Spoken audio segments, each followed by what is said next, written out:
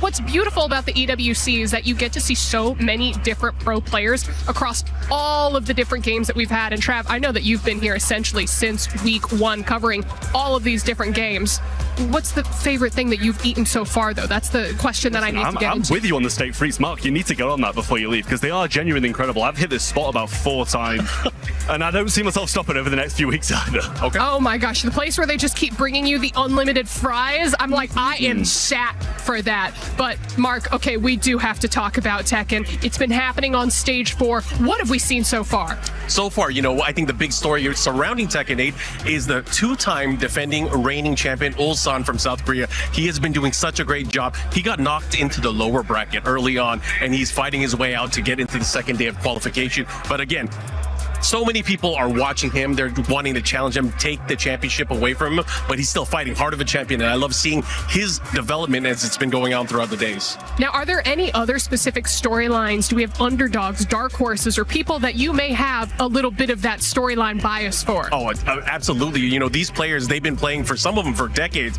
You know, we have the legend like Nee. He's one of the players that's been playing since the very first Tekken game. We have a literal 13-year rematch in the making with AK from the Philippines going up against Nobi from Japan. They first met when AK was 13 years old, and he's here having a rematch with him 13 years again later. So it's amazing to see, again, how these players have grown with the game, but how they're still playing and still very passionate about it for their local scenes as well. Now, I think it's so interesting that you bring up, you know, how long some of these players have been playing, because I know last week we had like a Street Fighter player, or a Street Fighter 6, Crimey, 15 years old, and he's already winning world championships. It's just incredible the level of talent that we're seeing. But of course, we do have some other games that we've got to talk about, Trav. Starting with stage 3, we do have some Honor of Kings over on the Lenovo Legion Gauntlet stage, and we do have a bracket that we can basically throw up just to see how things are shaken up. But what have you seen so far? Yeah, so for me, I've been hearing huge things about AGL, and I think across the board in the club championship, they're looking great. They're in numerous games, and I've even heard that there's bounties being placed by them to get maps off them. So that's how confident they are. But I do want to focus down here on Team Vitality as well, because they were coming into this one really needing a win after a pretty stressful few weeks, to be honest with you. They've not been doing too well, and they were looking like one of the better teams in this game, but they just haven't really been able to get going. And as you just saw in the bracket, they got knocked out in the quarterfinals, so a super disappointing performance.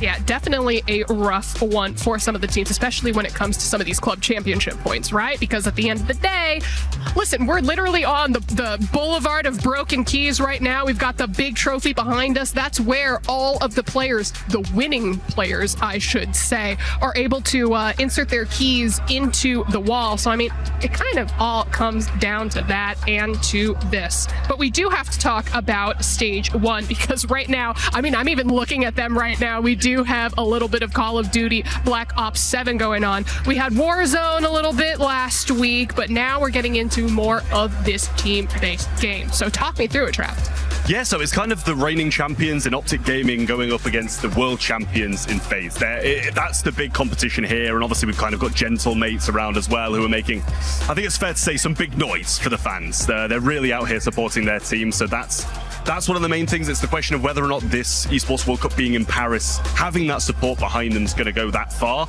or if the reigning champs are going to be able to take that one as well, because it seems like Optic and FaZe are some of the favorites going into it. We do have the bracket for Group A that we can take a peek at now, just to see all of the different teams as they're kind of spread out through the quarterfinals. Already some wins on the board and some unfortunate losses, but I can already just hear the fans going absolutely crazy. This is, yes, correct, the Group A bracket, as we can see. And who's that who's already made it into the finals there? It's looking to me like G2 and Gentlemates, to be honest with you. So Gentlemates clearly having that support from the crowd, going a long way, managing to make it down to the finals of that group. And G2 as well. It's one you've already mentioned. Not only are they doing well in COD Black Ops 7, but they managed to take the win over in COD Warzone as well. So a couple of really strong weeks from them so far. Probably looking to try and continue that and get another 1,000 points on the board. Man, how hyped do you think that G2 as an org would be to take home both Warzone and Black Ops 7?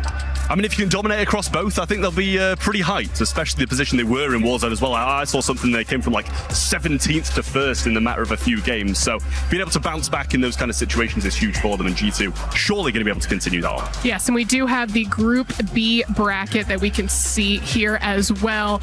Not as many results currently finished. These are the ones that are still going on at the moment, but a lot of familiar names and faces, most notably 100 Thieves on the board there. Come on, NA represent. Absolutely, and this is the thing as well. They've managed to get points on the board already with their win in Valorant 2, so they're really trying to get that done. As I said, Optic up the top there, the reigning EWC champions from 2025, so they're looking to do a good job as well. But I think we've got to touch right at the bottom there. We saw Team Falcons as well. So I think when it comes to the Club Championship, that's one of the teams you've got to focus in on. I'm glad you brought it up, because we can take a look at the Club Championship timeline right now just to show all of the different games that we have that have been spread across these 7 weeks. We're at week 5 right now. We're more than halfway there, but look at how many more games we have to go. What's popping out to you, Trap? Yeah, well, for me, I'm kind of got all my eyes on chess next week, to be honest with you. That'll be a really interesting one with chess.com obviously joining the EWC over the past couple of years. I think you've kind of got to touch on the fact that Team Liquid as well, through the Club Championship, now we wanted to touch on that, they're still sitting on 0 points. And they've been a contender year on year on year, challenging for the title, and they've got 0 points. So I think Magnus has got his work cut out for him over in chess next week. Yeah, Team Liquid is the team that I've been going, where are they, for the past few EWC spotlights. So I'm going to reel back on that a little bit and let them gain their footing. But take a look at these Club Championship rankings that we have right now. We did see Falcons pick up, that big win. There's 1,000 points on the board for them, cementing them in that first place spot at the moment. Na'Vi, who is currently in the lead, has now dropped to second. But look at all of the teams that we have in this top ranking so far. Again, Trev, you've been here since the beginning. Who's been the underdog? I mean, this is the thing for me. I think Na'Vi is one that I've got to really touch on here, because I've been spending most of my time over at the Allianz Vault, and they've been dominating that stage. The first 2 weeks, Dark Angel took Fatal Fury for them, managed to get the win, so that's straight 1,000 points. And then they come back the week after and get second in MWI, the women's competition of NLBB. So it was a couple of great weeks, and I think that's one of the main storylines where you've really got to focus in on the fact that it's quality over quantity. And I say that, but Team Falcons just jumped above them, so maybe I have to eat my words.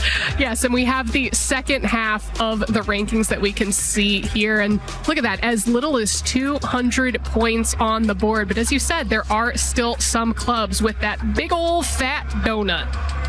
Yeah, do we have a third slide? We have a third slide for Team Liquid. I know you said we're going to have to start going easy on them and let them get their foot in, but for a club of that standard, we're expecting a bit more. Exactly. It does feel a little lackluster, a little disappointing that someone who's been in that runner-up position 2 years in a row is just not here. And we're running out of games for them to participate in. But speaking of games, we could take a look at all of the games that are going to be played this week. Of course, we've talked about Call of Duty Black Ops 7. We got PUBG Mobile World Cup. We've talked about Honor of Kings. And of course, Tekken 8. So many different games. Now, Mark, I know that when you get finished casting Tekken, are there any of the other stages that you're tempted to run over to? I mean, just what's around. I mean, I'm going to lean in on your suggestions. You guys have already given me food suggestions. But I think one thing to note for Tekken 8, especially I was looking at the leaderboard for the Club Championship, Vitality and Falcons obviously towards the top. They have 3 players in one group stage. In Tekken 8, they have 1 player from Vitality in there. I think a lot of it's going to come down to them, because those players are actually some of the best in the world. They have a really good chance. So I'm excited to see if that could mix up what the rankings are overall. But in between my time with Tekken, I'm probably going to check out some Honor of Kings Arena Valor. Well, Trav, before I let you go and run back into all of these big arenas, anything that you want to add? Yeah, I think for your point as well, for Team Falcons and Vitality, how influential these fighting games have been when it comes to the Club Championship, because the ability to really diversify your portfolio, bring in 4 players like Falcons have, gives them a great chance of getting far and getting some more points on the board. So that's my biggest takeaway. Get the fighting game players signed up on your side. And Mark, final question for you. Are you gonna go eat some steak frites? Just because you guys told me to, I will do it tonight. Oh. Yes! All right, you heard it. He said so. We're gonna look for the posts on social media. But Mark, Trav, thank you so much for joining me on the EWC Spotlight. That was today's show, and we will see you all next time. Is your key gonna get crushed here?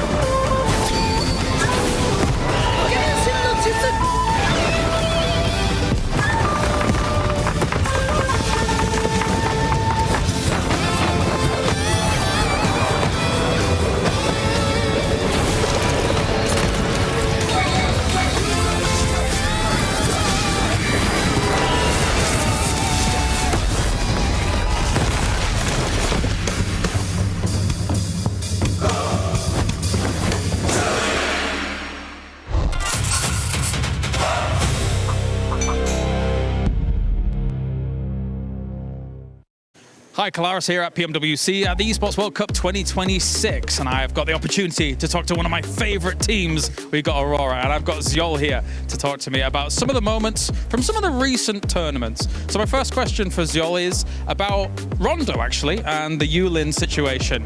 In PMGO, you were going up against Boom quite a lot in Yulin on Rondo. Is there going to be any changes on your Rondo strategy, or are you sticking with what you've currently got? In our team, we will change nothing. We will fight and we will fix our mistakes, and we fight in Yuli. Full fight. All right, perfect. And then on Erangel, now we saw that Severny will be a drop location that you're interested in. X-Force Rejects is kind of very close to there. And obviously now you've got loot trucks coming through Severny and things like that. Is X-Force a team that you've been potentially concerned about, or is there no concern for Aurora? I think we will fight. We will fight everywhere. We don't care. Full fighting all the way. All right, well, thank you very much, Zyol.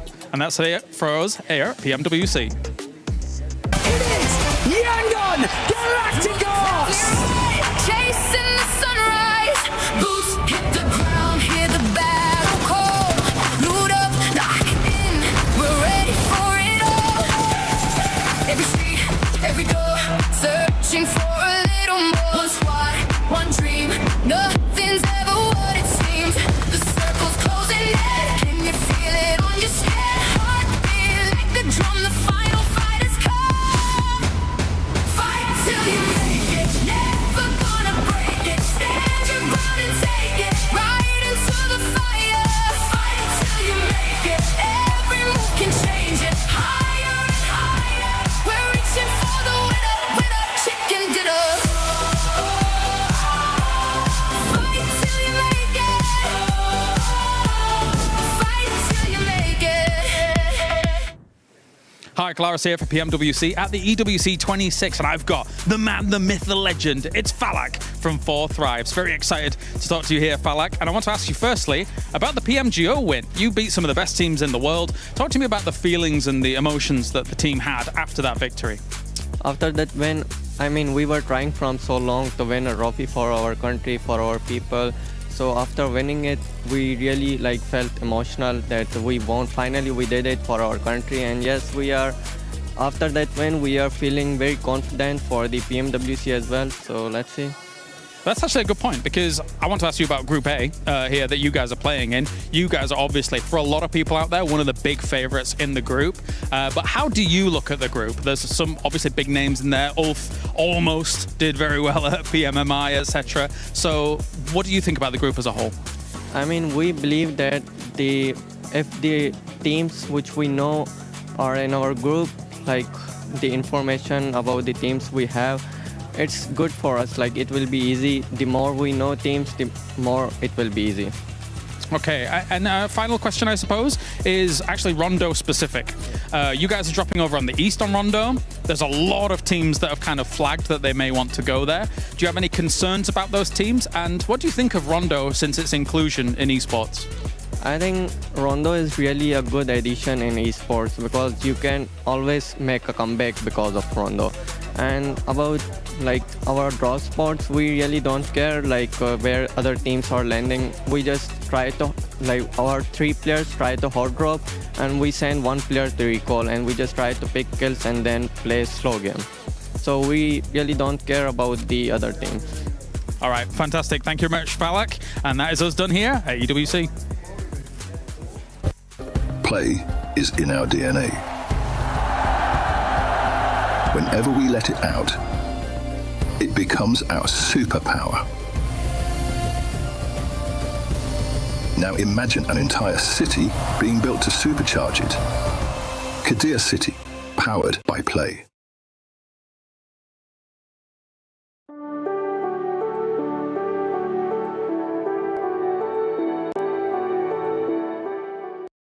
"32 teams from all corners of the world will step onto the Kadir City grid and battle for $3 million already.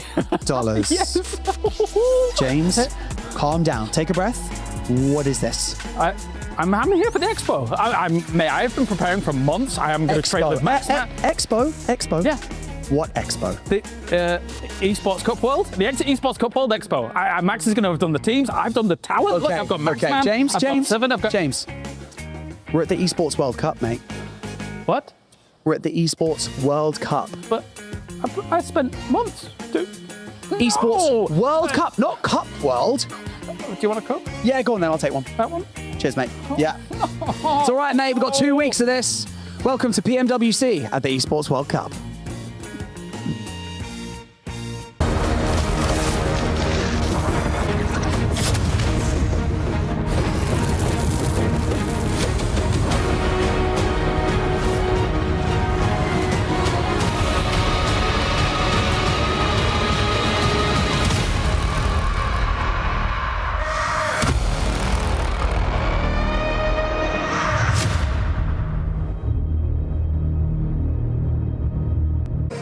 And welcome to PMWC here at EWC 2026. We're in the lovely Paris. I'm Lace, joined by Hot Jukes. Hot Jukes, how are we liking Paris so far? I'm loving it. I've been wanting to come to Paris my entire life, and I said, you know what? What better way to spend it than 2 weeks in an arena? And I'm loving it so far. I don't know where the Eiffel Tower is, but I'll tell you one thing. I know where the catering is. That's all that matters. But we got some serious gameplay to get into today. Of course, we have seen the best players on the planet. They are here competing for a serious prize pool. That's right, $3 million is on the line. $1,148,000 in the group stage alone, $152,000 in the survival stage, and then $1.7 million in the finals. And why don't you take us through what maps our players will be playing today? We got the big 3 right now. That's right, we're going into Rondo, Erangel, and Miramar. And of course, these teams will be battling it out in group stages. So for today, we have Group A, and they will perform tomorrow. On day 3 and 4 of the group stages, we will have Group B. And then for 2 days, they will have the grueling survival stage, trying to make their way back into the competition. And then we have 3 entire days of finals. And that actually includes the Smash rule for PUBG Mobile. Yeah, we're going to see if that Smash rule comes into play. We've seen it recently in some past tournaments as well, so there is a whole bunch at stake.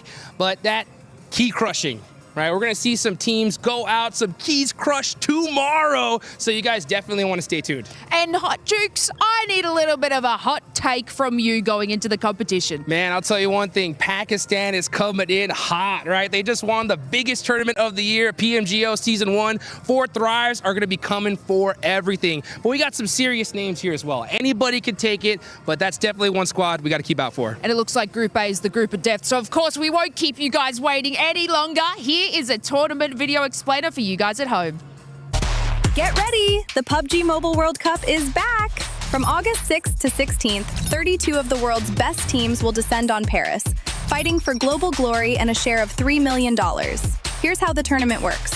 First up, the group stage. The 32 teams are divided into 2 groups of 16, with each group playing 12 matches across 2 match days. Group A plays on days 1 and 2, while Group B competes on days 3 and 4. The top 5 teams from each group advance directly to the finals. Teams finishing 6th through 13th move into the survival stage, while the bottom 3 from each group are eliminated. Next comes the survival stage. 16 teams, 12 matches, but only 6 remaining places in the finals. Every elimination, every rotation, and every point could decide who survives and who goes home. The top 6 advance. The other 10 are eliminated. 16 teams will battle across 3 days and up to 18 matches. But on the final day, the smash rule might change everything.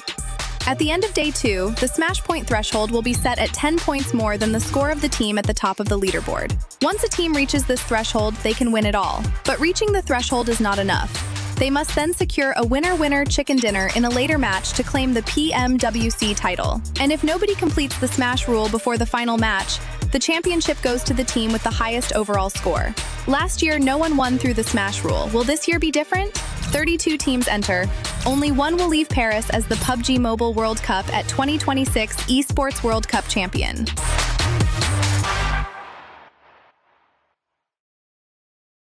We're here at the PMWC at the EWC 26, and we've been trying to make a couple of predictions about who we think's going to win, and I've charged Blank with running some of the numbers. Blank, what are you thinking? Oh, I mean, it's got to be Ulf, right? It's got to be Ulf. I mean, I've done a lot of calculations here, and Ulf's the only one for me. Well, what are all these other calculations? Oh, what's going on here? Don't flip those. You've got it's Blank. This is just 4 Thrives everywhere. All the journeys seem to lead back to them. I mean, even looking at the EWC Play app right now, where you can get your predictions in, everyone is voting for 4 Thrives. But if you want to get your predictions in, make sure to go to the EWC Play app and make those predictions right now.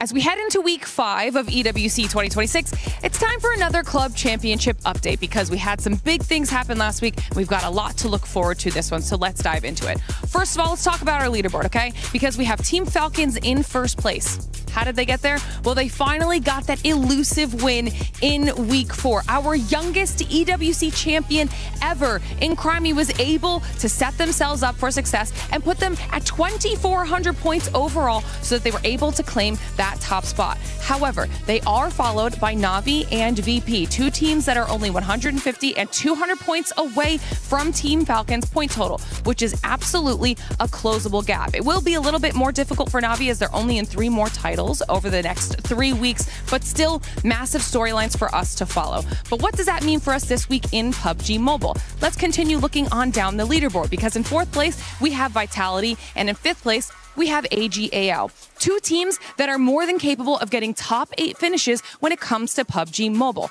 So that could potentially be a massive game for them and continue to push them up the leaderboard. The 3rd team that I want to touch on, though, is Aurora Gaming. They're all the way in 11th when it comes to our CC leaderboard. So if they're able to get a top 8 finish here, this could rocket them up not only into single digits on the CC leaderboard, but continue getting them some of that coveted club championship prize pool. Of course, we're going to have so much action happening over the rest of this week, so much competitions happening across the rest of our stages, so we'll keep you up to date with all of it. Predictions. Everybody's just gonna be choosing their favorites, if we're being honest, as we welcome you to the PUBG Mobile World Cup at the 2026 ESPORTS World Cup. My name is the 7WG, and I'm joined by none other than Neptura and Max, man. Neptura, how are we feeling? We're live in Paris too? So hyped. The train was so easy over. The best ride ever. Coming in here, doing all of our stuff with some of the best teams in the world, Max. I'm feeling very hype indeed. Oh yeah, I mean, I actually had to take the plane. I just moved to Poland, but I'm back in my home country. It's France. Let's go. I'm so excited. PUBG Mobile in France. This is the best combo ever. My goal is to get you to eat a croissant live on the broadcast. Maybe not today, maybe at some point. And maybe you guys will be able to take screenshots of that and share it on social media with the hashtag EWC and hashtag EWC26. And you know what? I actually have a challenge for the viewers. Before we even get started, for everybody that likes to edit stuff, I want you to edit this. I'm going to tell Max and Neb to tell me the sound of a certain weapon. I want you to edit it. Use the hashtag EWC or hashtag EWC26. Share it, and we'll probably show it tomorrow. Max. Okay. What sound does the M4 make? Ooh, that's good. I can beatbox. All right. All right. Neptura, what sound does the Car 98 make? Oh. Perfect. For everybody watching, please edit that in some kind of way, and we'll be happy to share it tomorrow. But as we get started here at PMWC at EWC 26, we do have some amazing groups. We have Group A and we have Group B. And today we'll get a chance to watch Group A. The first 2 days will be Group A, then we'll get a chance to watch Group B. Top 5 teams will be moving on directly. Bottom 3 will be end up getting sent home. I'm not going to be saying names, but I think there's some teams that are going to be down there. But for Group A, honestly, a lot of people in the tour, I think that this is the group of death. It is. I mean, Max and I have had words about this because I personally feel like, yes, Group A is a lot more deathy, I suppose, you know. Deathy? Eliminatey? Right? Eliminatey, right? But I think Group B also has some massive contenders that make it a little bit more even. But yeah, Group A coming on in for the first 2 days. Some pretty epic stuff here, Max. The most simple way to say why that is the group of death, in my opinion, it literally has the top 3 of PMGO Season 1, right? You got your 4 Thrives, you got your Oofs, you got your Furious that were just up there doing so well in that event. So because of that, I think that Group A is looking insanely strong and deserves the title of Group of Death. I like it. I think I approve. More deathy. I like the sound of that one. But let's take a look at the teams that are going to be in Group B, as I mentioned. First 2 days is going to be Group A. The other 2 days is going to be Group B. But here in Group B, honestly, the thing is that we have so many heavy hitters as well. In this one, we have the reigning champions finally making a global appearance for PMWC, which is none other than Yangon Galacticos. Yeah, I mean, of course, it's been a bit of a tough road outside of PMWC right for them, but of course, the reigning champions, they need to show up massively for the entirety of Myanmar. They were received as like absolute heroes last year in their home country after coming back from Saudi Arabia, and we'll see if they can try and replicate that success. But as of right now, the rest of this group, I would say, I don't know if you would agree, Niptra, pretty homogenous, very even, and hard to tell who might qualify in that top 5. No, I would agree. I think there's a lot of different teams with different types of strategies that we're going to be looking at. And, you know, yes, you do have your big names. You've got your A7s. You've got your I was going to say your Hyunbins. It's not just Hyunbin. It's Nongshim Red Sox as well. It's just Hyunbin. No, but you do have those other teams as well that I think will be the more popular names. But everybody has a chance here, and that's what's going to make Group B so exciting. As we're talking about teams that have a chance, we got to do the Sony story of the day, which is none other than 4 Thrives. The possible favorites, if we're being honest here, because they did end up winning PMGO Season 1. And I'm excited to finally see them in this kind of format as well, Max and Neptura, because in this format, we're going to be seeing them a little bit longer. It's not of the likes of what we saw at PMGO Season 1. It is. I am so excited for Thrives coming on in. I mean, they won PMGO. I was very happy with them here. They looked so good at PMWC last year.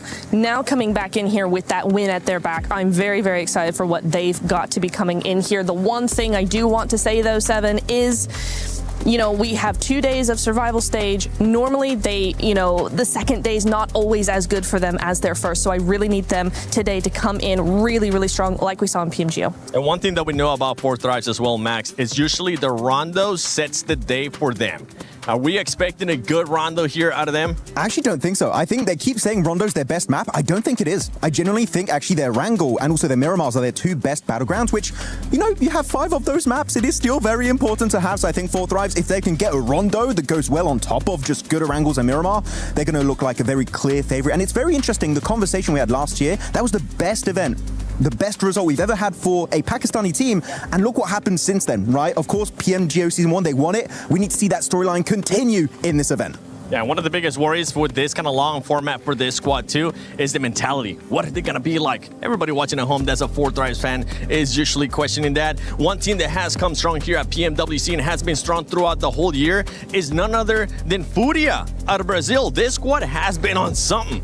That's a weird way to say Alpha 7. No, again, too soon. No, yeah, of course, Alpha 7 not doing too good, and Fúria just taking on the mantle of the best team from Brazil so far in 2026, dominating back in PMGO Season 1 over in Jakarta. And even after that, right, PMMI barely missed out on becoming the champions of that event by a single point almost. They would have won it, but they were smashed at the end by Hyunbin and Nongshim Red Force. So very happy about Fúria. The lineup is great. And one thing that's really fun, actually, Niptura, is that Ayala is incredible, but Silence is one of the few players playing with a DP28, and you love seeing players break the meta in such a way. Oh, I love it. I mean, DP28 is one of my favorite weapons, has been for a while, and it's just so nice to see a team actually utilize it like we've been seeing from Silence there. The other thing I love about Fúria is how methodical they are, right? You know, you're looking at a team that is very, very careful, very methodical, very strategical. Everything has a game plan to it, and that's what I like to see out of the teams that I enjoy watching. That's some of my favorite gameplay to see. The other thing, though, Seven, very quickly,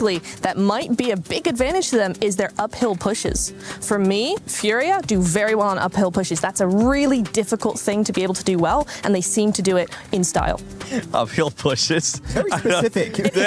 I know this is nothing to do here with PMWC, but it automatically gave me flashbacks out of one thing that we were doing once. We were covering a show, and we just saw a team fully send it up a church in Miramar. They got absolutely destroyed. I'm hoping that's not going to be the case here with Fúria. They know better.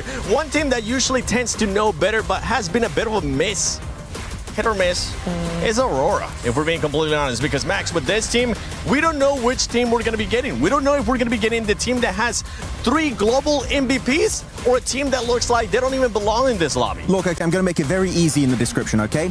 My mic is Aurora, okay? And this is Ego. I want it to go like this. Separate the two, okay? Because they currently go for hot drops to really just hinder a lot of their situations going into these big global tournaments, even regional tournaments at time. But one big thing is we have seen Reefers step up massively. He's the savior of this team. I want to see Reefers come out banging here in PMWC. I want to see him banging as well. One team that I want to see them banging, everybody, is going to be none other than Enigma Galaxy, because this squad has been able to perform really well in the past, especially with the likes of Raouf. And the good thing about here at PMWC is that they're also going to have one of their main fraggers. Coops is here, and I know Kalaris got a chance to catch up with them. Hi, Kalaris here at PMWC for EWC 26, and I am with the man, the myth, the legend, Raouf from Enigma Galaxy here, who's now back on Enigma Galaxy. He's been there a few times here and there, but I want to get a few questions with him before day number 1 of the tournament does kick off. So, first and foremost, your group, it's a pretty tough group. What do you think about the group, and kind of do you have any potential concerns about any particular teams? Our group is definitely tough. I would say it's more strong than the other group. The only concern I have about the group is some of the teams are really aggressive in the group. Like, they see one chance, small chance of a third party, they're gonna go for it. So we need to be more careful with our fights, how we defend and everything, and things should be good. Yeah, it makes a lot of sense. I'm a little bit scared of Group A. Group B is strong too, but hey. Yeah, it is, of course. I mean, it's the best of the world in both groups, you know? Yeah. So, yeah. Absolutely. So, let's actually talk about your drop spots a little bit, because you guys have got some pretty good drop spots. I think you're in Pachinki and Erangel, you got Pozo and Miramar, which is awesome, and then Rondo's a little bit crazy. So do you think, like, you've been able to claim them because people respect your team a lot? How were you able to get such good drop spots? Because nobody's really contending you on Erangel and Miramar. I mean, for Pachinki and El Pozo, I've been dropping there for like 8 years. Yeah. Teams doesn't know I don't change. Like, doesn't matter if we lose the fight, win the fight, I'm not gonna change. So I think that's why teams don't contest us mostly. So yeah, it's a good drop spot. I chose them from the start. We have good rotations, everything. So not changing. I like it. A man of conviction here. And I want to talk about Rondo a little bit. Obviously, I kind of brought up the drop spots a little, but Rondo is very different when it comes to how it kind of plays out compared to Erangel and Miramar. So How has Rondo been for you guys so far? What do you think of the map since its inclusion in esports, and what do you think of the drops? I mean, for Rondo, yeah, it's definitely an interesting map. I mean, when they added this at the start, we were struggling a bit at it, like at the start, but right now we improved a lot. We learned a lot of new tactics. And with the recall thingy, you know, teams can just respawn basically. Like it unlocked like a lot of new possibilities, a lot of new threats, and we're trying to take advantage of that. All right, well, thank you very much, Ralph, for joining me. Any final words before we let you go? All good. Wish us luck, and hopefully we make our fans proud. I hope so too. Thank you very much, Ralph, for joining me here. All right, that's us done for here for day number 1 to start things off. You won't only need the luck, Rauf. You'll also need the skill that we know that you have as well. But then we're talking actually about some of the drops, Max. Yeah, I mean, Rondo was a bit hectic, but especially it was interesting when we was talking about Pachinki. Like, no one's contesting it. And I feel like when you think about it, Enigma Galaxy has been dropping in Pachinki since the 1900s, like early 1900s, right? They've been there for the longest time. Damn. So it makes sense, like, seniority in Pachinki. Also, there's even more valuable, right, Niptro, because you have a loot truck now, so they get it every single wrangle, maybe P90s, MG3s, fully stacked gear, ammo, and meds. It's a great drop location for Enigma Galaxy. It is a very good drop location for Enigma Galaxy, and I think what you're saying as well is that, you know, they've been there since the dawn of time, basically. Yes. No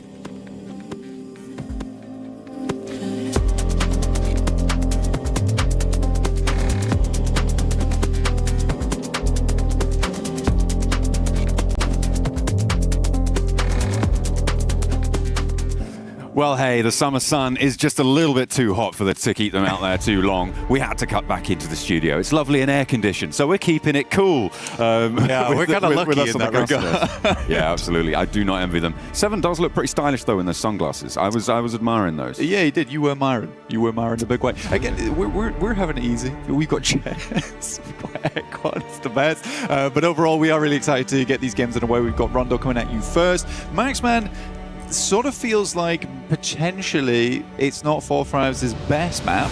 I don't know, I feel like they have some good moments on there. I remember a moment where they basically single-handedly held off every other team and played everyone to their own tune.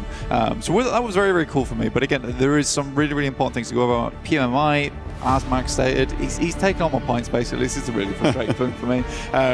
Furia, they were pipped to the post by a smash ruling. Last game, it's a bit odd, right? Because you get to the last game, you think, well, Fury has definitely won this, but Function Red Force with that smash ruling came into play. It was 145 to 146, which looks odd on Wikipedia. Yeah. But yeah, I mean, Furia still has it in them. It's nice to see that through PMGO to PMMI, they still had a lot of gusto available. I feel like they're sort of my dark horse here, even though a lot of people do have their eyes on this team. A lot more people talk about Ulf, 4-Thrives, Aurora, but yeah, I think Furia really has a good shot here. Absolutely. I mean, they really do have a lot to play for. So do all of our other teams. And to get things underway, we're going to be heading down to the stage for our opening ceremony.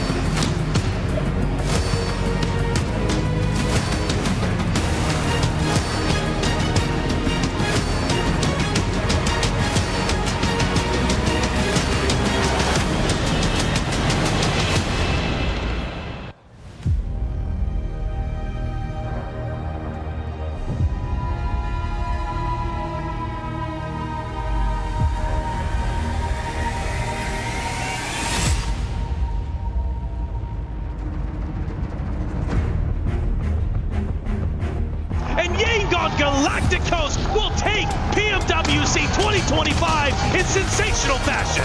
PMWC champions, Alpha 7 Esports!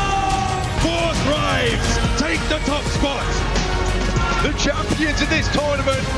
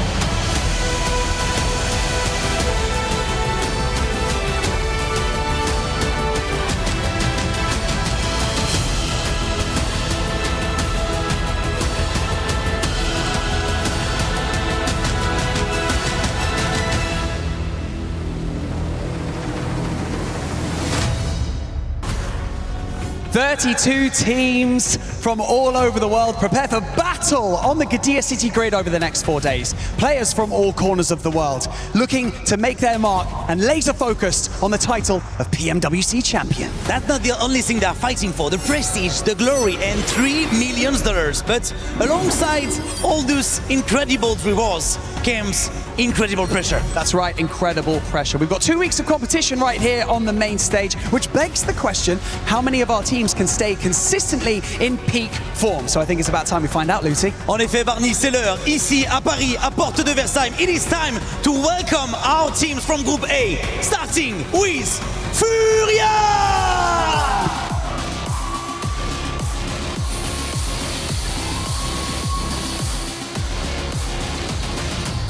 GK Esports.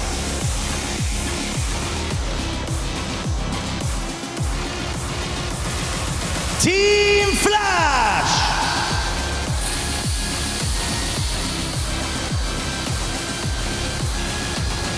Goat Team.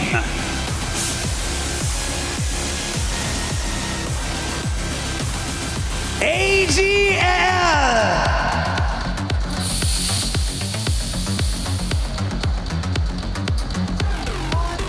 Talk Gaming.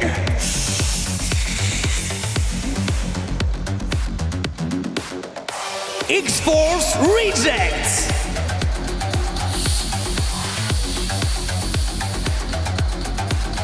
Kiwoom DRX.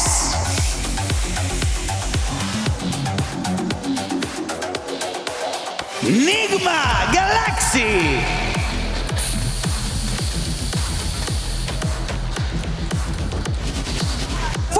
Thrives Esports.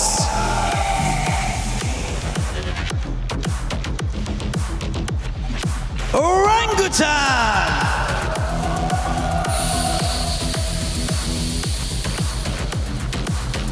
Gaming Stars.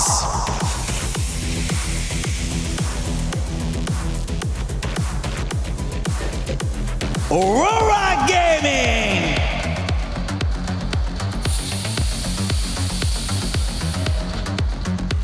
Al-Ula Club Esports.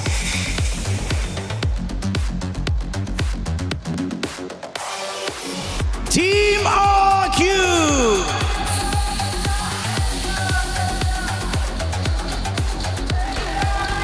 And finally, Oof Esports.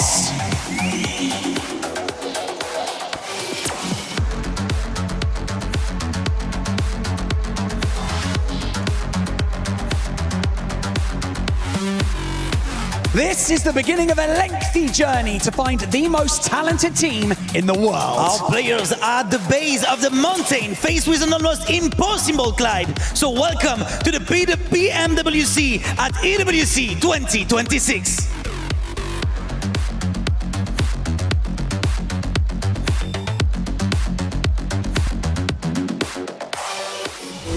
Last year, nobody expected them. They were overlooked. We've seen unbelievable plays, we've seen heartbreaks, and we've seen comebacks. Then they shocked the world. APG already out, and Yangon Galacticos will take PMWC 2025 in sensational fashion. Yangon Galacticos! But lightning never strikes twice, does it? This year, the favorites are ready. They have the experience, the firepower, the expectations. But every champion starts as a team nobody believed in. Alpha 7 finally became champions in 2024. Yangon Galacticos conquered 2025. Who will win 2026?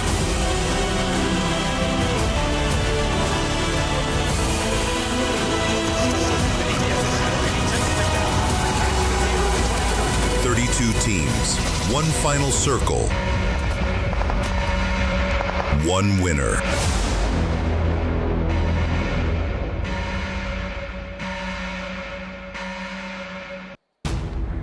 Well, we are ready to get things underway here for the PMWC at the EWC 26. It's time to crush dreams and crown kings here.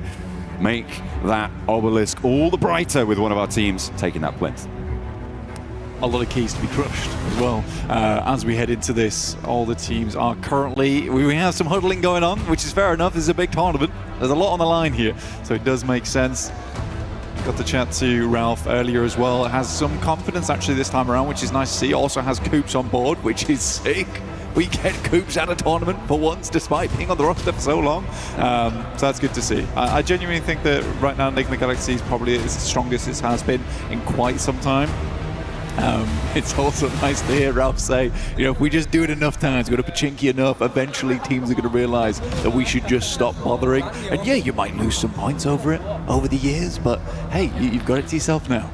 Well, that's the difficulty though, because new teams keep coming on through. They haven't maybe learned that lesson yet. So maybe they'll still be getting a little bit of argy-bargy elbows out action in Pachinki. We'll have to wait and see though, because our first map up is Rondo, and it is definitely argy-bargy elbows out to start that map off. It has to be, it has to be. Good to see anyone's legend there for just a second. Team actually that's been doing phenomenally well in their current region and hopes to bring that kind of firepower through to now PMWC. It's also super cool. We had PMI recently where a lot of the Chinese players got to get on side, you know, play on this version of the game. And I don't want to say it was scrim practice, but it was some really, really good warm-up for them going into PMWC. So instead of, you know, having those survival stages in the past where China has had to figure things out over 2 days and then slowly claw their way back into the tournament, this time around they should be feeling a little bit more spicy, I would say, coming into day one. Okay, all right, we're going to be keeping an eye out for it. I mean, Tianba has, you know, historically done fairly well and more recently not had that same track record, which is kind of what you're highlighting there. Furia super chill right now. I don't know. This man's gripping the chair. So I don't know if that's super chill, but it's just, yeah, he's just locked into his zone, you know. Let's take a look at some of our teams getting ready, gearing up. Geekate putting the hands in the middle, arms around the shoulders. This is a team prepared to take everyone on. Yeah, I mean, Safji there as well on side. I don't think PK's terrible team at all. I do think that they may struggle against some of the powerhouses coming into this. Okay. But we'll have to wait and see. They seem confident though, and I like that. They're ready for it. Easy for Bad Boy is kind of an insane player though. To get there. I will say that. Pretty nutty. As we get Kiwoom DRX as well, psyching themselves up because we're loading up into our first map. 4 Thrives, the chants ringing through the halls here. As they sit down, they take their place amongst the rest. All 16 teams from Group A ready to get stuck straight on it. It's a chance of a lifetime here for 4 Thrives. It absolutely is. I think they're coming off a massive high. One of the most insane days we've seen in PUBG Mobile for a long, long time. So, potential here for something fantastic to happen for the Pakistan squad. I hope so. I mean, for them, it can't all end there at PMGO. We're looking for at least a top 5 here at PMWC. I think they've got the gusto in them to make it happen. Furia, though, like I said before, I think this is a real dark horse for the team. I think that they could take it all if they are playing to their max potential. Everyone knows that I'm a huge fan of Ulf. Okay, everyone knows that. We do know. I'm not going to make too much of a mess of that. But yeah, Aaron's one of my favorite players of all time, and I think that he really showed up in PMGO. Now, the rest of the team does need to step up a little bit more around him to fully lock that down. But Ketch is playing really well. Aaron's playing really well. I want to see a bit more of Scarface. This guy used to carry teams on his back in the back of the day. You know, long-range specialist, and he was lovely at it. But I think that's the thing for Ulf, is that all the gears need to be moving in tandem as things go forward, because otherwise they're not going to be able to grab that scoreline out of the top. And we do have a treat coming into Group B as well. We get to see Alpha 7. We get to see whether, you know, the curtain has closed for that team. So I really hope it hasn't. I hope the show does go on for that squad. Yeah. Prolific team throughout PUBG Mobile history. Absolutely. The only team to have won all 3 major global titles, right? This is a team that has such a long history, such a prestige within the scene. Are they done? But they got eliminated in the first stage of PMGO. It was a massive surprise to everyone, finishing bottom 2 of their group, which was just like nobody would have predicted that. People were predicting them to win the whole thing. Yeah. And to get eliminated in such fashion was pretty devastating for them. I think, they probably already shelled out for the hotel rooms for the rest of the tournament, right? So nothing, if not that, that's a loss on itself. So hopefully they can stay here a little bit longer in Paris. Well, the boys look confident this time around, at least. I mean, Revo, we know, is one of the best players in the world. And I would go out on a limb and say he is the best shotgun player in the world of all time so far. I mean, Robs takes a close second on that, but yeah, I think for Alpha 7 to finish their run here, I don't think it's the case. I think they've got more left in the tank. It has just been a rough couple of tournaments so far, but we are getting into our first game real shortly here right now on Rondo. It is time to get on into the playing path. We are loading our players on up, and it is fit to get messy. Remember, Rondo has those recall towers blank, so everybody dropping in, they're going to be going to Neox Factory, they're going to be going to Tinlong Gardens, and they're going to be having it out, sending their solos out to those recall towers to give them that anchor into the rest of the match if things don't go their way. First playing path of the tournament, here it comes, here we go. Getting stuck into the thick of it right now here at PMWC at EWC, match number 1 of Group A. Let's get it kicked off. Time to go on in. It looks like we're coming at it from the northeast side of the map.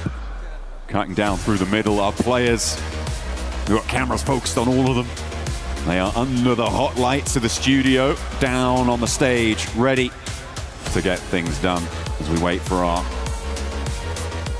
gameplay to come on through. We're just causing through right now, keeping it calm, chilled out. Players do jump on out.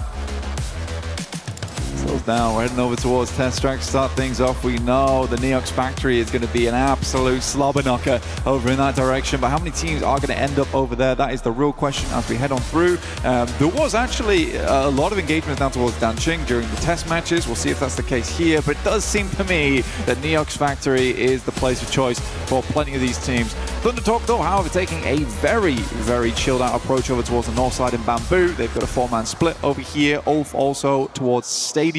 But it's 4 Thrives, actually. You got IQ getting very, very close over towards Geeke, and that is their player to go for the recalls. So he wants to get past there without harm, without pressure. But Hazaifa already opening up over towards Coops, of all people. Come on. And they might not even need IQ out there to go for the recalls if they can take this fight. Looks like they have lost one player already, though. Enigma Galaxy trying to turn things around as well. But as you say, they've lost Coops right off the bat. And Ralph's the next to fall. Goes down to Hoxie. Kiwoon DRX. Everybody gets stuck in. This is what you see on Rondo. It is madness in Neox Factory. Nice. A big nade threaded on up, and it's finding 1 and 2. Falak charges on forwards, and they're cutting the rosters in half. The volley back through the door, though, puts him back in his place, and Hazaifa has to hold it down. Satan around the corner. Hazaifa needs to hold, and he's good for 1. Ralph can't quite connect either, and now he has a 1 versus 1. Ralph is low, and he finds it. Hazaifa keeping him safe. Falak back on up. The spray comes through, and 4 Thrives looking good, looking neat on this side of the map. I like the play from Falak as well. Insane grenade banked off the doorstep, but knew he had to jump up there quickly because KRX was stealing away all the eliminations. 4 Thrives start off the game at a 4 elim count. It looks really mighty strong. Furia were able to get 1 in the process.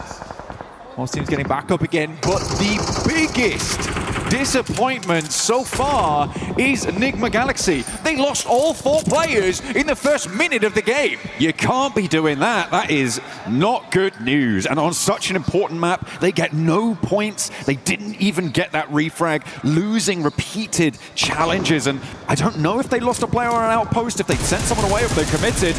We're on board, though, with Flower trying to get the spray down. Furious giving it a good go. And Maple is there, looking to take down the crossing, does so effectively. And now Kiwoon DRX have to find something else.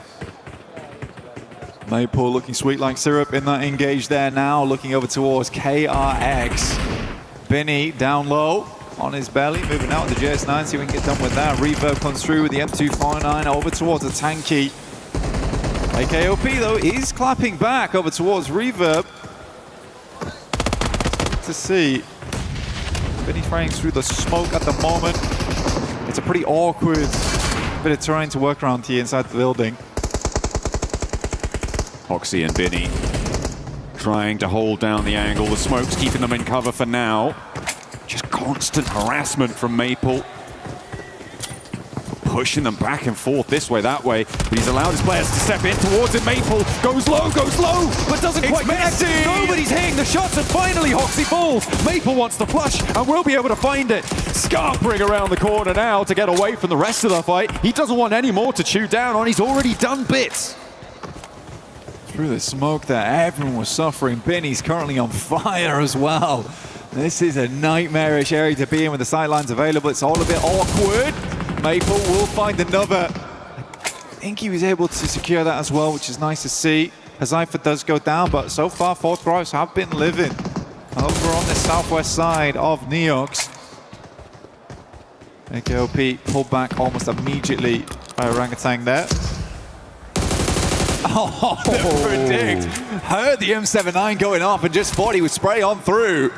He has been a monster inside a Neox factory so far, and he has been producing those eliminations going straight off the end of the conveyor belt. It is now neck and neck on eliminations from the hot drops, and it looks like the two titans of Neox Factory want to get stuck in against each other. Falak charging forwards there. Maple looking for the heals. He's allowed to get the first aid kit off, but still has a health disadvantage. The S12K in close range could prove to be pivotal, though, as Falak opens up for the charge around the corner, goes wide, and what a swing from Falak. Up and into the air, hopping about, the bunny rabbit bites. I mean, the S12K versus the JS9, I mean, it's sort of even, but you would probably eke that out with the S12K there. Oh man, I mean, that's Falak all over though. The guy is criminal when it comes to those 1v1s. Looks good though, and finally our observers are like, yeah, let's take a look at the other portion of the map so far, because it has been hectic over towards Neox. Fury's still playing on that south side of it though. We go Flash on screen. Every team that's struggled in the past this year, I mean, they are looking to get a little bit better into this one, but they were a rookie team at the start, and they have been plowing through into some of the most prestigious tournaments of the year. So we've got to give this team time, I would say. Well, we're off at the moment. Scarface. I can spot a marble on the top of the mountaintop. Looking to do exactly that here. Figure out where these teams are playing. He has a team just down towards the south of him right now in the Flash. So it's interesting that Ulf have left Kelsey out over towards Stadium, right, for that recall tower this late when they have got already such a prior position. Furia looking to go for a challenge against Undertalk. Already hitting him so low. How do you hit those? Ayala, beautiful. Now looking to go big with an aid. Does a lot of damage. And the Molotov to follow it up. Pinches him into the corner. And they know what they're playing against. Oh, it's just easy for Furia. That's cool gameplay there from Ayala. The perfectly placed molly. Has to drop down. Doesn't have time to go for the first aid. And notices that the pin had not been pulled for a long time there at all. So he just sends her out the side. So he thinks to himself, you know, I can just step up, go for the shot through the window. It's good awareness. I mean, Ayala played in quite a few different teams. Glad he's found a place here on side with Furia. Making look good as well. So far, 5 elims for them. Only one behind the top squad currently in Fourth Thrives. Fourth Thrives with that elim over towards everybody else pretty much in Neox Factory. Do still have this top spot, but it's a question of now getting into the circle for them. The Fourth Thrives, they may not have the easiest time of it out on the western side. Goat's team challenging, getting the spray over towards Gaming Stars. Rolex does go down. Not fully flushed just yet, but you imagine it is only a matter of time here. And Rolex, yeah, that's going to be confirmed. Recalls are going to start to get harder now, Blank. Teams are starting to take position on priority recall beacons, and it will be more difficult to find your way towards them. So eliminations are going to start to stick. That they are. For Goat there, 477, actually unreal player, by the way. If there's anyone you want to watch on that team, it is 477. He has had some amazing moments in the past and had a bunch of elims on side. Now we get a nasty circle shift over towards the east here. Cuts through with the river, the water in play. Orangutan actually made a decent rotation before this, try and get central and get some high ground off the back of that one, despite actually having some fights early on, which is quite cool to see. But now they've got a tough approach here. Realistically, they want a western shift on this next circle. Because if it keeps going over towards the eastern side, towards Hua Sing, as well as Muhopan, you're gonna have a bad time off the back of that. Right now, All Game is the only team that really has a solid spot over there, but you do have Thundertalk coming in from that northern edge towards Muhopan. But wait and see. This is definitely very much one of those situations where you're looking for stage 3, how you want to play this one out. For KRX, we're gonna try and take both sides. It's greedy, I like it though. I mean, it's worth a go. Bini now with that outpost on the western side, the only player to have crossed from that central position. You don't want to be on the back foot when it comes to getting across here, and I feel like they're going to be looking to send more players on through. Bini creating, with the destructible terrain and the explosive bow, creating a nice little divot for himself. He can start to play around that, cover off the sight lines, but actually popping the vehicle in there as well. That's going to protect the tires. You know what? I actually really do like that. I think here on Rondo, the explosive bow and arrow could be unreal, just for terrain destruction in general. Creating little divots to play on demand with that. It's quick and easy compared to the nade. Ayala still continuing on the warpath here for that team. They're fairly central to Igor's moving up now from test track. I think he might have just dipped out to go for a loot crate. I'm not sure. I have to see if he's going to catch that one on the loop. Aurora taking position again, looking to stay fairly central. They're more on the south side of things, but they have got this beautiful high ground on the top of this mountain to overlook over to everybody around them. Will be pretty tricky. I'm also keeping an eye on 4 Thrives, who have yet to really make an entrance. So far, most of what's happened has come off of their test track and Neox Factory hot drop in terms of their point scoring, but now they have to push in from the west side, and we're getting back into bread and butter PUBG Mobile for them, and so it will be interesting to see what they're able to achieve there on the west side. On board with Aurora still, though. This team's had some difficulties over the year in terms of tournaments. I mean, PMMI, they had a really dominant group stage, though. And I think that was one of the promising things to watch, because it really was a dominant group stage. Obviously, didn't have that quite same success over towards that finals, but I think for Aurora, certainly trying to keep things under wraps at the moment. Just feels like finals tends to be a little bit scary for this squad so far, despite having like such confident players on side. I mean, you watch the walkout there from Aurora and you're like, honestly, these guys feel like the veterans of this tournament. Obviously, we get to see Alpha 7 coming out, but I would honestly say for Aurora, yeah, they are the veterans of Group A at least. They're the guys that know the most. They're probably the guys that with the least nerves coming out onto the stage. I think so. I think they do. They have got that story. I mean, Top Dot, Ziol, Reefus, like just such storied names coming on through from the region. But you're right, they had that little bit of a downturn, and there has been criticism levied, I think probably most specifically at Doc, in terms of the way that he sometimes splits out, plays too separate, doesn't play with the rest of the roster.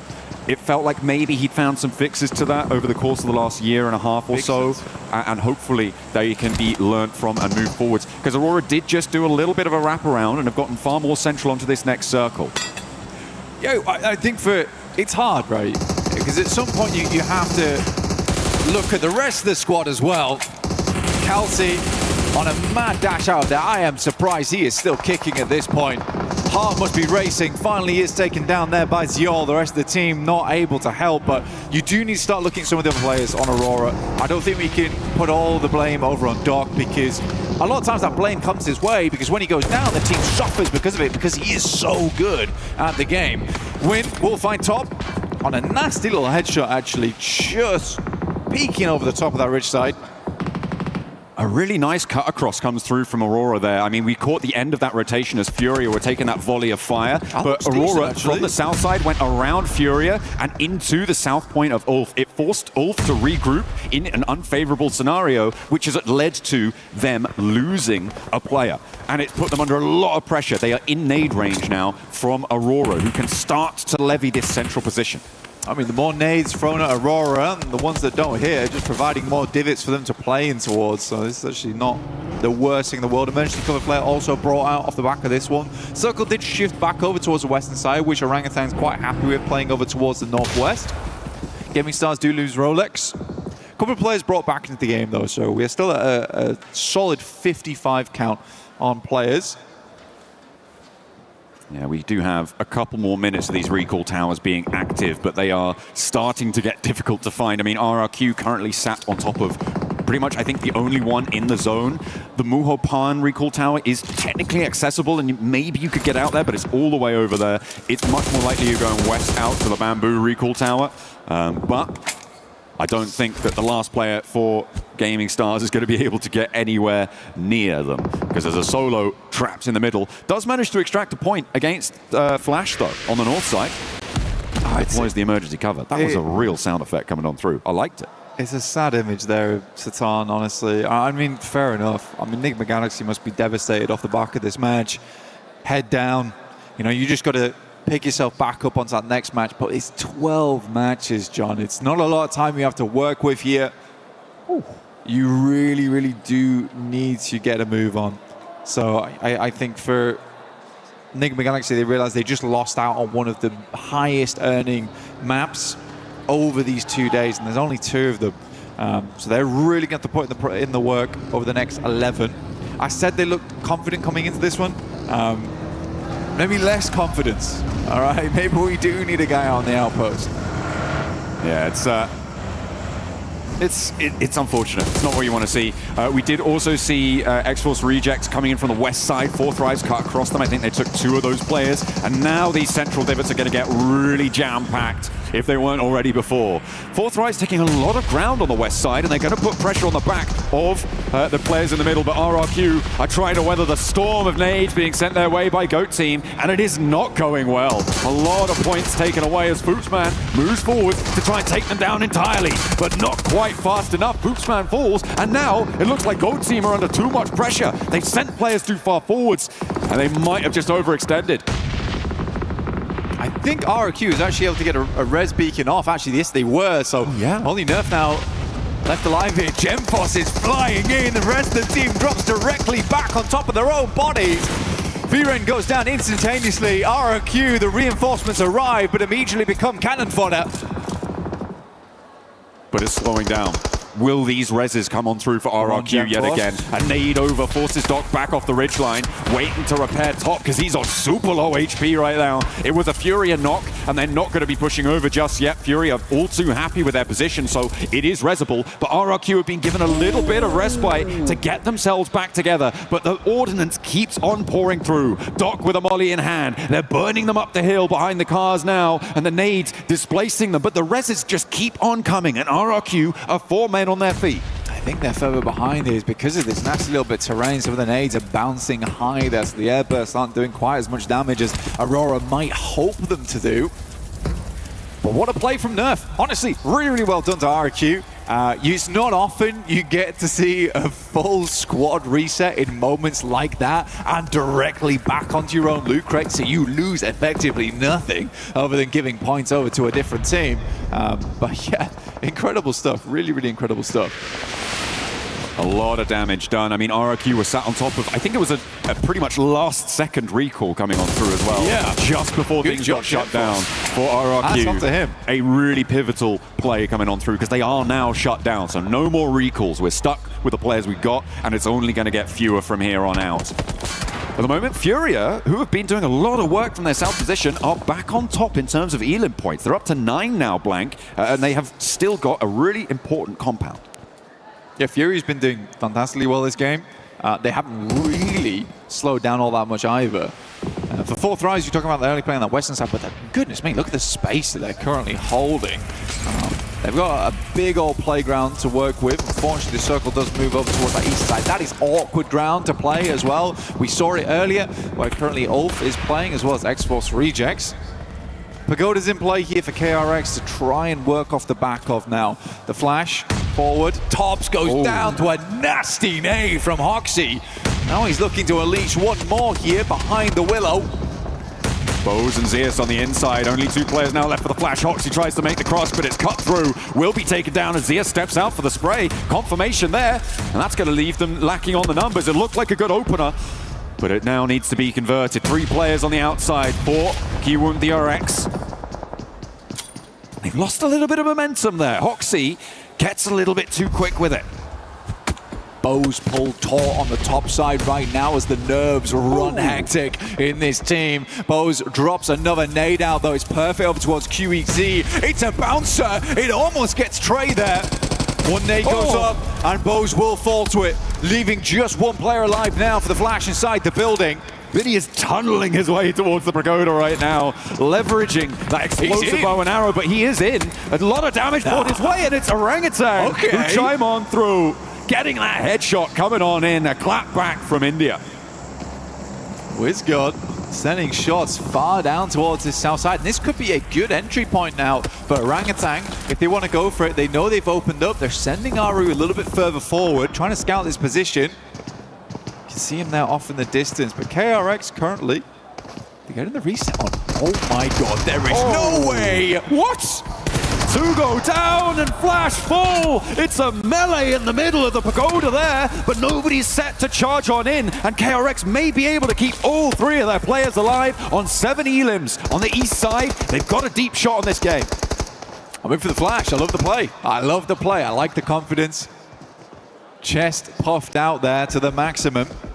Unfortunately, they weren't quite able to flex hard enough there versus KRX. Furia moving in. They have a lot of teams to push on through. Chief looking over towards RRQ. Silence not able to make the push as RRQ has weathered a lot of storms so far. They've brought their brollies today. Oh, the mad dash though. It's not going their way. RRQ is suffering. Aurora's starting to step up to the plate and get those points on board. Doc's been spotted but just stays still. Playing dead there. Doesn't want to become it either. Looks like he's staying safe. RRQ still alive, just about. See if they can get back to their feet as Furia lose the final player. And they go down. 9 eliminations and no placements. That is going to be their points total for the game. All game is creeping up on the south side. They got further to go. They stop off over at this building. This is not in. Keep the vehicle safe at least for the time being. Zol goes down. RRQ, goodness me, man. I don't know how this has happened. I don't know how they're still going, but the adrenaline is flowing on the side of this squad at the moment. Up to 6 eliminations now, but they need some more points off the back of this game. They've done fantastically well to stay at where they have. GemForce moves forward with the JS9. Right now, Reefus, though, he's pulled off bigger clutches than this before.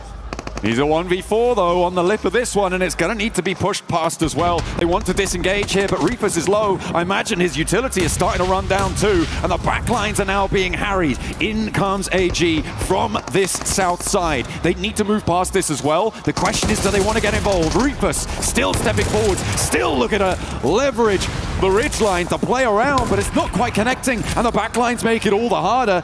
Unfortunately though, for RRQ, they keep getting pressured, and into the backlines they go. Flowers there, and with a full 4 on the back, it's even harder for Reefus, but there's off angles. So many off angles, chiming in time and time again, and Reefus is still alive for Aurora. Causing problems. Gaming Stars Maniac looking to send a wild grenade over the top here, through to All Gamers.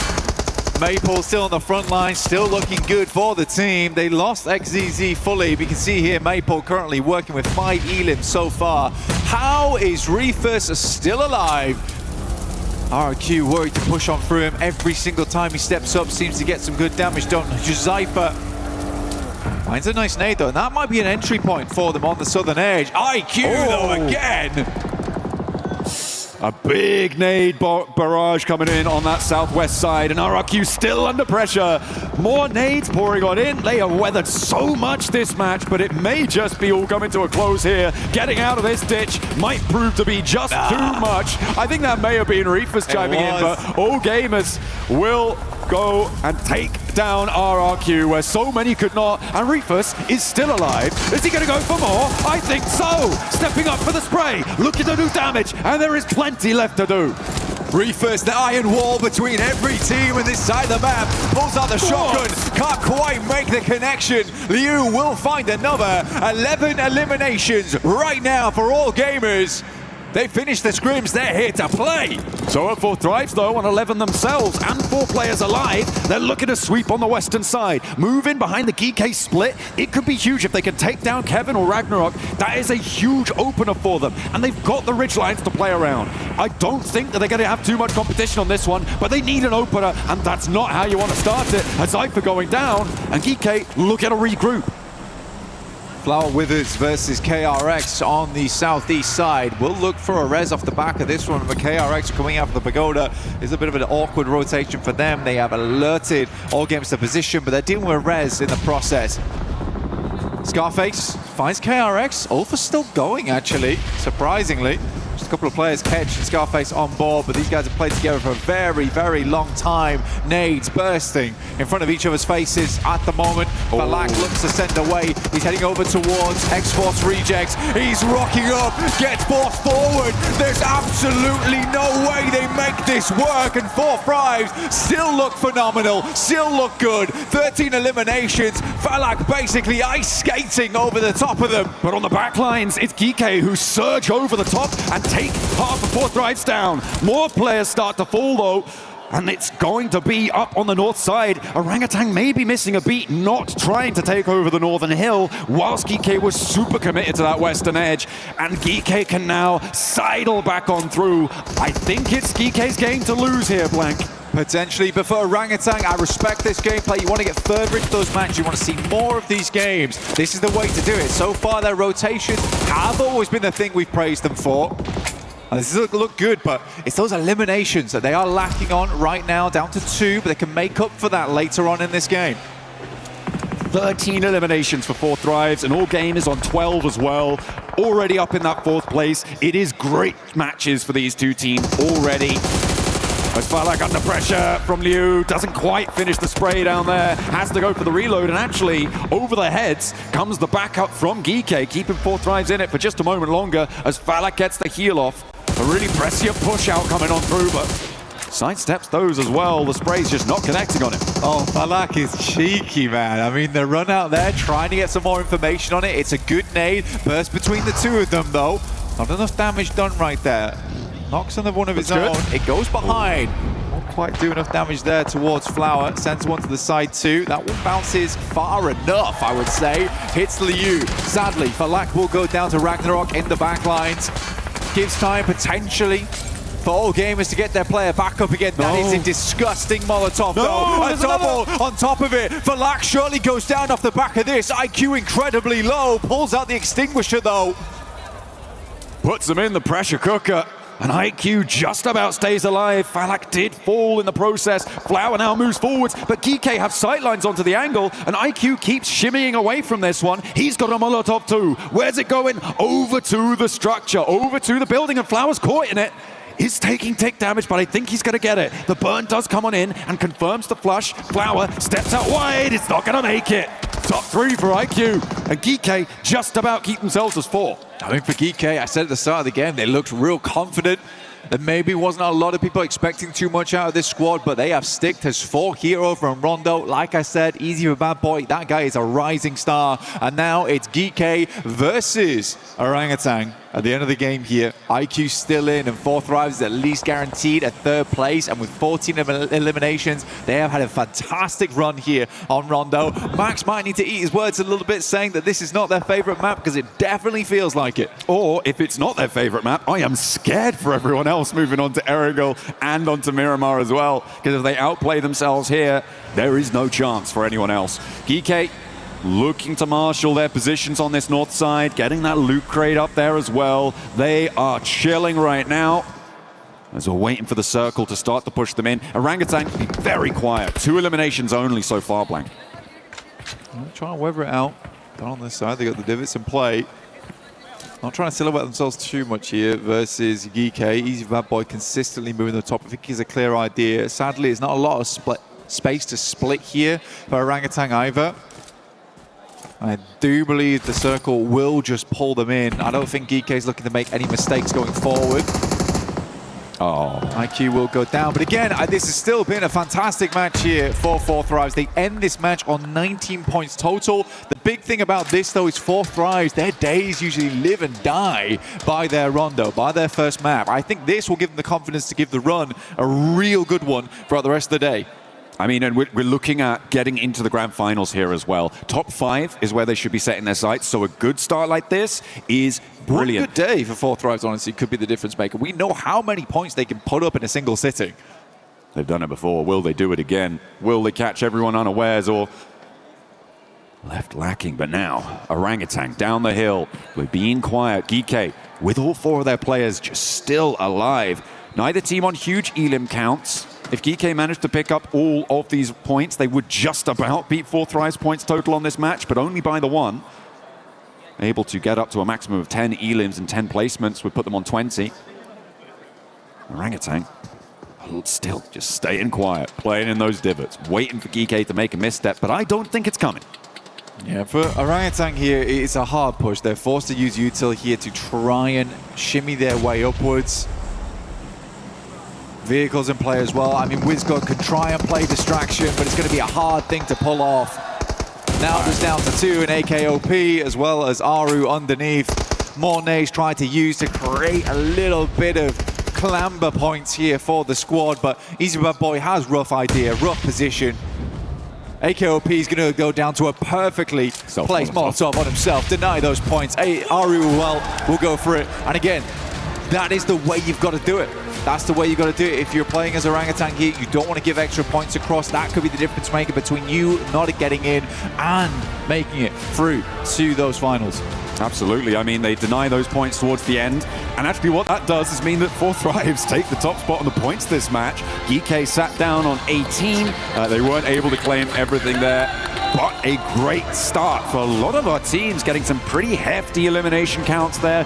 4 teams looking to breach into those double-digit points from this game. It is a fast start. And when you're playing on a 12-match set in order to qualify, that is brilliant news, right? Because each of our teams over these group stages looking to play those 12 matches. And it will be the same lobbies moving forwards over these next few game days. Very happy to see them go on through with those 12. Honestly, for all gamers, though, this is a really impressive run for them. I think it was very well played, and Flower looked very good in those situations. Liu had some real standout moments, but my goodness me, Maple, what a guy. That Neox Factory start there was lovely to see. Sadly, couldn't quite tango with Falak. That was our final moment there. It was a little bit anticlimactic with the boys just denying the points, but Geek will grab themselves the first win here on Rondo. Brilliant to see. That's exactly how you want to kick things off. And again, not to rub salt in the wound, but we did see a little bit of difficulty coming off the bat for Enigma Galaxy. But the story really now is focused on the chase for the top 5. We'll see you guys in a few minutes. We'll be back and ready for the next match.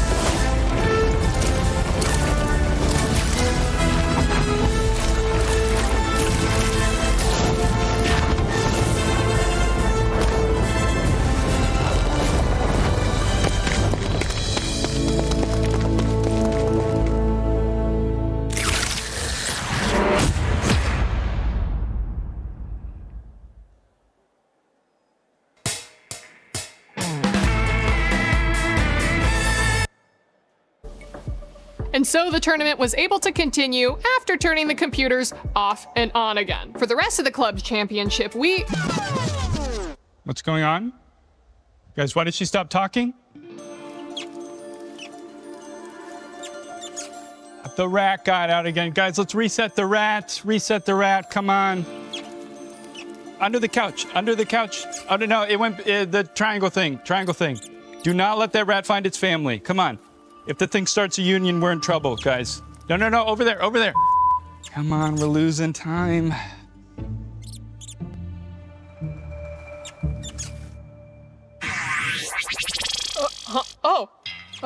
How long have I been out? Just a couple of seconds. The rat got out again. Oh, he's been doing that more and more recently. We're gonna get you a better hat.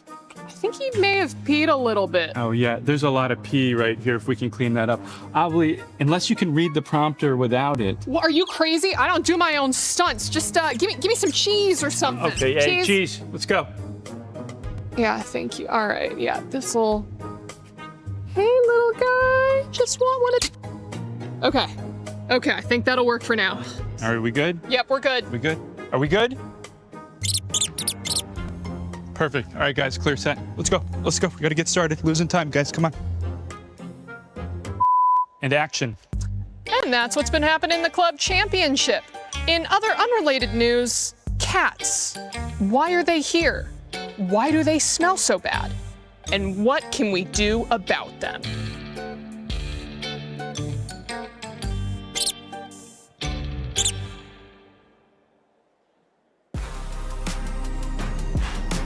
I'm going behind that tree. He's here, he's here.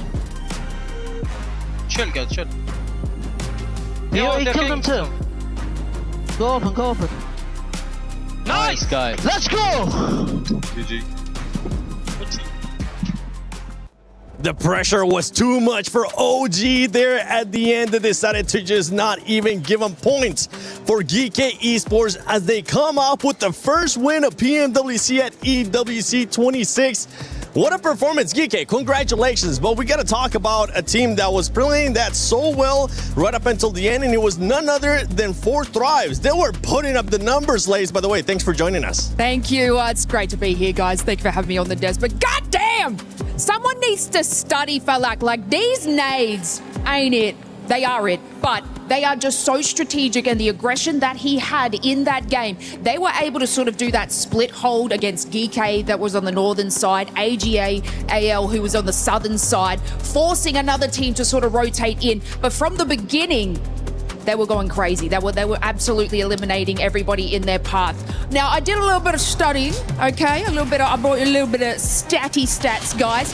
Now, from the Global Open, they actually had a 13.7 average across their 6 matches. And why I bring that into this conversation is because from that game, they are following along that same average to be able to get those points. They had about a 33 lead against GOAT in Global Open, so they are kicking things off incredibly strong. And if we were to sort of talk about maybe their rivalries, you think it might be GOAT coming out of the Global Opens, but no, I reckon their rivalry right now might be AGAL.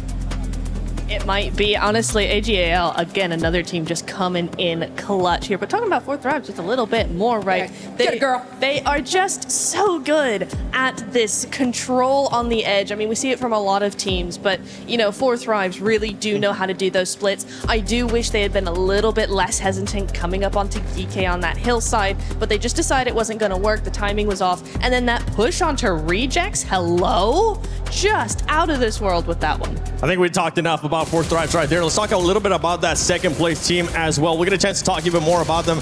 But with OG, they ended up getting second place, but just the eliminations just weren't there. And there was one thing that we didn't like that they ended up doing, Max. No third parties. They could have been such a nice third party from Orangutan. There was a fight happening in like a little bit of one of those main solo buildings over to the eastern side. There was going to be Team Flash and KRX. It was like, okay, this is it. It's time to send it. Let's push Orangutan. And then they just slowed down the pace, stayed in their dip. And because of that, also, we're just missing out a lot of utility and resources to possibly convert the win. Orangutan makes sense, right? Don't have a lot of global experience. They did play PMGC last year, but they're still learning, and I'm hoping to see that evolution continue in Niptura going throughout this event. Oh, absolutely, and then we're looking at this right here. There's another thing I really want them to improve on, right? Because we saw them throw all those meds to WizGod. He was going to make that push, but his team didn't back him up with some cover, with a push of their own. They didn't try and do a two-prong attack. They just kind of let him move on his own, and so he kind of just fell apart. So that's something definitely I want to see improved on into the next game. One team that was able to put up some good amount of eliminations as well was none other than Furia. Furia had a high ground at one point, and they used that to their advantage. It's such a good gatekeeping team. Like Furia, you give them a strong position in the circle, they're going to leverage it to its full potential to make sure they eliminate everyone in like a 200-meter vicinity around their compound. Every team trying to send it late got obliterated. Aurora struggled to make it in. Even another team, I think it was Ulf, that just got completely clapped by that team. They're looking very strong so far. Furia from Brazil looking like an absolute menace at PMWC. I mean, it's exactly right. So, you know, they knew the assignment. They're coming in here. You've got to get as many eliminations as you possibly can to sort of skyrocket up that leaderboard, because don't forget, at home, they've still got to play tomorrow. So these are the sort of games where they can tinker with these, you know, throw things at the wall and see if it sticks mentality. So getting this amount of eliminations, even falling out when they did, is still a great job from Furia. And I want to see how some of these squads are going to start adjusting to how aggressive this is, because we even saw Raouf on the interview with Caleres. He was talking about how aggressive it was going to be. Boy, what a start for that squad, right? You don't really even have a chance to be able to revive your teammates. Yeah, it was tough, right? The recall system was a little bit tough for some teams to commit to. I mean, Nigma Galaxy got no one back up, right? So instantly eliminated, except for Falak. Always believe he can make it work out in Neox Factory. You don't know how he does it. He makes it work out with the JS9, takes the 1v1, and he does get the win at the end. He even went up against Maple, too, and he decided to back off a little bit, wait for the right time, and he ended up destroying him. I mean, that's why he's so scary. I mean, he just knows his timing. He's not scary. He's a cute little guy. Listen, He's taller in than me. person, we love him. This is why I said his survivability needs to be studied. Right, exactly. This is exactly right, because he knows exactly how to get in everybody's heads. He knows how to use these buildings, use these angles, do everything he needs to do to make sure he gets that elimination, and that's why his elimination count is so high every time. It is. I mean, 8 LMs to start off. We were talking about wanting to see this squad being able to perform really well here in Rondo. We've got it, and they got the confidence, and I want to see that confidence kind of follow up with some of the other squads. Is there any squad that you want to see them start performing here on the first match of Erangel, Max? Well, first match of Erangel, I'm going to say Aurora, right? Then we didn't really see too much going into this game. I feel like Aurora, now they have a secondary drop in Severny, maybe against the side of X-Force Reject could be an issue, but I need to see them do well on Erangel. It's their bread and butter for years and years now. I need to see something coming out on top. I love that comment that just ended up popping up right there from Amanda on Twitch. They ended up saying, yeah, they're talking about Aurora, and the one before that, it was talking about Reefus, how he's pretty much immortal. Honestly, he is. He has been that player that is the last one standing for that squad, usually when we see the rest of the squad just being eliminated. It's true, and he's really been up and coming. I think we've been talking about this over the last few months, right? About he's really coming into his own when it comes to those angles. He's getting those off angles. He's got that survivability in him. He's really the player that you want your team to have on board, just because we're seeing him now go forward and forward and forward when the rest of the team are like, hey, we're Doc's gonna go out, do something, Top's gonna try and do something, but then he's just in the back line. He's just like, I'll get those placement points. I think Vicious still have nightmares of Reefus when they got 1v4 naded by him in PMGO EECA. That was a scary prospect. And well, yeah, Reefus, even as a solo, right, can make it work out. He kind of is the phallic, right, of that roster for his lineup. So I'm very excited to see how he can perform. I just want to see more from Doc in particular. That is just a wild card in every event he participates in. And if we can see Doc just kind of play with his team a bit more, Seven, hopefully we can see some better results. I want to see the Doc from PMGO of last year. That's what I want to see. The docketing? Yeah, honestly, even though it ended up happening, he was always able to perform, and with the squad, with this much time now that they have together, I think they'll be able to adjust to it, and maybe he'll be able to shine even more. For some of the other squads, by the way, for everybody currently watching at home, I know you've been doing your predictions on the EWC Play app. I think it's time to put you guys on this spot. I'm going to go with you first, Lace. Who's your prediction to get eliminated first in the first? There we go. Eliminated first. Okay. Wait, a player or a team also? Yeah, team. Okay. Yeah, player, there's so many options. Is it bad that I want to say OG because like they played that map incredibly slow, and I mean, you know. No, it's valid. Fair. Yeah, I mean, making those rotations, that's cool, but where's the rest of it? And I don't think that's going to sustain through the tournament. That is a valid feedback. Get ready for some amazing Instagram messages that you're going to be getting from the Indian fans. I'm turning my DMs off. You should. How about you, Max? I'm actually going to say the winning team of that first game, I think GK. I feel like they were not challenged very heavily on Rondo here, so I feel like if the fight really comes their way in the serious fashion, I think that's when they might struggle. So I feel like we're going to get chicken dinner and a 16th place back-to-back. Yep. For me, it's going to be Thunder Talk. Whoa! I think Thunder Talk. They kind of got squished in amongst all of the teams there in that mid phase, and I think those rotational patterns is going to be something that it will keep coming up here. So for me, it is going to be Thunder Talk to be the first one out. Thunder Talk. Okay. All right. What about you? Yeah, you. What about you? I'm the host. I don't care. Hey, but if I did end up saying, it would be, I'm actually with you. OG. I want to see OG do a lot more. Yes, you do end up getting a second place, but this lobby, it's going to be super aggressive. And 2 eliminations or whatever you ended up getting is just not going to be able to cut it if you want to be able to challenge when we end up going to top 5. Right there. I mean, second place and you end up in 6th place it's a good first start, Max. But it's not where you want to be with the second place finish. Yeah, especially in Rondo. Especially on Rondo, right? You want to get way more eliminations. So we need to see a massive step up from them. And they've shown it. They can win fights. In San Martin during the scrims I've seen just a few weeks ago, right? In Survivor's Rumble, they were fighting constantly. And we saw actually some decent plays from AKOP and Atanki specifically. So I feel like it's more an issue of like, not about their fragging power, but because it clearly exists, right, Nipcho? We know they can take fights. It's about confidence. And I understand that that can be a bit of a slow burner on a global stage tournament. Yeah, it is going to be difficult for them, and that's what the first day in most situations is all about, is getting out those first day jitters, you know, doing that sort of thing. Rondo is very forgiving for that sort of thing as well, because you got that recall. It's the first game of the day before you get into the more serious maps. But yeah, I think for them, serious? Yeah. No, but I do think that it is going to be a little bit of a problem if they don't step up more, especially because, right, we got Group A back-to-back, day 1, day 2 back-to-back like that. That's going to be really big for the mentality aspect of all of these teams. That's one thing we were actually talking about yesterday during our rehearsal, how we wanted to see some of this, maybe end up switching it up, whether it was Group A, then B, Group A, then B, to give these teams an extra day to go back in VOD review. That extra day is not available, Lace. They're going to have to go back-to-back and make sure they perform. And they're going to have to make sure they perform here in the first airing hill of PMWC at EWC 26, as we're about to get started.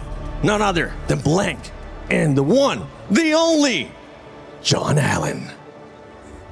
Oh yeah, let's get ready to rumble on Erangel. The grassy pastures await. We've got a triple billing of it coming up right now, and we're waiting for our No, we're swapping with some other illustrious casters later on during the day. But for now, you guys are going to get 3 in a row. We'll be watching the third one with you. But our playing path to kick things off is from Kameshki down towards the quarry and the west coast of the mainland. A pretty chill playing path. Yeah, I'm kind of curious whether Aurora's going to go for Severny on this one. I mean, there's a lot of talk about this overall. Aurora with their new drop spot over towards Severny. It's not entirely new. They had been dropping there before, but it's never been like a fully confirmed thing on their side of it. So again, for here, they can easily get over towards Severny. They could still drop Sosnovka. It's a bit of a distance, though. So we'll see what they end up doing here. Doesn't look like they're going Severny. Can't see him. Oh, no, there they are. Okay. You're blind. I am a blind man, apparently. You're a blind guy. But yeah, they're definitely going Severny. Take that back. You were bang on the money. A lot of other teams trying to find their places. I mean, the southeast side of the mainland is probably a little bit more tricky than most of the other areas for the plane path specifically. But again, just grab those vehicles, get onto your drop spot, get away with it. Taking a look at Pachinki, it looks like, nobody's going to try and bother Nick the Galaxy there. On the drop, anyway. It's quite nice to see this of our top players in terms of damage numbers. Flower up there in third place with 965. I mean, there was a lot of love we were giving over towards Maple as well as Liu, but it's good to see that Flower actually had a massive impact on that game as well. As we head down towards the southwest side of the map, and man, this circle is far over towards the western side. We're cutting out a lot of space very quickly. We're also having a ton of water down towards that southern edge. We are squeezing our players in. It's also a weird rotational path for a lot of our teams on that north side, because they've got to come past Everest, decide how they want to play around with that. Do you want to play West Coast? Do you want to try head down towards that south side? However, you can join Mr. Uzumaki himself. Jump in over with the Naruto event. Make sure that you head on into the game. Draw for the Naruto character, the Ninetales Fury AUG. Looks mighty impressive. Some of the game mode has been brilliant to play around with as well, so I hope you guys are enjoying that and leveling up your ninja skills. Honestly, it's been good. It's been good. Some of the best skins we've seen in a long time. I can't tell if that's because I'm a big Naruto fan or not, but probably is. A little cute Kurama pet as well, which you can get your hands on, which I really want badly. And Max keeps teasing me with it every time he pulls out his account. Do you have a favorite jutsu? Rasen Shuriken, probably. Just because that is the most. When it was first shown, I think it was like the most brutal jutsu ever used on the show. Yeah. And it was like, wow, that's actually really ruined that guy. He's had a bad day. And then Naruto had to go to hospital because of using it. Oh, that's, Yeah. That's a lot of power. It was That's a lot of hardcore. chi. It was hardcore, much like the boss in game right now, which is also very hardcore. Not easy to defeat. You really do have to come together as a group. So get in game. Take part in the event. It's fantastic. It is. It is. We are enjoying it, as we are enjoying unveiling these teams in this arena here at the PMWC at the EWC 26. Ragnarok getting his cardio in on the push bike for Geeke. I imagine that will be traded out as soon as he can for a motorized vehicle. Pedal power. Coach corner. Oh, yeah. Take a look at the coach corner. That's the Geeke coaches coming on it. Hello, boys. Hope you're doing Wave, well. please. Oh, he did wave. Did they wave? He pre-waved. Oh. Yeah. Peace sign. Hell yeah. That's what we want to see. Ragnarok. I mean, the sound of the bike moving is really quite relaxing. And I feel like you can't relax in a situation like this. So I hope that they aren't going to be going for it. This is a little bit more, you know, petrol and exhaust fumes that you need to see. The pace coming on through for Geeke to channel that previous match's momentum. Exactly. Because I was going to talk about, they've just come off a great game. They currently have fantastic control over towards Gatka. They could even pick up God Compound if they wanted to. It's a little bit of an early send towards it, but with so much space being cut out here already on the map, I don't think it's a bad idea to full send, which looks like what they're currently trying to do right now. I mean, what's the biggest harm? It doesn't head down towards that south side just to figure out where else to play, but you do have prio on this, so why don't you just go for it? Fourth Thrives, they like to start over towards Yellows, which is Yellows between Yellows and Ferry Pier, which I always thought was quite a weird drop spot for Fourth Thrives. I think they used to fully commit over towards Yellows. They didn't really step into Ferry Pier as much, and now because they've got a lot more tenure underneath their belt, they're like, hey guys, you stay out of Ferry Pier from now on. That's our corner. But for them, this is also a fairly easy rotate, sweeping underneath. Not a single team over towards Sosnovka though, John. No, nobody went all the way down south. I mean, the plane path didn't really promote that sort of rotation. And I mean, as you say that, actually 2 players from Fourth Rise have gone down to the military island to, I assume, get a little bit more loot on board. Maybe protect a little bit of a rotation from that east bridge, which is maybe accessible. I feel like that's a bit of a long shot in terms of like what they're maybe trying to do. It feels like a looting mission, but they're going to waste time. They're going to lose pressure against teams like Furia pushing in from the east side, and teams from the north, as we're on board with Ulf, maybe pushing into the hills on their north side. Yeah, hey, you can grab more loot down towards Sosnovka. There's nothing wrong with that. I think for Fourth Thrives as well, they're going to be coming into this game looted and booted. They know that when you get over towards these fielded areas, you really do need the util. You need the smokes to make your way on through. Like I said, we're on board with Ulf currently. We have swung over towards that eastern edge of Gatka. Enigma Galaxy had a fantastic start in this game. Pachinki is a lovely spot to start from on this type of circle. They already sent 2 players down towards that south side though, and they're left behind Satan as well as Ralph inside of Pachinki to continue looting up. Bring the rest on through later. Hopefully they don't get split off. Finding one of those quarry mouth compounds could be really important on a circle like this. But the regroup is necessary. Ulf defending their patch brutally. Maniac gets clocked out in the open, and Scarface picks up the point for Eren with that flush coming on through. So Ulf opening the bidding now. First blood has been drawn. Calci for the pickup. Scarface on his way. Clambers back through the window. That's a pretty ridiculous spray, though. We did kind of gloss over it very quickly, but that was lovely coming through from Eren. A tanky. OG. They just came through on the southwest side of Pachinki. Just trying to find a place to stay right now. a lot of times you're picking some awkward areas of the map when you're coming in late to this type of circle. It's not exactly where you'd want to stay. Yeah, thank you. Yeah. Thank you, observers. Take a look at this this. was a nasty spray. I mean, perfectly lined up as he passes by the tree. Just chomping away at that health bar. Looks like they're on for more long-range engagements as Orangutan falter out in the open. Losing a player, and that's Ulf now up to 2. The open ground looks like they're good for the hunting. And as we saw, that spray from Eren was pretty beautiful. Looking good with it. Players are starting to find out all about it. 2 teams now have lost a player to them. And a good start. Fury on the eastern side, pushing in. Trying to get past X-Force rejects who have managed to wend their way on through. 4 Thrives have regrouped beyond that out to the west, just north of Ferry Pier. And Goat team on the east near Pachinki. Yeah, the thing for Orangutan there is it's an awkward push for them, right? It is an awkward push, but when you're coming in that late, I think what would be better to do there was probably to try and play out on those outrages. There's still compounds to play up towards the eastern side of Gatka. You're slightly forcing center off the back of this one. There's a lot of sight lines around that area as well.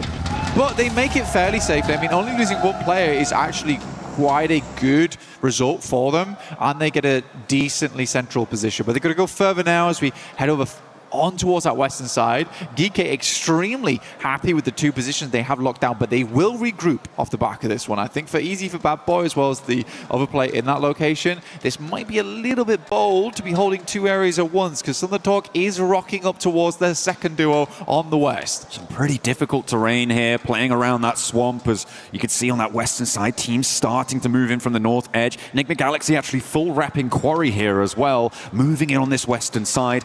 RRQ may be a little bit on the back foot here, Blank. They were on that western coast fairly early on. They haven't pushed more inland, but that might play into their favor later on, depending on how much conflict unfolds in the fields to their east. Yeah, 4 Thrives, they completely realize that, oh my god, it is probably massively chock-a-block over towards Quarry.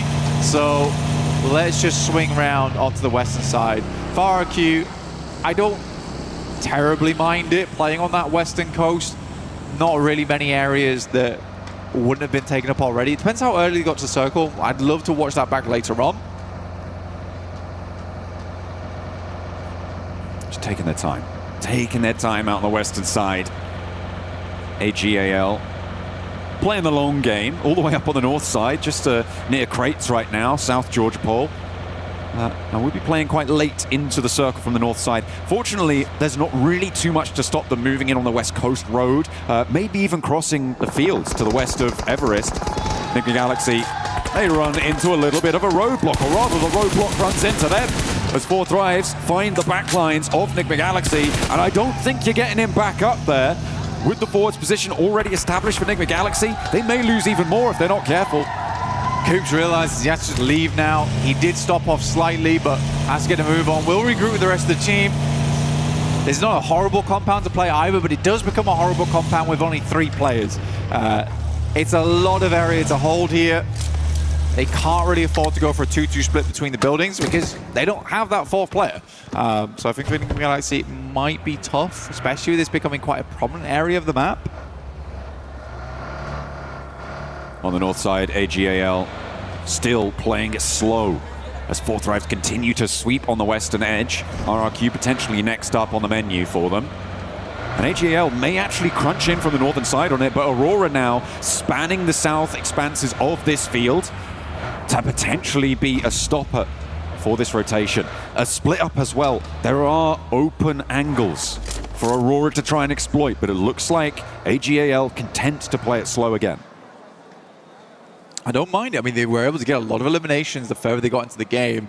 Yes, about 5 of them came through very early on, but they were pretty steady with it. That does make things a little bit harder. Now, for Geeky, come on, guys. I think now's about the time to regroup. This is becoming a little silly now. Please. It's very, very greedy. Very, very greedy. Quarry still in play. down towards that south side. I do like ThunderTalk's position off the back of that one. They can play over towards the hillside if they want to, coming out on that eastern edge. Furia as well has kept it fairly silent. Down towards that southeast edge, there's a big ridge side that runs through there. 4Thrives, though, they're wrapping back. They are wrapping back, and Furia might have something to say about this. Playing that stopper on some of the quarry mouth buildings, but I think 4Thrives, I mean, they came from this area, they're going to have a little bit of info, but ThunderTalk's presence might be an unknown quantity for them. They're sending straight through. I think they're just going to get past Blank. 4Thrives are going to settle themselves potentially right in the middle of GK's split. There's an easy location to play there as well. It's high ground, looking down towards a lot of squads. I mean, Furia, I question how much they saw of that, because they are playing with little information because the terrain in that area doesn't provide the sight lines over towards 4Thrives. GK tries to regroup and they lose one player off the back of it. I don't want to say I told you so, but you do. You really want to say it. I really do. Say it. I'm a smug type of guy. But no, for GK, it was a little greedy to hold it as long as they did. For Orangutan, I respect the decision to move in towards that location. It was only a matter of time, and I think GK could probably get away with this one. It's just you pick one or the other. We're late into the game. There isn't a huge amount of fantastic compounds left anymore, and GK's trying to hold 2 of them. Well, not anymore. Orangutan have actually taken that eastern point now. So, central locations are taken by GK, Orangutan, and 4Thrives. The South Hill, the most open, potentially the most vulnerable, but also potentially the most profitable in terms of point scoring capabilities. On that south edge, you've got GOAT Team, Furia, going to be forcing teams to approach you in a very linear fashion. It's going to make it difficult to take down this position for a long, long time. So we'll see how 4Thrives can manage that. The north side, a little bit more messy, though. Teams are a little bit more spread out, trying to wend their way on through. Looks like it's plenty messy on the east, though, as GOAT are stopping AGAL. I mean, for all gamers, they have had a slow approach into this game. They've been in the blue for a very long time. They have very little information going forward into this one. GOAT's currently playing on a 2-2 split. Curious to see how all gamers want to play this now, because even Ketch is now having a little peek down towards that south side. He wants to check in on what's happening. And all gamers are like, okay, this looks very rough going on towards the west. Let's try the north. You're going to bang straight into Ulf. So I think for all gamers, it has just been a very slow game, which has led to little information. They're going to have to bank on having some strong gameplay going forward to try and cut a hole in the side of this circle. That's a fast rotate from Ulf, though, John. They are moving at pace, at speed. In they go, splitting the difference and not really running into too much competition on that move.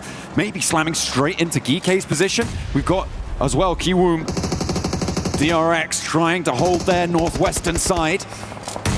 Trying to keep themselves alive, and it's going pretty well.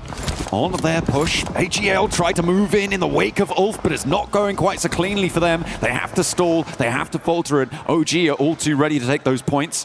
As we're back on board with the nades coming in through the windows here. Ola wanting to hold out, but not quite connecting on either front.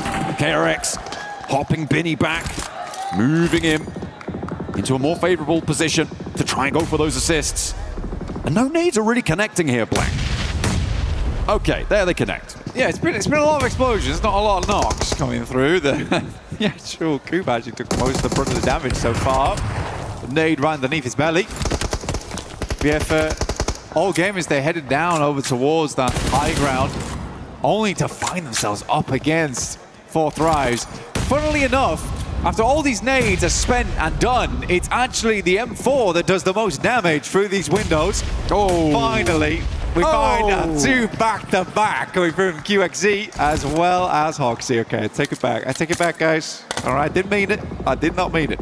Enigma Galaxy didn't manage to get in for a third party in time. In the meantime, on the southeast side, well, we're on board with AGAL there, but further out, you've still got 4Thrives suppressing Furia and GOAT, forcing them into a fight with one another. You can see they're popping up in the Elim feed. Silence is going to fall. And over on the north edge, as we're on board with Aurora and Flash, fighting over location, a fairly isolated fight. Yeah, very much so. It's kind of a weird one too. I mean, for Aurora, you sort of expect the team to be playing on this one. It's a very classic spot. Most people know of this one. You use it because it's very easy to defend your vehicles in the ditch. Slightly nade bait, but for Aurora, they slow them down and try and just pass on by, but they are directly heading over towards Ulf. Oh, Scarface does find that initial shot, which is great to see from Scarface. That long-range capability comes into play, finally. Looking for more AGAL, trying to get a little bit, but Aaron has other ideas. Sprays them down, damage pouring on through. Orangutan moving, Aru up, does suppress Ulf a little bit, so maybe a little bit better of a chance for Aurora to piece themselves back together. But it is really difficult now to find any semblance of safety in the middle. Ulf do get all 4 of their players back up to their feet in their very central location now. Not too many teams are going to be able to take them down from this one. Aurora step in 2 with 4 Thrives, who are now up to 4 eliminations. They get that res, and now they're holding off against Top and Ziol on the off angle, as well as Goat putting pressure onto Falak. Ooh, 4 Thrives, they're surrounded. If they get themselves out of this situation, it will be big news for them. Player pulled out the side of the vehicle. Ayala is down. Moxie moves up. Furia desperately fighting back here. Igor's behind the tree, looking to bark back at this team. Finally finds the first with the help of Chief from the back lines. Oh, 4 Thrives are here to play though, and it's a shooting gallery for the team from Pakistan. They're racking up the points now. They want to keep going. Aurora looking to backfill, maybe cause problems here, but RRQ is sandwiching the far side now. Nowhere is safe. Furia down to 1. Nobody is going to escape this compound. 2 teams enter, none will leave. Huzaifa spots the enemy off in the distance, the danger coming through. Backing up the vehicle into the wall, giving a little bit of makeshift cover as we go forward. Aru, though, doing some wonderful work over towards that northeast side. Sadly, just down to 2 there, but still holding off on his own. I think a lot of people had questions about Aru, but he's proving them wrong right now in terms of the gun skill. Very, very smart player overall, though. Cypher's getting stuck in, just going toe-to-toe with Chief. This is dangerous. There are nades in hand. Cypher wants to go barrel to barrel, though, and it looks like they're going to hop through. Genfos able to snap that Elim back, though, and will leave Cypher out in the open with a nade. With 3 players from RQ bearing down upon him, the backup is not quite there from the rest of his team. He needs some oversight, he needs some assistance, but it's not there in time, and they have to deal with Aurora on the backlines. Oh, T24's quite low there. Took a bit of a tick from the blue. Couple more shots. Falak hits the deck, but from underneath finds it. There is a quick clap back here coming through from IQ, but it's not enough as 4 Thrives are falling underneath the presence of RRQ. They come in from the sidelines as third party, and Viren will hit a nasty spray down. 7 Elins for RRQ on the second game of the day. That was an overcommitment from 4 Thrives to this compound, to this third-party engagement. There was so much going on there, and Aurora, the duo from Ziol on top, forced them to stay in that third-party position. They didn't want to push back up. They might have had a better time of it, though, to be honest, because nobody from down below was going to push them. Cypher had overcommitted, and they just weren't quite able to gain that momentum back. 4 elims, not that many placements. That's not how you want to try and convert. And when you look at Geek's position, they are going to be able to catch you up, as well as D-Woom KRX. It's a good buffer, though. It's a good buffer, though. 23 points right now so far. I think it's decent over 2 matches. You're looking at roughly 11.5, right? So I think they're fine. I think they're fine at the moment. 4 Thrives just need 1 more decent game. Scarface does go down to Ragnarok. Get a little bit of hold back, but Aaron with that M4, who he's been so goddamn deadly today with so far, instantaneously finds a re-knock over towards Kike. In the meantime, the flash, as well as OG, a tanky with a 360. It's not quite enough to keep him alive there. The flash will hold out. Just a moment longer on the south side. In the meantime, Thunder Talk trying to keep themselves together, but 2 players now left standing, as well as X-Force Rejects bearing down upon them. RRQ are going to fall. Okay, Aurora. Ziol on top, still going. Blank, they've been a real thorn in the side of this south side circle. Shiva tries to get the spray, dips out for another, dips out for more, does go down, and again, it's Aurora across the way who are making things so difficult. Well, they're an opportunistic team. We get the next circle. It's setting us up over towards Ulf here. But we already saw the location this team was playing in. He looks barren. He looks deadly. Suddenly, you've got 6 other teams looking your way. They have to hit these shots as teams make their entry. Kiwoom DRX on the northwest side with 4. Flash on the north with 3. Those two teams have major access angles towards Ulf's position, but I don't know if they're going to be able to convert it. On the southwest side that we're on board with right now, Nick the Galaxy, who have been slow, trying to work the ground, looking to pick up the pace now with an opener knock to Ragnarok, and he will potentially be a weakness that Nick the Galaxy can exploit. They're playing as 3. And trying to keep this one going forwards. Kevin goes down to an 8 from Coops as they retreat to try and get the res onto Ragnarok. They won't be able to keep him safe. Ralph and Lord now charging forwards. Coops to be the backup. They are isolated in this fight. No third parties, and the rest isn't there. He pops up, but will it be enough? Steps out with another angle. He goes immediately back down, and Coops enters the front door. For Geeky, at least, they got the sweetest little goodbye from one of our friends out there in the crowd. But Geeky will go on no further. The flash up in the distance. Ketch has eyes on. He knows he's playing out here. He knows he has to move. As you said, KRX moving on the sidelines. Always such an awkward area of the map to play. Difficult to get the right sidelines in position. Mo's gonna step up, sends an 8 over the top. It looks off kilter though. Oh, forces him out wide and into the sightlines, and it's the barrels to do the dirty work. Binny not quite connecting. The shotgun is ringing out over the bonnet, nearly doing the work, but the explosion takes it down instead, and the rest of Flash looking to rally their support, but now it's just Tops in a 1 versus 1, I think, against Hoxie. But Kiwoom DRX looking to keep things going, and Bose might be resable here. Hoxie kept out in the cold. Hoxie moves forward. Expand the vehicle, but like you said, Tops getting his boy Bose back up on his feet. Nade sent through, not cooked for very long. Looks to use it as more of a distraction, but it is on target. Almost hit the double. Gets up towards the monster truck. Going to use those vehicles as a little bit of cover here. The wheels, a great position to peek off the back of. You know what? QXZ is resible. Ollie goes far, goes long. Forces him to stay up close to the vehicle. Less opportunity for some solid nade angles. The bounce looks good, but it only tickled, and he's stepping out wide. He's out in the open. Back to a nade, though. Hits the deck to stay alive. Doesn't go down to a spray. Hoxie there, under pressure. The monster truck keeping him safe. Another nade, another chance to find the knock. Forces him wide, but this time the shrapnel is just too much, and somehow Hoxie keeps it together for Kiwoom DRX. Well, Hoxie just sending some lukewarm grenades. No intention at a single one finishing him off, but 4 of them, that'll do the trick. Aurora, carry on with Zol, as well as Top. Still playing for Nigma Galaxy though, right? This is a huge game for them. Not only because they've made it quite far into this game, but because they have to claw back those points right now.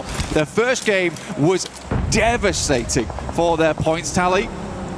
They need to get a little bit more out of this one. Currently, Ulf is stuck a little bit further out the circle, trying to watch for teams coming in from this south side, which I think makes sense. Try and clear that area as much as possible. Top is pretty isolated here, but then again, if Coops or Lord gets spotted, gets taken down by either Top or a player from Ulf, it's going to be a little bit easier for him to find something. Ketch has been spotted. That's coming through from the Ulf. No, hang on a minute. Where is that coming from? I think that might be Ralph who's taking shots out to Ketch, but Lord is going to fall down, and Top now can start to chime in, look to pick those points away. Indeed, he does. He gets that flush. He steals that point away, and that is nasty for Nick the Galaxy. They lose another, and they're down to 2. Ralph regroups with Coops, and Top sends away. They're now on the back of the queue against Ulf to try and move their way forwards. Do they have the gumption? Do they have the power? Coops fully stimmed up right now. Frothing at the mouth, looking for those elims. Ralph comes in from the sidelines. Might just find nothing off the back of this, and it absolutely is the case. Coops now has to make a recovery off the back. 3 seconds left on that grenade. It goes slightly wide. Might just tuck itself back in again. Ulf, in the meantime, is trying to get the rest of their players back up on the sidelines. It could be big. Sticky grenade out next. Eren extremely low. Chucks, I think that went through the window there. Nearly takes them down, but they're behind the shack now.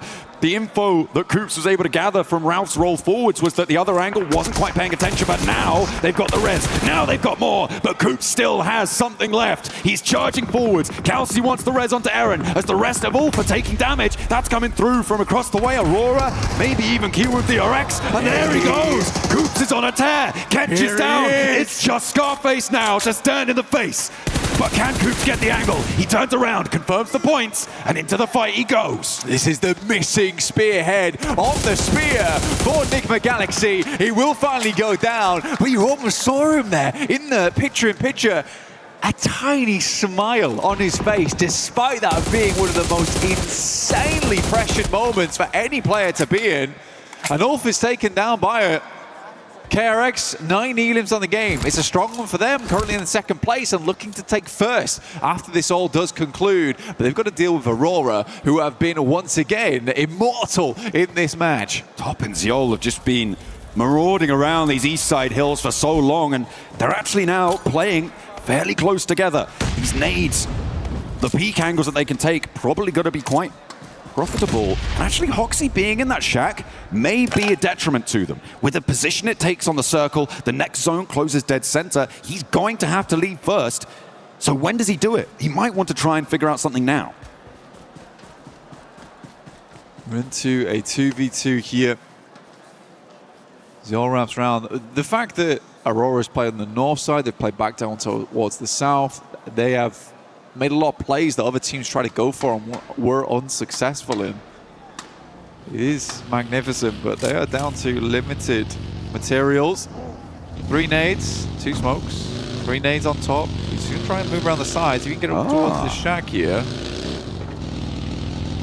Smart. I mean, they saw that rotate away from Hoxie, and Top was trying to get that off angle, but now has to step back in as Hoxie's putting Ziol under pressure. Top yet to step into the firing line, but draws the attention and disengages the fight. This is good from KRX, so I love the layering with the vehicles. Had to be done there to ensure that, you know, it's difficult to get one sightline onto a singular player in the vehicle. Whilst you've got 2, you may as well use them. But these nades are starting to come through now, trying to get some damage done. Hoxie's back up to 70%. That nade's on target. It's beautiful here. QXC now has to deal with the other players. Another one right up in his face. They go wide. Top's moving around the side. Aurora, a difficult beast to handle. This is what Top wanted to do originally. The pressure onto Ziol made it too hard. Another nade and Ziol nearly takes it down there, but Top now has the angle. He's got them on a broadside. Oh, insult to injury. Take down the down player first, but it is a duo chicken dinner coming through from Aurora. Aurora after that, they take second place. KRX obviously shut themselves up in towards first. It's a really good game so far from KRX over the 2 matches. I think what we've got to take from this is the consistency these boys have been able to put out compared to other teams, but Aurora certainly shows that these guys are here to play. Goodness me, such a problem on that east side. Their crowning moment was the pressure that they put on 4 Thrives on their eastern side, moving down towards the hills and forcing 4 Thrives into an unfavorable position. Really nothing that they could do about it at that stage, but what a pressure that those 2 players have. Oh yeah, I think it's scary to play against. It really is. It's that fear factor sometimes that can be awkward to play around. Not a single moment was there where we didn't see KRX under basically the hydraulic press of those 2 players, constantly switching positions, constantly making it very, very difficult to work with. Even when they layered the vehicles, instantaneously Ziol's ready and waiting to back them off those angles. Cool stuff. Very, very cool stuff. And instantly after they backed off, the boys just instantly went elsewhere. So you immediately had no information once again. Again, that's that veteranship coming through from Aurora. They've played a lot of these moments before. Absolutely. They know what they're doing. And I mean, you could see how aware of exactly what pieces need to be where when Top regrouped back over after that flex out, and then he was like, oh, we got a knock. Now I can do that exact same play. They knew what they wanted to do. They delivered, they executed, and as a duo, they are still a terrifying force to behold over on Erangel and on many, many other maps as well yet to come. That was really, really great stuff towards the end. I really enjoyed that finish. I think it was pretty classy. It was very, very classy indeed. And for Ulf to go down to Coops, I mean, again, I'm super happy that Coops is here. He's an awesome player. It's great to see him at PMWC. 4 Thrives, I liked the gameplay. It felt like there was a little tiny itsy bit of overconfidence there from Huzaifa as he went down towards that south side. I mean, fair enough to them. They're feeling themselves. I would much rather a team was feeling overconfident and pulled that back a little bit. But yeah, let's head over to an interview with Falak to see how he is doing today, which honestly has been fairly good. All right, thank you very much, Kalaris here for PMWC for EWC 26. I'm with Falak, the man himself, and I want to talk about game one here for that Rondo match as a whole. Because Erangel wasn't too impactful. Let's talk about Rondo. You guys were on the west side for quite a while. PK was north of you, and you were a little bit stuck in there, but you kind of made a good meal of it. So what was the game plan for Thrives in those moments? Our game plan was pretty simple from the start, that we have to hot drop, take kills, and just scout. Like whichever places are free, we are just scouting and rotating according to that. Okay, so, I mean, in that game, 9 eliminations for Falak here, looking for an MVP already by the looks of things. Do you think that it's going to be, there's going to be challenges from other players if you're able to put up those kinds of performances, or is it going to be the Falak show alongside 4 Thrives? Yeah, I mean, it will be a problem for other players if I be consistent, then yeah. Absolutely. Well, thank you very much, Falak, for joining us here. I'll let you get back to your team. Obviously, plenty more games to come here at PMWC at EWC 26. That is Falak here from 4 Thrives.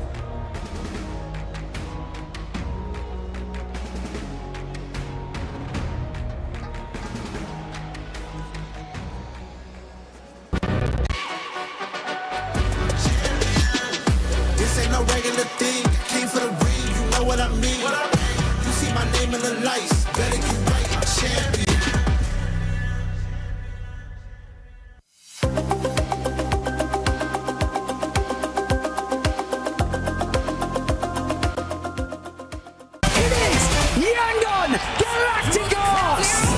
Chasing the sunrise, boots hit the ground, hear the battle call.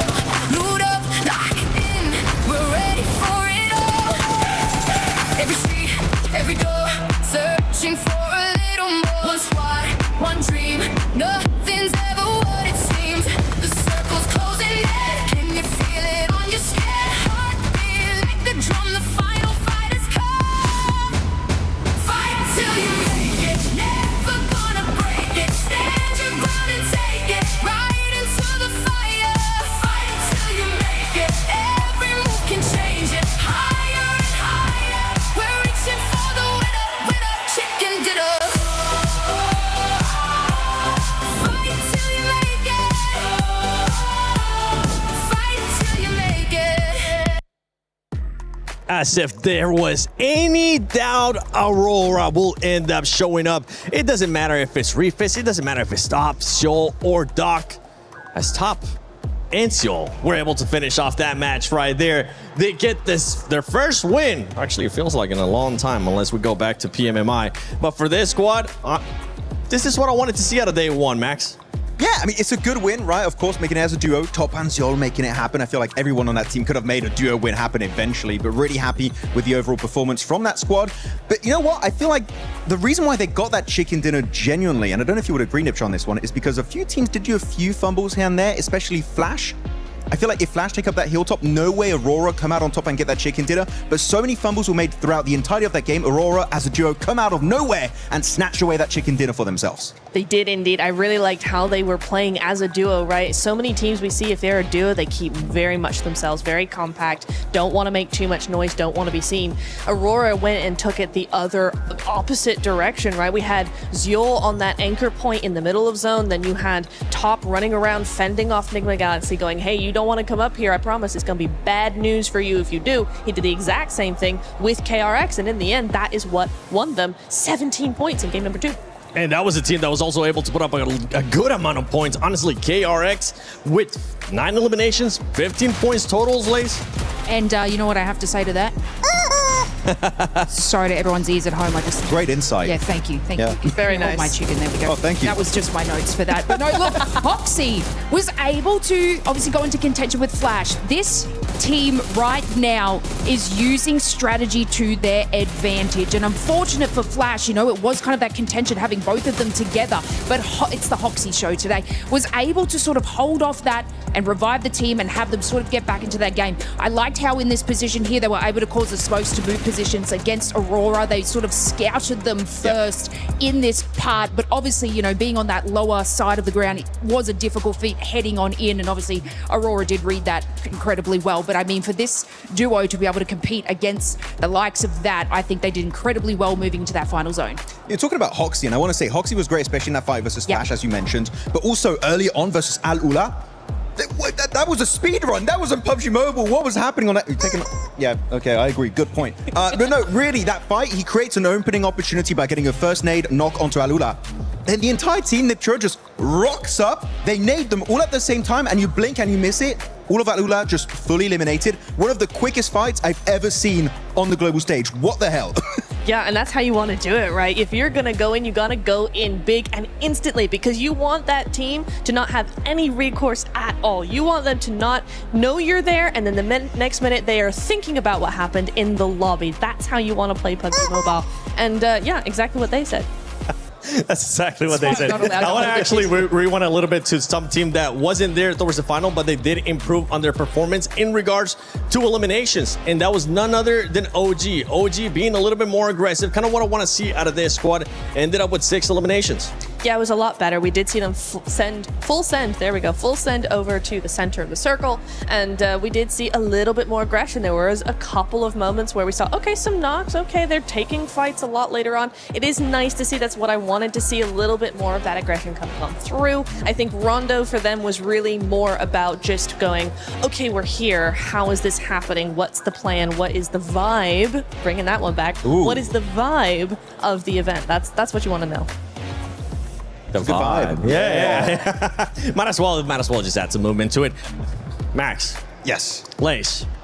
Neptura. Yes. We're going to talk about the NA King, none other than Coops, baby. Because he ended up showing up. He's back. Enigma Galaxy being able to respond in a big way, especially with what happened early on in Rondo. This is what we want to see out of Enigma Galaxy, especially with the way that they were playing too. They were playing a lot of edge early on. Yeah, I mean, during PMJ Season 1, the fact that Coops was not able to play for that team, it left a void, right? And it was felt throughout the entirety of the tournament for Enigma Galaxy. But he came out popping off against Ulf there. This 2-2 split, like, he's Pincer. There's no way he's going to survive. But you forget one important point. He's Coops. He's built different. And he just comes out beautifully, able to get himself those 2 eliminations. And he knows I'm maybe not going to make it to the podium, right? And he just tries to secure those 2 eliminations on Uf. He knows when he has to give up to secure as many points as possible. It's a great mindset to have here at PMWC. I didn't know if you knew this, but Coops hold chickens, and chicken winner dinner. So I think it just goes hand in hand. It does. Yeah. Exactly. You know what we need? We need a like that counter segue? for how many times we actually have the chicken sound throughout the day. If you're able to keep track of that, make sure you use that hashtag EWC and hashtag EWC26. Share it on social media. And I'm still waiting to see some edits. Means by Kainat. Leo, I'm looking at you. I want to see those edits with the gun sounds from Max and Neptura earlier on. And later, we might even get Lace into that. And don't forget, use your predictions as well on the EWC Play app. But now, I want to see the predictions. I want to see... No. Hold on. Let me rewind that. I want to see the overall, because with the overall, we're going to be seeing KRX currently with 28 points. Aurora Gaming there tied up with 4 Thrives at 23 points. I can hear Kalara saying in the background, the South Korean overlords. Yes, he's so happy about it. I mean, clearly they've been looking so good. Hoxie, we talked about him this game, but Binny had some great moves in Rondo, even TRE from time to time. So I'm very happy they can be #1, especially without a single chicken dinner, which I do believe, spoiler alert, they might get eventually throughout the entirety of Group A. But this is looking like a stacked top 5. But all gamers, Niptra, I know you and me, we're pretty hyped about this team. Yes. Just shy of making it top 5. They're going to come out swinging on our next Durango. Oh, I can't wait. They have been looking really, really good so far. You know, the points don't necessarily add up to a really good game, but they have been making moves, which I'm really appreciating. I do want to go just very quickly, though, on to 4 Thrives there, is that, yes, in that last game, they did get a bit swallowed up in all the teams going to the same position. That's fair. However, we are seeing like 16 eliminations, 5 placement points. I don't like that. Mostly from the Rondo too, right? Mostly from the Rondo, exactly. So for me, I'm kind of just like, oh, I hope that changes quickly. What do you want to see exactly out of 4 Thrives, though, since you don't like what they're currently doing? I mean, they've been having some points is a great answer. Short Placement answer, points. Long answer, I need them to continue to be a little bit more like that Rondo. They're more controlling into the end game, and then after that, you know, being a little bit more aggressive. I think getting swallowed up was not the best idea for Erangel, but, you know, into the next one, I need a little bit more of a Rondo. The third party that they were able to do on Furia and Go, though, it ended up working out for them right up until the zone started pushing. Yeah, it was a good idea, but I feel like it's more like decision-making into the sense just commit to your play. I prefer to see a full team commit to a bad play together than just being a bit indecisive, taking literally 3 fights at once. There was Furia, there was RRQ, and above them there was Aurora at that point, if I'm not mistaken. So there's too much going on. Pick a fight, commit to it, and if you keep 4 players alive, guess what? You can fight later on down the line. You know who's not picking fights? Team GOAT. They have had so many chances where they have gotten knocks and they are not following through. So, I mean, you know, they're having teams in contention on each side of them. And for some reason, they're not making those decisions that you're talking about to follow up on those knocks and then clearly getting third-partied. And something is going wrong with this team because this is not the kind of stats that they are generally used to pulling in these sorts of tournaments. But I think they've got like three on the board. Like, this is not something we should be seeing from Go. I know what the issue is. They don't have a hovercraft for Moxie. I didn't see it. This man needs a hovercraft. Get it, and they might get a win. By the way, on the previous interview that we got from Kalaris too with Falak, that might be the most smack talk that I think I've heard Falak say since he ended up saying, Falak here, Rosemary here. But let's send it over to Kalaris and Jackie at the stage. That's right, thank you boys. Of course, I'm here with Jackie to talk about some of the stuff going on so far. I want to talk to you about Geek and how they were able to play out that first game. High ground control, very important, really kind of spread out for a good while. And that win overall gives me high hopes for Geek here. What do you think? Well, you were getting excited even in the green room. James was there effectively like some sort of brain box hooked up to a metaphorical cerebro, dropping mad lines and predicting what was an inevitably sick outcome. So you were always on that train, and it arrived safely at the proverbial station. Yeah, it did. I think that technically 4 Thrives could have gone onto that high ground and tried to challenge for that, but again, you know, with that being a bit more of a dicey situation, IQ being elsewhere to kind of look in the opposite directions, bit difficult for them to make that work. So good start for Geek. Obviously going down to 3 in this last one.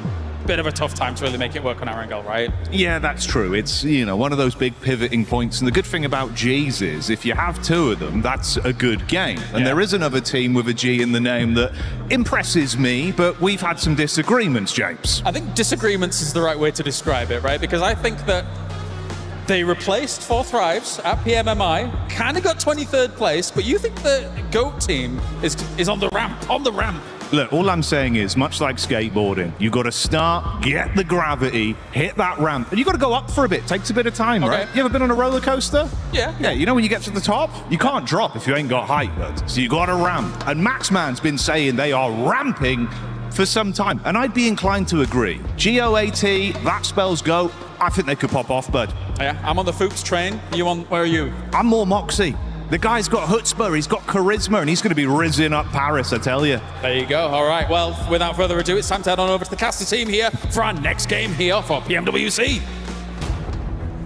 Oh, absolutely. I'm ready for him. I'm ready to get that Riz coming through from Moxie. We'll see if they're able to take it to the Battlegrounds, though, as Erangel is our next match. It's our middle Erangel map. We've got 3 today. We've already seen 1. Let's see if things are going to go differently here. I'm upset that no one talked about Force in that whole segment. Dude's a madman. I mean, he's propping up the team. He's the one pushing down roller coaster up the ramp right now. You know what? We've got the whole game to talk about it, so we can show that. I mean, I don't need that much time. Okay. Well, like 30 seconds was around enough. You know what? Yeah. Pick a side, you know. Enough of this fencing. We're going into this game. From Novo up to Stalborough, heavy east lean on the plane path blank. Places like Georgia Pole, pretty inaccessible. Saverny, though, for Aurora, should be pretty chill. Well, I mean, they could do both, right? They could easily do Sosnovka. I think for Aurora, Sosnovka drop here wouldn't be a bad idea. Depends how much success they're having. Saverny, you got the loot truck over there as well, so potential they want to lock in on that. But it does seem like Aurora is dropping out up towards Sosnovka. After all, Geek, not doing badly. Not doing badly. I think that they have the right idea of it. There was that game we just saw where the greed did come through, right? We saw the eyes turn gold for a second, and then quickly they met their demise soon afterwards, the old misers of those locations. But I do think that for Geeky, there was right maneuvers being made. It's just some of that inexperience here and there is coming back to bite them in those situations. I 100% know some of those teams would have regrouped a lot sooner on that spot. Ulf also, it's a bitter pill to swallow after that last game versus Coops. But yeah, it's a tough position to play inside that shack. That's all they really had to work with. I don't think they had too many vehicles either, otherwise they might have just set up a bit more of a junkyard in that location. This time around looking for small points. But again, it's shaping up quite nicely on the leaderboard. It's nice to see South Korea up in front in first place with KRX, but Aurora, 4 Thrives, Ulf, All Gamers, OG's even up there, which is cool to see. These are sort of the teams we expected. Yeah, absolutely. You need to be looking out for it. The circle did pop during that blank, and it is heavy southeast. It looks like we're going to all corners of Erangel today. It does cut in a majority of, well, all of Novo, a little bit of that military island as well. So access is potentially there. Could potentially see some hovercraft rotations. Uh-oh. Uh-oh. Oh, what a hop. He's mad with it. Looking good, but the bullets now ringing out from the high ground. But the jet force not hitting for quite a while there. We'll finally be able to put that one to bed. Yeah, gets him eventually, but might have had an easier time if he had the Ninetales Fury AUG skin, which you can grab in-game today. Make your rolls, make your pulls, try and get that skin, because it does look mighty nice. One of my favorite ones to come to the game so far. Everyone knows I'm sort of biased towards anime skins. Okay, it genuinely is a really good one. But RRQ is on the send-out currently. You do have Thundertalk down towards the south side. They're currently playing Military. A good spot to start off with here. You have a lot of Sosnovka actually pulled into this one, but it's the amount of water involved. Hello! We are live from Paris currently. A lot of fans here with us, which is nice to see. Joining right from the beginning here to support their favorite teams. Real mix of support from lots of different teams, fan bases. Love to see it. Getting in and amongst it. Nina Galaxy taking down the loot truck, grabbing themselves some goodies from the back, making sure they've got everything that they need, and they will be able to burst those doors wide open. Plenty of ordnance to send down range. And in they go. Coop's going to be taking on the center there. Is Max going to be happy? Is he going to get an MG3? I mean, Ralph's just got a shotgun right now, which isn't ideal, but did get the level 3 vest, which might help him live for a little bit longer when he makes those crazy crashes like he did versus Ulf. Definitely a good distraction, though, to allow Coops to explode onto the scene there. But yeah, what I was talking about is a huge amount of water that's involved here. It is a gargantuan amount. And I think for a lot of players, they're quite salty about it, just like the sea, because this is giving very few areas to play. And as you move over towards that southeast side, you're on that slope down towards Mills Power. You have the Deadwoods. This is not a very fun area of the map to play in terms of when you've got 16 teams all in play right now, which is why you're seeing a very slow rollout. Most teams realize that they're going to be playing Edge for a long time off the back of this one. Long enough to maybe see those two of our youngest fans in the crowd grow old enough, maybe, to play in these tournaments themselves. It's going to be a little bit of a slow one, but all for making their way. Nick Galaxy is starting to break away from Potato Hill now as well, looking to try and get away from Pachinki.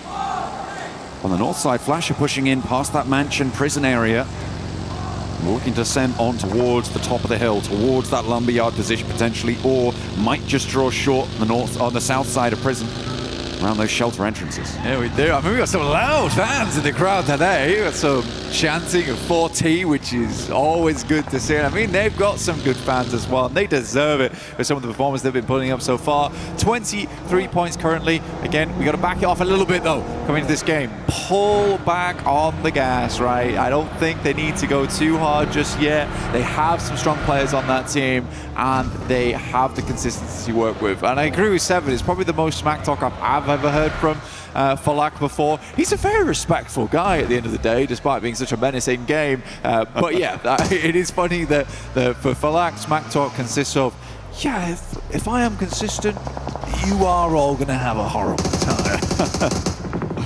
I think that's, to be fair though, I kind of think that's true of maybe any player in this lobby. No.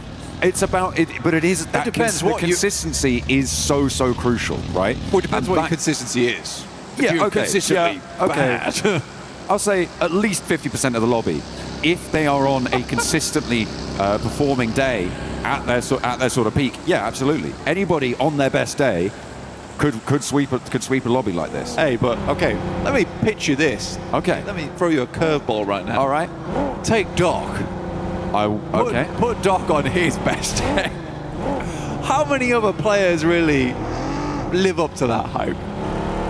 Well, that's what I'm saying, right?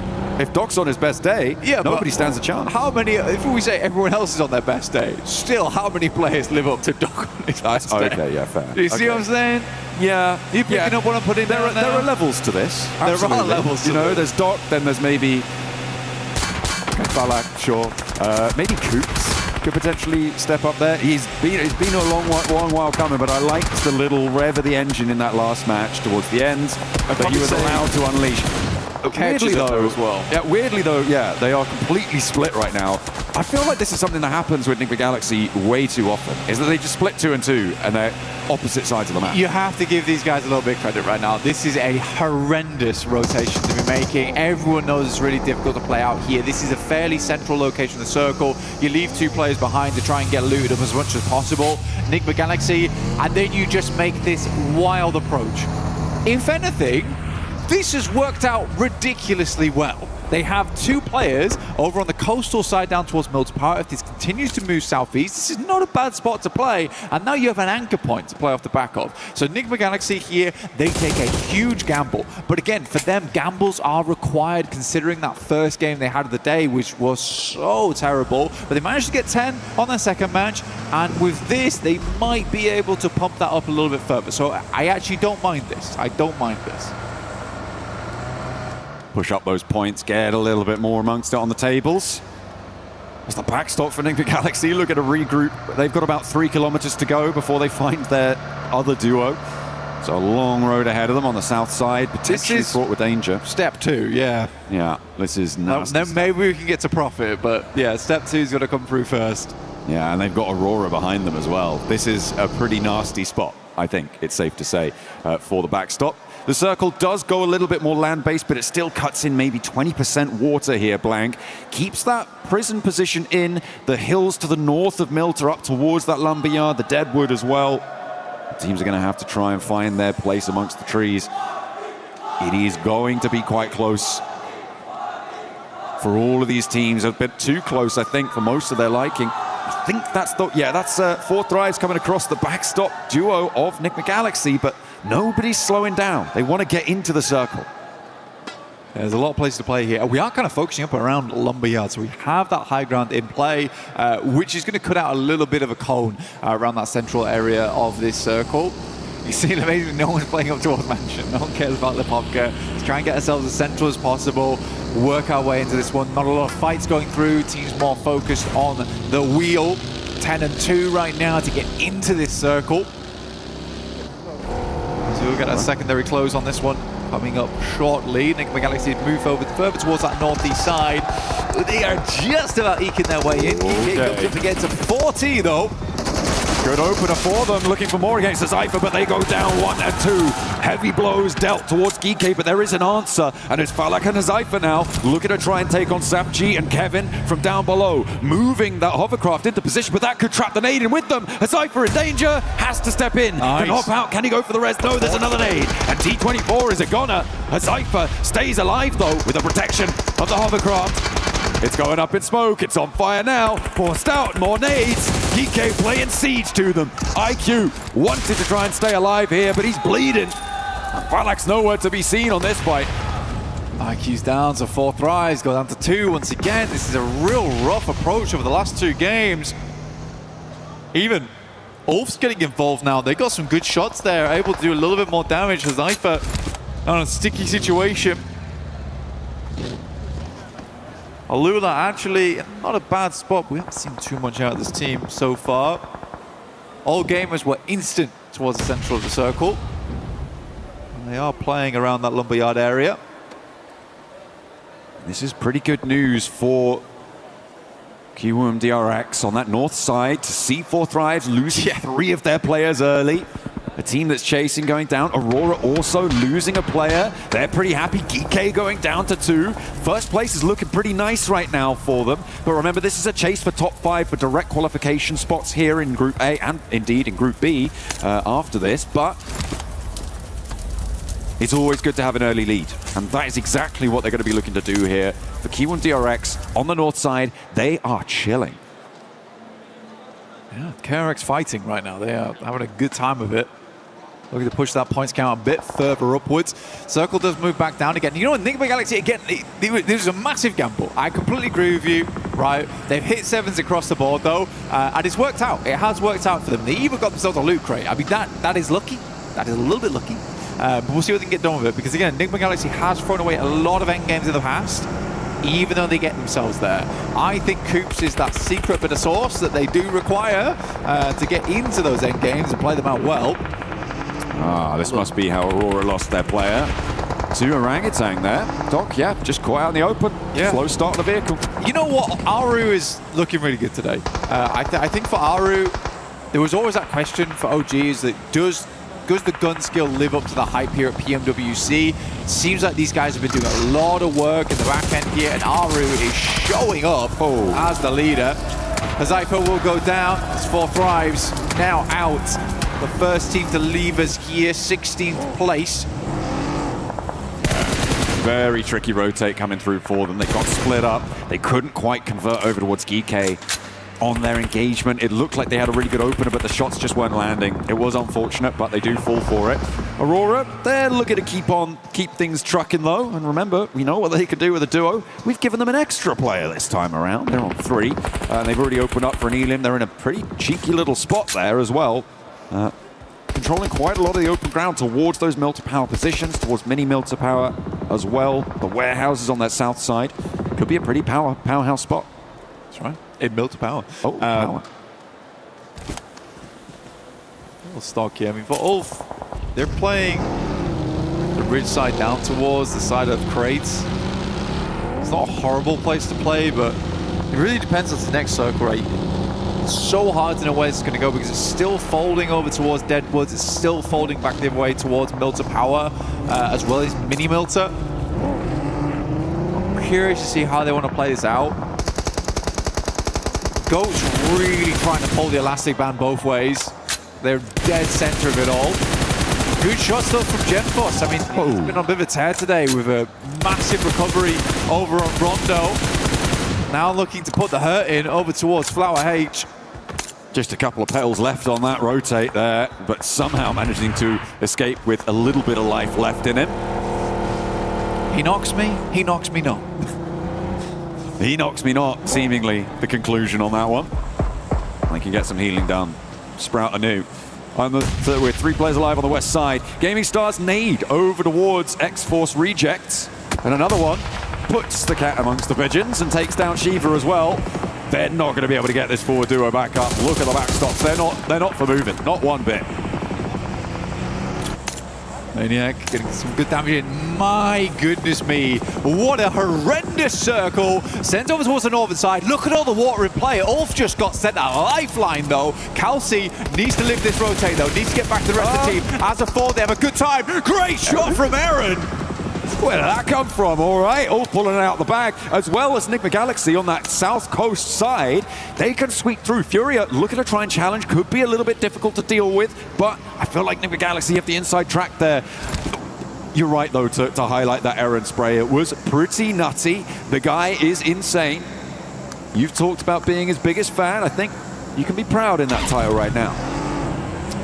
Well, again, the speed at which he identifies the location, understands that this is a shot that he needs to hit right now versus Gaming Stars to ensure that Calci gets back to the team, because they know of all people inside this lobby that they have a fantastic chance, at least a top 3 here from this position, but they need to be a 4-man. They have to be a 4-man. Calci gets back towards the squad, and this is a great start for them. The rest of the teams will be starting to flow on in now.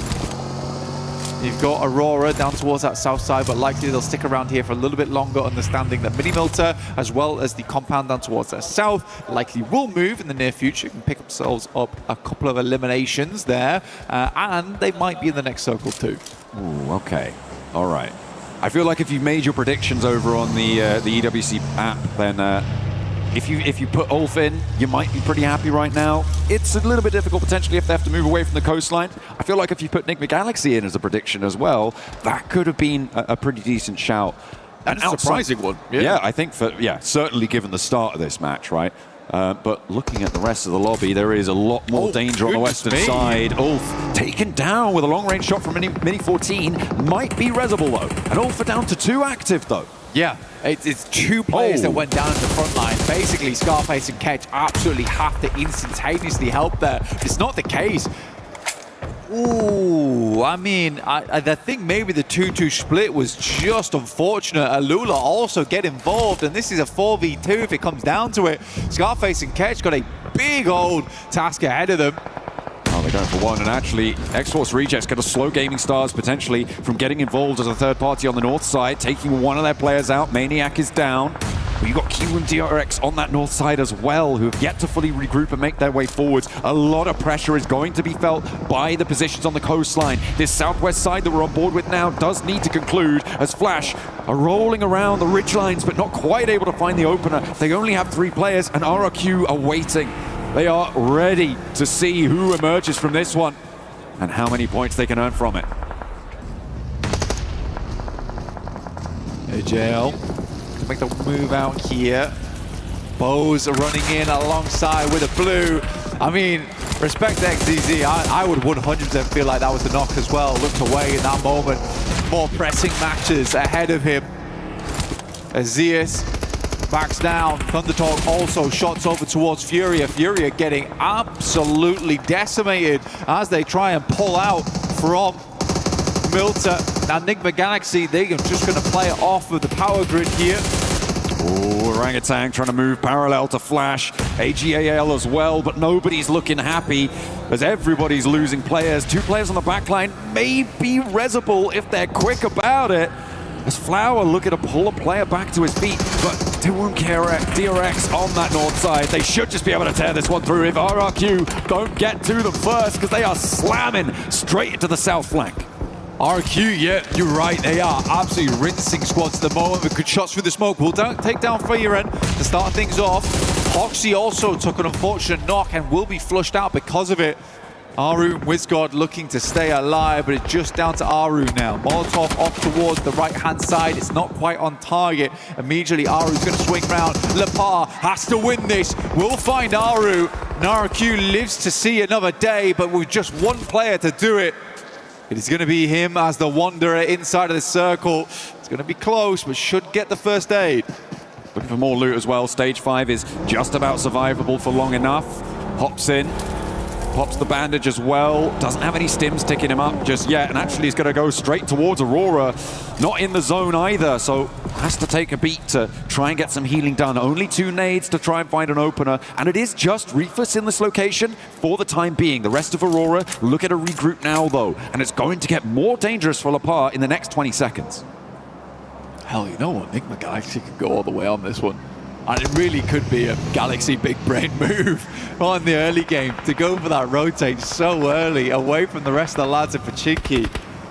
I love it. I really love it. I like the fact that they didn't feel dismayed after that first game. Watching Satan with his head on the pillow was pretty crushing for me, honestly, because I know how that must have felt. I can try and understand it. But for them to come out with this kind of maneuver in Game 3, love it. I really do love it. And if it pays off, that will give them some great confidence into the future. Or maybe it could be a false positive, you know? Like this, it's so difficult to call things like that. Aurora suffering heavily. They are still 3 players alive, and all 3 are in the zone, but they're under a lot of pressure. This is Lapar actually doing the damage over towards Top. Ziol has popped all of those smokes around him to try and keep his teammates safe, and I think they're going to get this res. Gaming Stars under pressure. As the Kiwoom DRX managed to move into position, but look at the step up. Binny gets rebuffed, and it might just be going south for the Koreans. This TRE just has to stare from behind the tree as Benny falls down on location. 2 players now, and the north side getting dismantled. Gaming Stars holding strong. The nade doesn't connect. TRE still alive here. Next nade might be on target. Explodes by the side of KRX. He's down. Gaming Stars right now looking awesome, but are now down to just 2. All for weather the storm, but man, they would have loved to have more players up there. And it was very livable down towards that south side. I think they wanted to keep tabs on that northern edge, though. It is just really good shot screen from Gaming Stars to 1-2 punch both Kelsey and Aaron. Again, potentially is a moment there where one of the players should have just dropped back, smoked up, rather than trying to re-aggress on that trade. But we didn't quite see exactly what happened there, so we just don't know. Next circle comes through. Enigma Galaxy have to move. They're one of the only teams outside the circle right now. Aurora look to back it out slightly, but it is just sitting ahead of them from Thunder Talk. I think they're going back for vehicles here. They want to get a little bit of speed into this one. They are the only team with 4 players alive. Looks like, yeah, they're going to step in. He's waiting for the right time. Okay, yeah, they're recalculating, recalibrating, and they're going to try and move forwards. You imagine that they're going to be trying to pop smokes potentially over towards Goat's direction. One vehicle. And down the hill. They're covering their rotate. Okay, Ralph's going to stick behind. Makes sense. Sitting's directly underneath, not going to cause any problems. Might do. One vehicle does move up. Gets into position, some damage sent through. Oh, if one of them takes a heavy hit and drops down to try and preserve the health bar, it could be that Sitting's just going to wait and take those shots. He's still in the zone and he hasn't made a move for a long, long time. I don't know if they're aware of his position. Ralph is very low. They know roughly where they're coming from now, and Ralph opted to stay behind just in case, but his approach is going to be very difficult. Going to have to get on his belly and snake his way in. Smoke's going to have to be used here to get him up into position. Yeah, but for Goat, these buildings are crucial right now. And the game will slow down massively, at least for the time being. Aurora's got a coupe to work with. That's about it. Not the most denser vehicles either. That will go up in flames pretty quickly. Well, it depends who's taking shots, because I don't think Enigma Galaxy can go for the full volley at the moment. Goat don't necessarily have the angles to go for a full team volley at it at the moment. It depends on where they're trying to go for Aurora, but I feel like they've got a little bit of time, maybe about 5 seconds of runway to play with before it will just go down. And 5 seconds is enough to do quite a lot. Quick sweep round. Get a little bit of information, see where those shots do come from. They have the sightlines slightly covered up from Goat here, but as they move further down the road, it becomes not so much. And they almost have to play in alongside with Goat because Goat is so secure in this location on the southeast. Enigma Galaxy knows that too. They're waiting for the next circle to pop, which is taking its sweet time. And there's the MG3 jump. Yeah, it was. Yeah, I spotted that one earlier in the Elim feed. I forgot to bring it up, but they did manage to pick that one up, I imagine, very early from the loot truck in Pachinki. And they've been marshalling it ever since in the hands of Satan. Nades on in. Trying to find the player, sneaking his way through. Not quite connecting this time. Gaming Stars, the team to draw our current table toppers to a close. Q1 DRX did fall to them. They couldn't quite push through on the north side. They know there's another team here because they didn't fully finish out Ulf there, so they know the rest of the squad must be further down. Oh, you must be joking me. It drops over towards Enigma Galaxy on that southeast side, but for Thunder Talk, 3 points. 3 points. Absolutely. They should be able to survive probably up into a 3rd place after this. Aurora still taking so much trouble from Lapar. I think with this circle, though, for Aurora, what are your choices here? Is it just go for Goat? I mean, you could probably try and rock up over towards where Ulf is playing on this north side. It's a hell of a dash for yourself, but if you can try and get yourself in and amongst the rocky outcrops, is probably the best way to go. Because if you try and crash Enigma Galaxy, you get shot at by Go, and Go is going to be a hard crash and a half. Well, they're going to go for it, but 2 players go down instantly. Yeah. I mean, yeah, no good option there for Aurora. But QMDRX going to be pretty happy with 8 teams still alive. It's only a single placement point that they would find, so they may just be able to maintain their spot at the top. It really doesn't feel like there's 8 teams alive in this circle, Blank, but there's so many stragglers and only 1 team with 4. Of course, Enigma Galaxy, with their mad dash earlier, able to do a lot of work from this cliff top. The 4 Elims they found. Reefus is crawling forwards. The bar finally goes down. That allows Reefus a lot more latitude for movement. Yeah, it does, but also Ulf now is giving away their position. Rough idea of where they are. Good shot again. I mean, Ulf's spotting him. Ulf is spotting him. I said he could see a marble from a mountaintop, but just as easily finds the marble in the grass as well. Now looking down over towards them. Reefus is the last to fall, and from 8 to Ego down to 4. Very, very quick. And remember, there is still that solo, so it's pretty much 3. Thundertalk leaving their lone wreck down on the bottom of the cliffs. Shotgun in hand, cowering underneath the rocks. Yeah, I like how I gave a little bit of love over towards Force, and he's been offed, barely offed in this game. Okay, shots coming through from Kedge. I mean, what else can you do, really? I mean, Enigma Galaxy has a lot of control here. Go's going to have to push out, and Enigma Galaxy is fairly easily covered.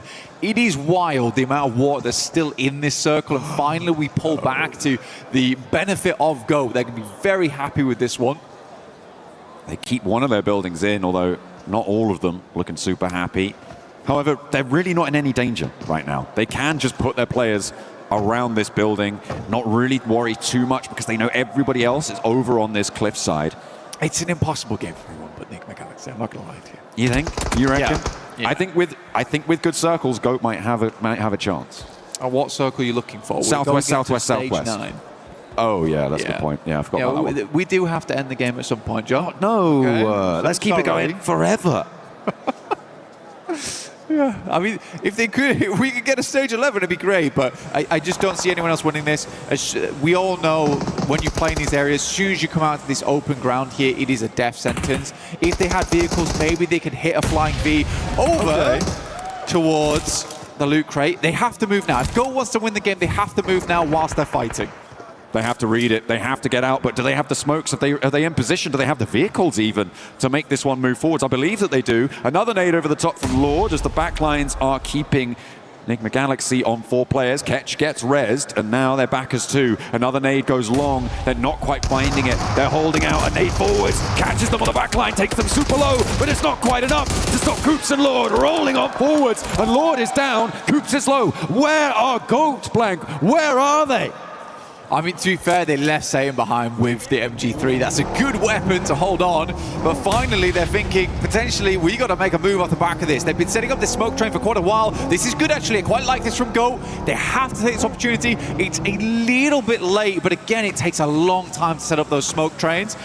Sitting is very happily looking for his 2nd place. He can hope. 3rd place right now, guaranteed for him. A nice little boon to Thundertalk to get them off the bottom of the tables. Hopefully, a big nade. Takes a lot of damage off the MG3 angle as well. Over onto Satan. That's going to force him to go for the heel. And he's down. That's bad. The MG3 out, and Ralph now is isolated. Foopsman on the top of the building has got that high ground advantage to potentially find Ralph. The drop down came through from Lord as well. He's down in the water. He's looking for the last straggler from Thundertalk. They kind of know where he's going to be now, and they're scouting it out, but they may have overcommitted to this split. Lord needs to get back into an angle where he can contribute to this fight. Yeah, no, I mean, Sitting is still here. Could cause a big problem for them. Starts to get his way back up the hill right now. Like you said, getting the MG3 down is really bad news. Good shot from Coops once again. He has to be the man of the moment right now. Coops on the back line is a big deal for them. But the circle is starting to push them in. This is where it gets hard. Goat wasn't able to create enough of an opportunity. Killer Joe with some good shots back that way.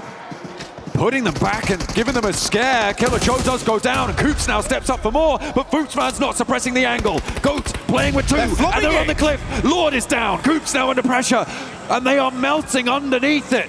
Thunder Talk, they do finally fall, but it's only one player. It's all up to Coops, and he's dropped down. Coops has fallen off. I mean, for Enigma Galaxy, it felt like they just crumbled like a stale biscuit underneath. Go tough. Moxie looking down towards Coops. He's the final player left alive, and Go is going to be able to get up to the 3-man. Where was Lord? Where was Ralph's rebuttal on that western side? And Coops goes down to the zone. Goodness me. Go get themselves the win. I mean, Jackie was right all along. Moxie hits them with the Riz here in Paris. They are able to find the chicken dinner of what seemed to be an impossible scenario. I feel like Enigma Galaxy just got in their own head. Yeah, I feel like pushing Ulf wasn't a necessity though. I feel like the biggest threat came from GOAT that game. That's where you should have been looking. That's where you should have been watching. As soon as you start seeing the smoke train being unleashed, be like, guys, you've got to come back. There's no reason to push that far out. Those players are going to come out into the open eventually. GOAT will see them first. They'll likely take shots, and we can always just smoke off our angles versus them. We don't need these 2 eliminations, but we do not want to lose the chicken dinner. That's what matters more. Really unfortunate, really unfortunate. But that western side between Satan and Ralph, there wasn't a lot of pushback over towards those players. No. I mean, I'm also slightly intrigued as to the reasoning for Lord's drop down there towards the end as well, because I mean, you have, unless he just lost his footing, right? This is after that had all happened and he climbed back up, but it felt like he needed to be on that cliffside in order to help with those off angles, to stop GOAT running through, because they were moving tree to tree completely out in the open. Coops had complete broadside, and they were able to find one. Again, we can't take away from the fact that it was a pretty incredible rotation from Enigma Galaxy early on in the game. I was very excited to see them win that. I'm glad that GOAT took the opportunity when they did, because again, that's what we were talking about during the game, is that during that push up there, GOAT's got to do something. We pan back, they're setting up the smoke train, really nice stuff, and then they pull the trigger on it. Fuchsman plays off the back of the building top. Lovely stuff, really, really good stuff. Anyway, Enigma Galaxy get themselves second place, but it's GOAT who takes it all. Let's head back over to 7. Welcome back, ladies and gentlemen, to PMWC at EWC 26. My name is the 7WG, and I'm joined by none other than one of the GOATs. The GOATs of PUBG Mobile Esports, Scout. Scout, how are you enjoying Paris so far? It's lovely, to be honest. I think it's my second time here, and I'm pretty much loving it. Again, watching PUBG Mobile Esports at international stage, nothing gets better than this. Does this make you want to come back? Because I know you're currently wanting to, right? Yeah, 100%. Would love to be back on the stage competing. Hey, maybe next year we'll see you playing here. That'll be amazing to see. How are you enjoying so far what you're seeing out of PUBG Mobile Esports? How it has progressed through the years as well? I think the new players are pretty skilled, and they have pushed the skill ceiling so high that we, being the veterans, we need to catch up with them, honestly. But yeah, we did it back in the days, we can do it again. How about any words of encouragement for the Indian players here? I think it's a long cut-off from the international circuit from a long period of time. So I guess, yeah, they will get back. I think OG is the only team that has come second time in the international circuit. So it's a good experience for them. And I think, looking at the team right now, they're taking fights, looking pretty confident. So yeah, hope for a positive result out there. I'm going to put you on the spot real quick. Who is the GOAT of PUBG Mobile Esports? Come on, I think everyone would agree with me. That's Paraboy. There's no second thought. All right. Let us know on the social media using the hashtag EWC and hashtag PUBG Mobile what you guys think, because I would have to agree with you as well. And you're one of my GOATs, brother. I'm so glad I had to do this with you. Any words that you got for your fans?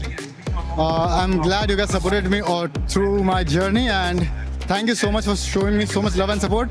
And we'll be back on the international circuit for sure. Shukriya, bye. Shukriya. Back to y'all.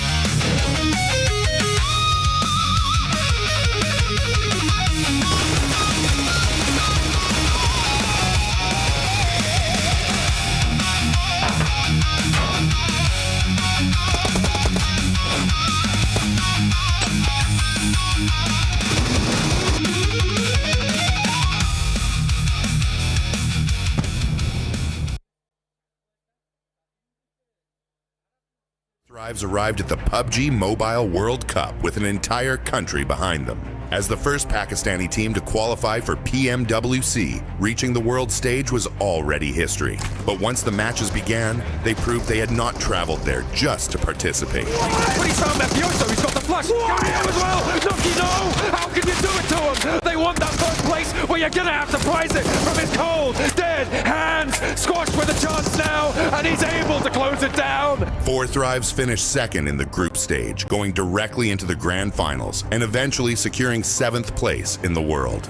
Last year, PMWC taught us to be more aggressive and more consistent to win this championship.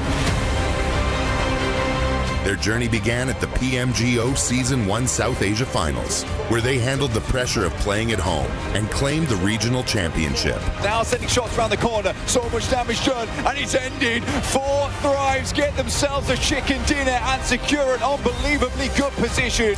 That victory sent them to Jakarta for the PMGO Season 1 main event, where they would face teams from across the world. And on the opening day of the grand finals, 4 Thrives took complete control. Possible, but IQ's down, and T24 with a 1 versus 1.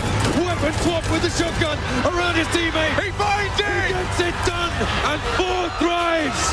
After 6 matches, they had collected 3 wins and 82 points, building a commanding lead at the top of the leaderboard. After the 3 chickens on PMGO finals day 1, our confidence boosted a lot. Like, we didn't felt any pressure and we knew we are going to win because we had a big lead. The second day brought a different challenge. Every team in the lobby was chasing them, and every mistake could reopen the championship race. They finished with 122 points, 77 eliminations, and 3 wins to become the PMGO Season 1 champions, securing their return to PMWC. Last year, they arrived as history makers. This year, they arrive as global champions. Nothing has changed for us. Our hunger is still the same. Even you can say we are more hungry for this PMWC trophy. We are even more confident than before. We have more experience. We believe that we can be the team who can win this back-to-back global trophy. 4 Thrives have already shown that a Pakistani team can reach the world stage. Now, 4 Thrives head to the PMWC at EWC 26. Ready to prove that PMGO was not the end of their rise. It was only the beginning. Тапай, нормально все. Окей, тапаю. Я пойду убивать его. Нет, не надо сейчас. Мы ресимся и право ног добей, под добей. Дачок, класс. Все, он под вами. Не дайте, пусть он не умрет от зоны. Да, значит, я закилюсь и упадем. Все, нет, надо было сразу. Все, норм. Хорошо. Тапай. GOAT team coming out with the win on that one. Even earlier on, PUBGMOBILE was able to stop Aurora from making a push towards them. It was so nice to see. Great shot as well, right from the observer, going through that doorway, just seeing that double knock coming on through was very, very nice indeed from PUBGMOBILE. But yeah, a really good, win coming in from them. They did the right thing. They stayed in that compound. It was a really tough circle to be in that side of zone on, and they just came in, waited their time, and then were able to surround Enigma Galaxy and get the job done. Yeah, I mean, it was just a really good execution overall from GOAT. They were getting pincered at some point between Aurora and also the side of Enigma Galaxy. They're like, you know what? We don't want to take the fight. We're just going to regroup in a center, just wait the hell out of this game, and eventually we're going to come out with the numbers to just overwhelm the competition. And eventually, Enigma Galaxy couldn't do anything, right? They get pushed over the cliff, down in the waters, like you can't do anything about it. I thought genuinely that was going to be an Enigma Galaxy win, but it was stolen away by GOAT team in an absolute flashy fashion. As much as we're giving props there to GOAT, we got to give props to Enigma Galaxy. Once again, a great bounce back from what we saw in Rondo, and the synergy that we have seen out of this squad, Max. That's what we're going to be talking about, because when they were going up against Ulf, it was none other than Coops and Lord just working wonderful together. Beautiful. I mean, especially, of course, as you say, the highlight is Coops and Lord pushing up on those 2 players of Ulf, getting those nades, while 1 player's trying to get in CQC range. They do beat out Ulf in that fight.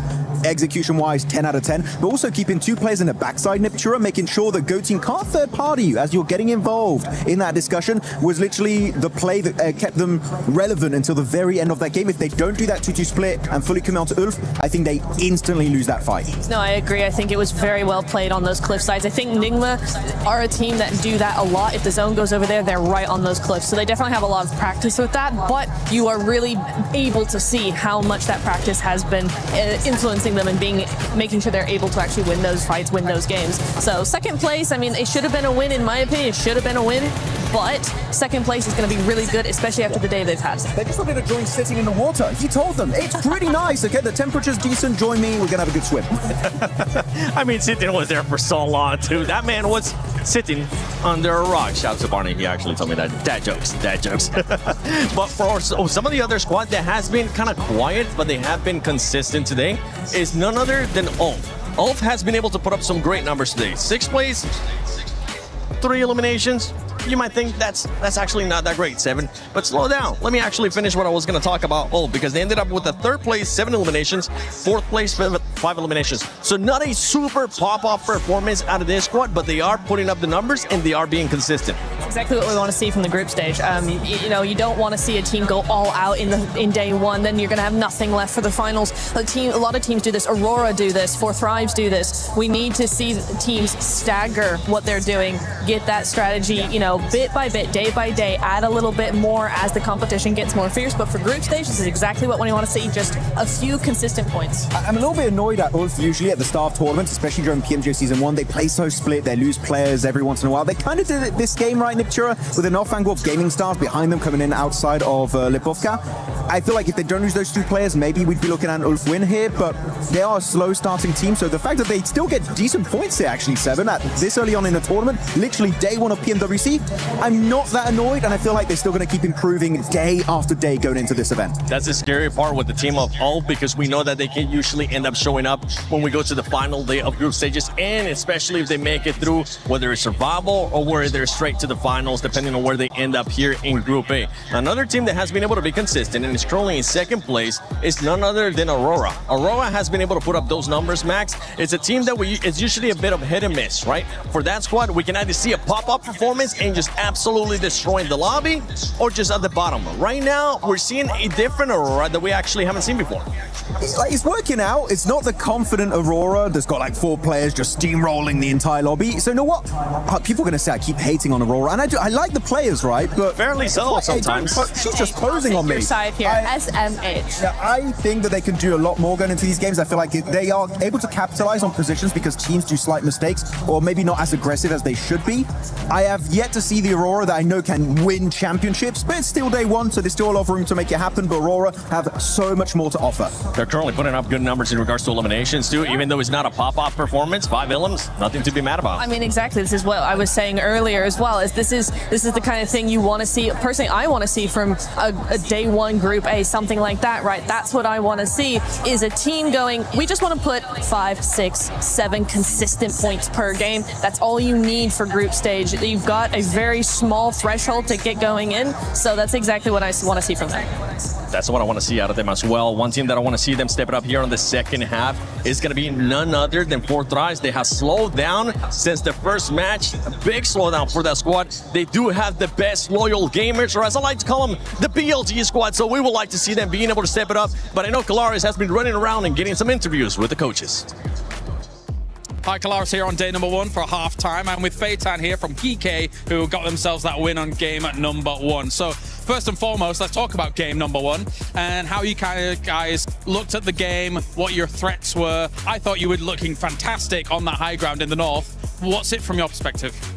Yeah, so for the first game, literally like we changed the way how we play Rondo since like the last 2 tournaments, and we wanted like to try something new rather like than go and take some kills, then recall and play like the other team. So we wanted like to play more for the positioning and control like a good position, and this is what we did, and at the end we got the result that we want.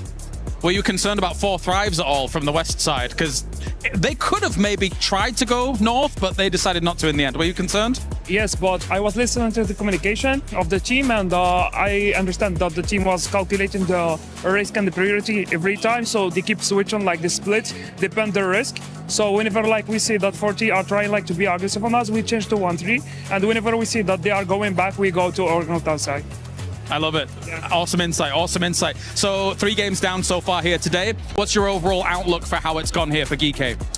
For us, as I told you before, like we have like different play styles. So in the second game, if you notice, we changed our play style since like the first game in Rondo, because in Rondo we tried more to control in the edge on something, and in the second game we did some mistakes that we need like to improve for the first for the next like 3 games. And I think like now we understand how we need like to play the last 3 games, because the idea of the meta of the lobby is more like clear for us right now. Thank you very much, Feitan, for joining me here. Good luck in the next 3 games. And here we go. The first 3 matches of the Group of Death are now in the books. Now to reach that second half. I'm Hot Jukes, and next to me I got my man Jackie. Hey, big shout out to, of course, John and Blank leading the charge there in the first 3 matches. But you know what? It's our turn to take over the mic. Yeah, they've let us in. We've got upstairs. We've got in position. We got the overlook of the stage, the exciting arena, the plays that have been made already to get us hyped up, Jukes. And honestly, I think the best is yet to come for day 1. Let's get it going. We are here in Paris, France. I love to say that the love is in the air. Oh, yeah. But while we were walking backstage, I didn't feel very much love. I'll tell you that right now, because these guys are intense. I can hear the players talking to the coaches, figuring out what did we do wrong? How are we going to correct it? They got to start making those corrections right here, right now, as we get into the final air gale of the day.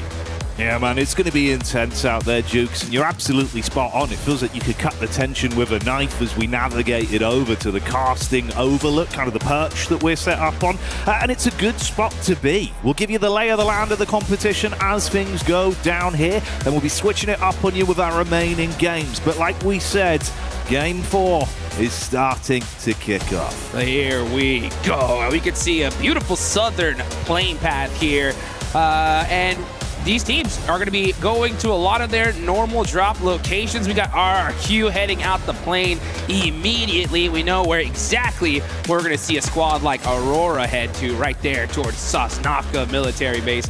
But this is a really crucial game right here. The leaderboards, you guys can see them on the left. You got Aurora in second place with 30 points. KRX leading it with 32.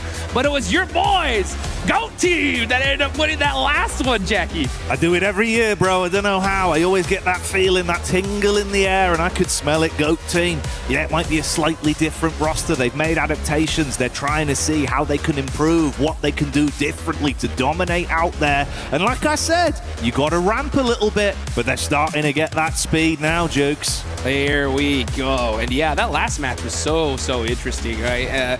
We saw Nick McGall. Oh, I can actually forget that. Let's talk about this, because it looks like we got a little bit of a hot drop situation. And X-Force Rejects are going to have the numbers, the shotgun. Oh, he misses it. Ooh. Can he do something with that knife, though? He's going to have to make a huge play. Swan, oh, he tried it, but not able to make it happen.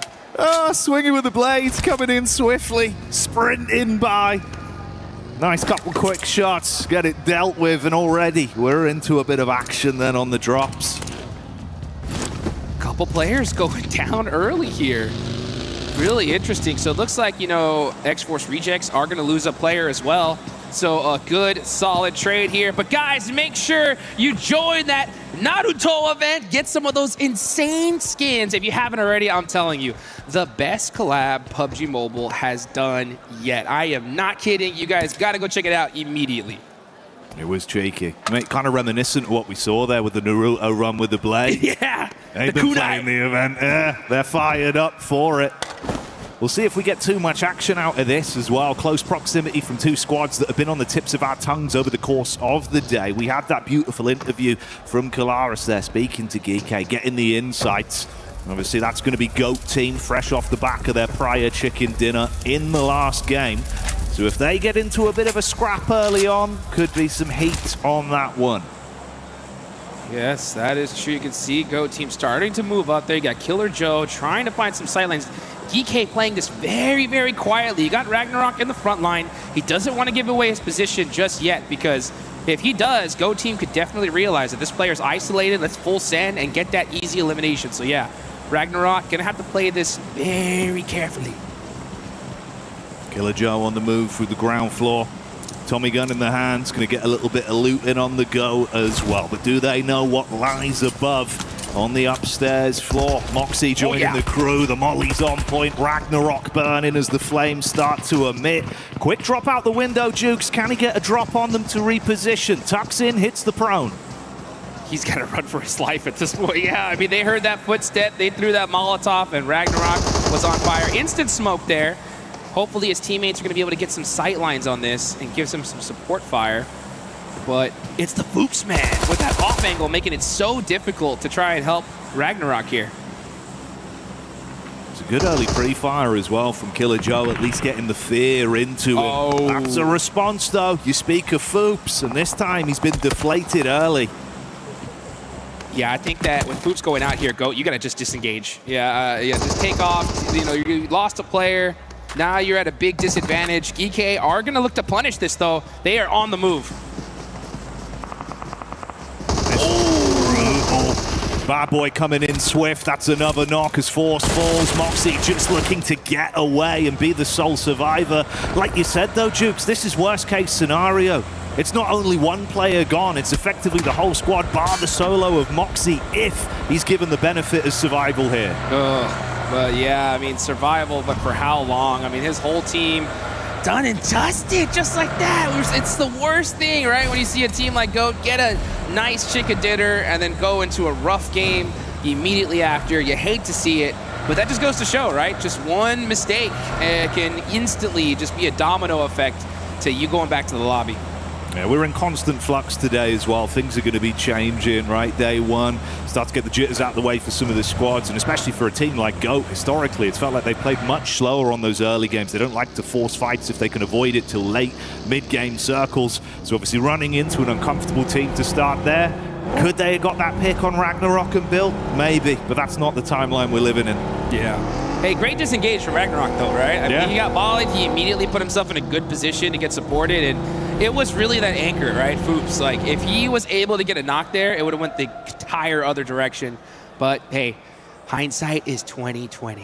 Right now, we got Aurora on the move with 30 points in second place, trying to get into that northern side. This is a tough circle, considering that it could still hard shift on over to military. But I think if you're Aurora, you definitely want to put yourself in a good position just in case. Little cut over there to the Moxie POV behind the wheel, just trying to keep his individual life going. Meanwhile, you can see some of the establishment of our other squads, like you say, Aurora on the move, getting themselves back down into a position to build on this one. There's your Ulf cameo as well, monster truck in the back. There they go. Yeah, Ulf on the move here. Everybody trying to center up. You got 4 Thrives already taking that beautiful bridge position, so they're going to be the anchor beings here for this one. If that zone goes south, they'll have a great position for it. I like what I saw from Aurora there. They went to that edge of that circle, just trying to catch maybe a sneaky player on rotation, try to soak up some points, but when they didn't find anything, all right, let's go ahead and prioritize circle here. Smart plays, the talented squads that I think a lot of us want to see really get into that stride that we know they have. High skill ceiling, Jukes, so maybe they can build on this one. Yeah, things definitely slowing down here, for sure. And it definitely should. I mean, it was kind of tough to see a couple players go out so early, but with the Southern Plane Path, sometimes you got some players just trying to do some split loot, and one little bad drop could definitely punish you. Still 58 remaining here, so still plenty of time. A lot of action to be had. Unfortunate for the side of GOAT. Yeah, we got X-Force Rejects losing a couple players as well. But we're still getting things going here. And you can see Alula Club right in the coastline with a super safe rotation. Yeah, playing it close to their chest. Going to bide their time on this one, stay in a very safe area. Map feed boding well for their timeline that's yet to come. Bit of a cut over as well. We can see what the setup is here. KRX caught a whiff of the back line. Few shots, the info goes both ways. Yeah, RRQ just, hey, just put some shots down range, just saying, hey, stay away. You know, we'll fight a little bit later as we get into those later stages. but this position has been taken. Next zone does pop, and it goes dead center. All right, so yeah, military definitely out of play at this point. We are going to go to that northern island. You can see Aurora down south. Going to have to make that bridge cross. And on the other bridge, we got AGAL and EK going to have to make that late rotate. Yeah, a lot of water in play here as well. So like you say, for 4-5s to potentially be able to build off the back of this one on that slightly delayed rotation over the bridge could get a bit messy as this develops. Now teams just trying to put themselves into a solid position. Wolf are going to be looking for one here. A lot of open fields in this northern spot. Maybe they're going to be hoping that for a northern shift. But for right now, 4 Thrives are going to be holding this hillside, and that is the dominant position in this zone. Furia just forced to take the warehouse. Still a great spot as well. And we'll see just how this decides to play out in the next couple minutes. Yeah, see if Fowler can run it straight back as well with the incredible performance he's had today. As an individual, been absolutely out there hulking out, mate. Some of the connections he's had have been brutal scenes. So Falak, will it be happening once again? Read from the distance. He's got an idea of the 2 squads that are in close proximity here. Put a bit of fear over towards Furia, but doesn't overcommit. Got the backup coming in now as well. Yeah, here they go. Just everybody just playing some pop shots over, playing a little game of keep away. And 4 Thrives are going to have, I'd say, the best position in this circle so far. Let's see where the next zone goes. And yeah, Falak just putting some shots onto those vehicles. Going to make it very difficult for a team like Thunder Talk to rotate away from this. And I'm surprised we're seeing Thunder Talk take that little, actually just an open air. I mean, yeah, they just got busted out on rotate. That's tough.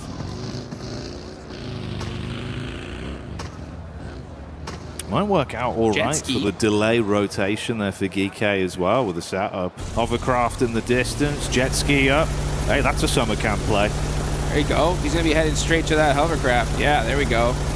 Yeah, I guess EK just abandoned that bridge play. They're like, you know what? Let's just try to cross the water here. And a hovercraft's definitely going to help do that. Meanwhile, Aurora gonna hold on to this bridge, so they're gonna be just edging through that circle little by little. Did see a little bit of action though in that elimination view. I believe that was Orangutan getting some shots downrange. Even with the hovercraft in play here, it's the back line over towards the bridge side. Instantly visually confirmed by Aurora. They won't play their card yet though, trying to catch you if you do go for the wrap over. Uh-oh. Bit of a stagger there, Duke. Start to dump the magazines off the back of it. Dude, this just goes to show you the level these guys are playing at. Just the tiniest mistake, just punish. Ragnarok, you know, still has that hovercraft there, but a lot of damage went into it. That's pretty much the meta at this point. Like, you see a hovercraft, shoot hovercraft. Yeah. Just try to take it out as soon as possible.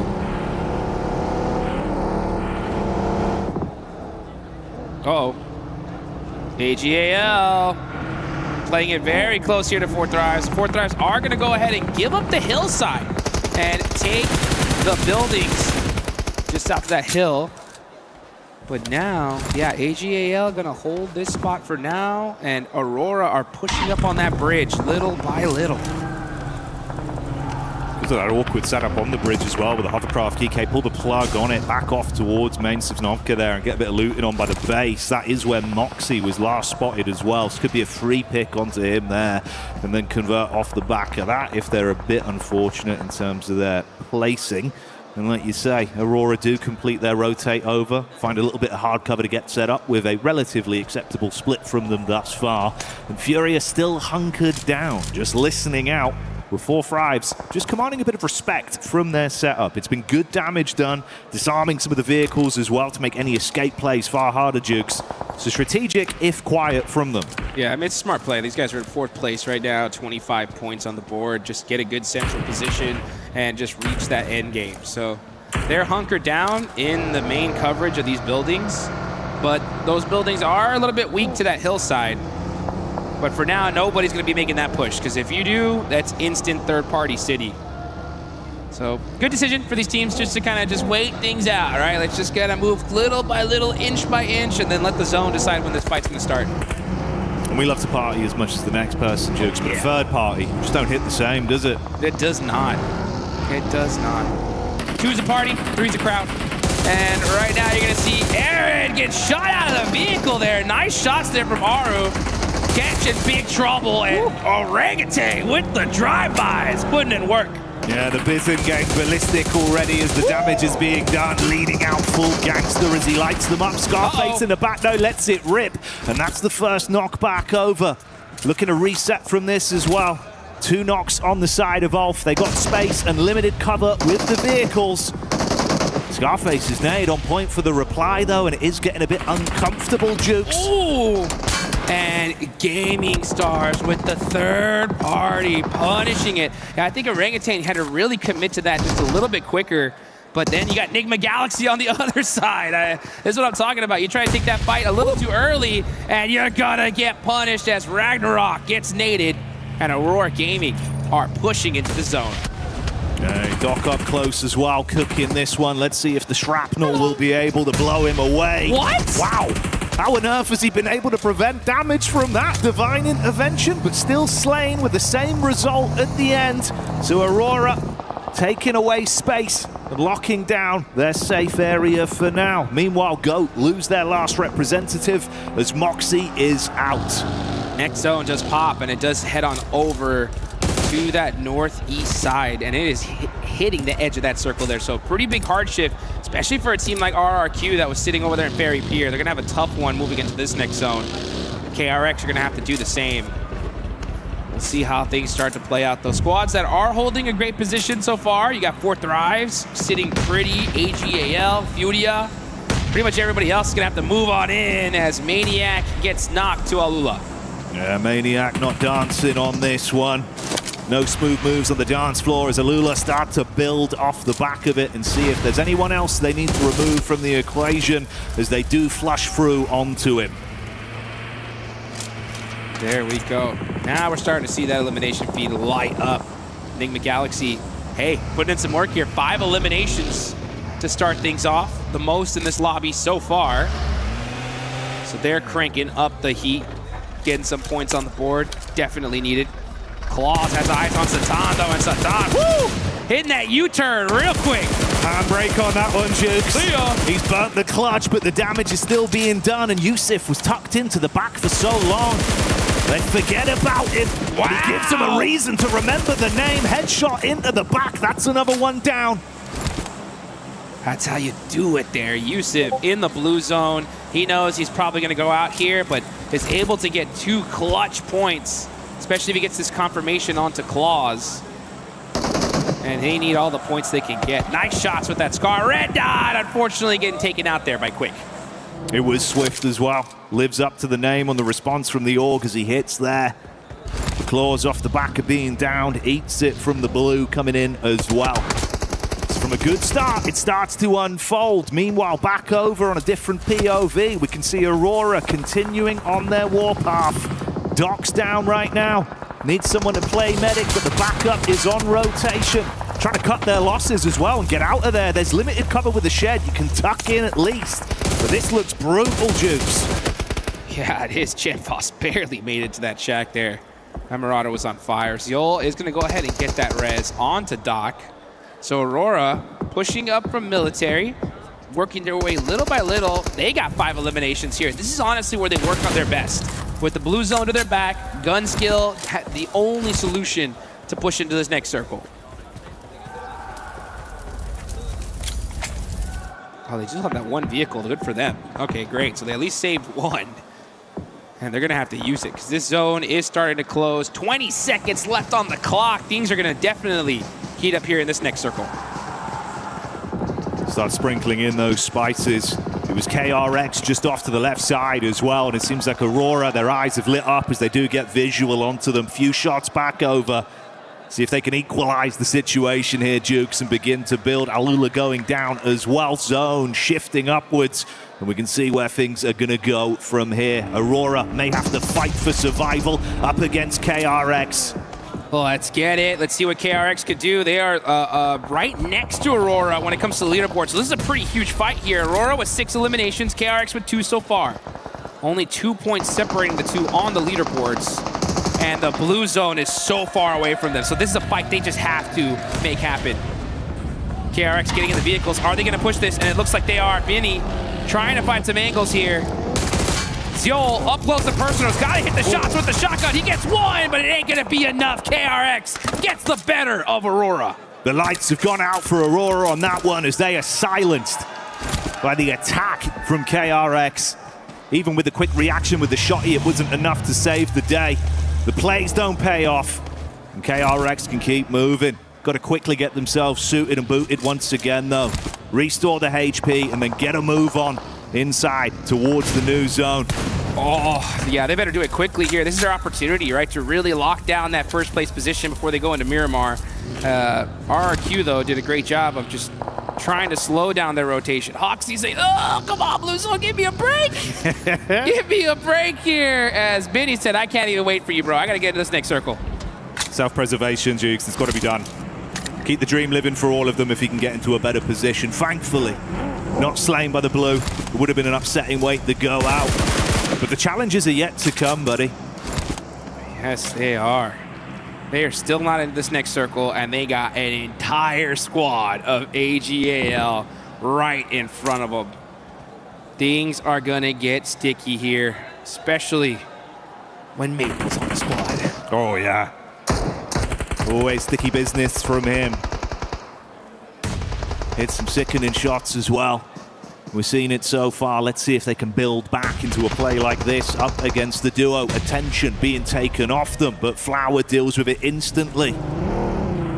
Super annoying circle here for these teams. This is a lot of open field, very little coverage here to work with. That's why we're seeing so many teams out in stage 5. Usually at this level, we'll see a whole lobby with Flower H. Oh, Vinny spinning out, and he's taking out the vehicle. Now it's Hoxie left for the squad of KRX, just trying to survive. Smooth tracking on that. It was like first-class Postmate. And it wasn't enough. So that is KRX out. This is a huge opportunity now for 4 Thrives, Nigma Galaxy, the rest of the lobby to try to catch up to these leaders. And this is 4 Thrives going in. Hoverhurst in the back line. T24 trying to close the gap as the shots are coming through. AGAL already dropping 2 players. Flower H has been popping off. But what can you do? Man versus machine as the hovercraft is in their face. Valak looking to assist with the nade plays once again as they're getting blown down. Backline's good. Maple removed. And that's how you wave goodbye. What a play from 4 Thrives, not hesitating, saying, you know what, we need to take this hill, let's take this fight, and they get it done. So 5 eliminations for them. They move up to 3rd place, but Furia applying so much pressure. They know if we're going to take him out, this is the time to do so. Woo. The detonation from the hovercraft as well, leaving IQ low, but he can top himself back up. And 4 Thrives certainly living up to the name, Jukes. They've been thriving in the lobby as individuals, but as a unit as well. The crowd is going crazy here. We can hear the 4 Thrive chants happening just right behind us. Let's see if they can make everybody proud here and make a pretty much of a miracle play. These guys have no coverage. They're gonna have to run in the wide open. Their best shot, honestly, is gonna be if 2 other teams in the circle just happen to fight and they're able to sneak on in. Other than that, though, this is gonna be a very, very difficult time for them. The mechanical prowess would have to be on point, bro. And like you say, maybe they can smell blood in the water, set themselves up for something special here. Bit of a scout with the 2-2 split, keeping their eyes open for info. Flash taking pot shots onto Furia as well, huddling together for any kind of cover. Man, 4 Thrives really are happy with this one because Team Flash just completely stopped Furia from being able to push on them. Flash making that big push. Furia trying to make a play from the shack here. Bose trying to get the heal off, and now Tops with the shotgun should be able to get it done here. He runs on in, and Team Flash punish Furia. Just like that, the flash in the pan is put out as they clean up. See you later, Furia, but the response back on. Shots coming towards them. 4 Thrives advancing up as well, so we've broken off into this 2-2 fight effectively, Jukes. This is the perfect scenario for 4 Thrives. Literally, this is the only way they move up is if those 2 teams fought each other. They did, and now 4 Thrives have a beautiful open angle to this side of the map. They got a good couple of hay bales to work with. You gotta watch out, though, because I see Raouf there with that MG3. That's the weapon to have here in this situation. Oh, yeah. He's going to be ruthless. Absolutely giving it with the heavy artillery if they get in front of him, Jukes. So 4-5s want to play this smart. They need to be decisive with the attacks. Right now, tucked in, looking for that window of opportunity. Scouting jump spot from Lord, just trying to get a read.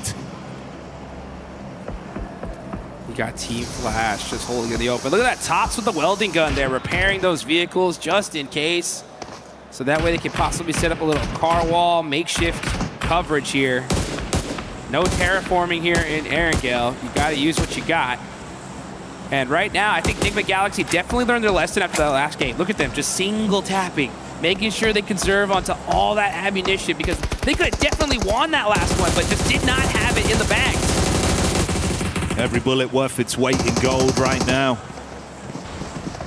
Little bit of a tag in the back as well from the pot shots they've taken on the vehicle. Disarm, a quick rotate for 4-5s, make it a bit more uncomfortable. It's a good split to at least have hard cover if they go for this rotation through the open. And Furia starting to get some of the same medicine sent their way. You can't hold the wide peak anymore. Slow things down.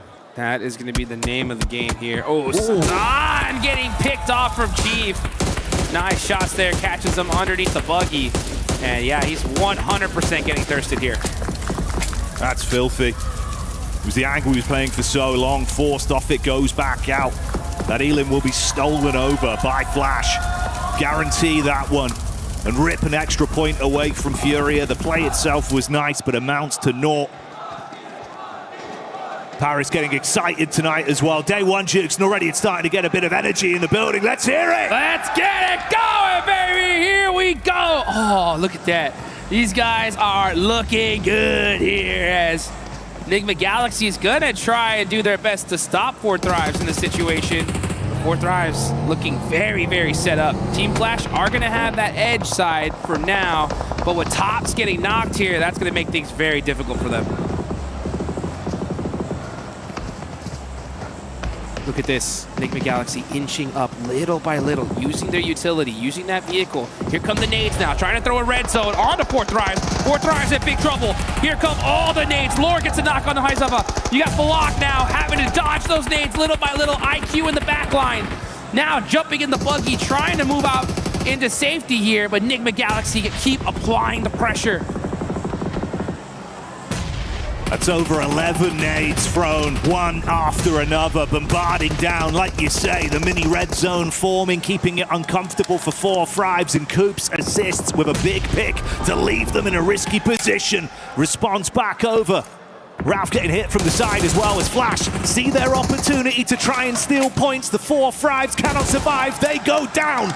Enigma Galaxy continue to rocket launch themselves up these leaderboards. 12 eliminations for them. Now you got Team Flash and Furia to deal with. Chief, wow. Okay, no ammunition. Stuck shooting the DVS sniper from long range. I don't know what he's gonna do with that. It's ambitious, but I respect it. What else is he gonna do? Doing whatever they can, Jukes. As the action rages on, UMP from the back hits Flash. Another one goes down. Hey, Bowles, the only cover you've got to play with here.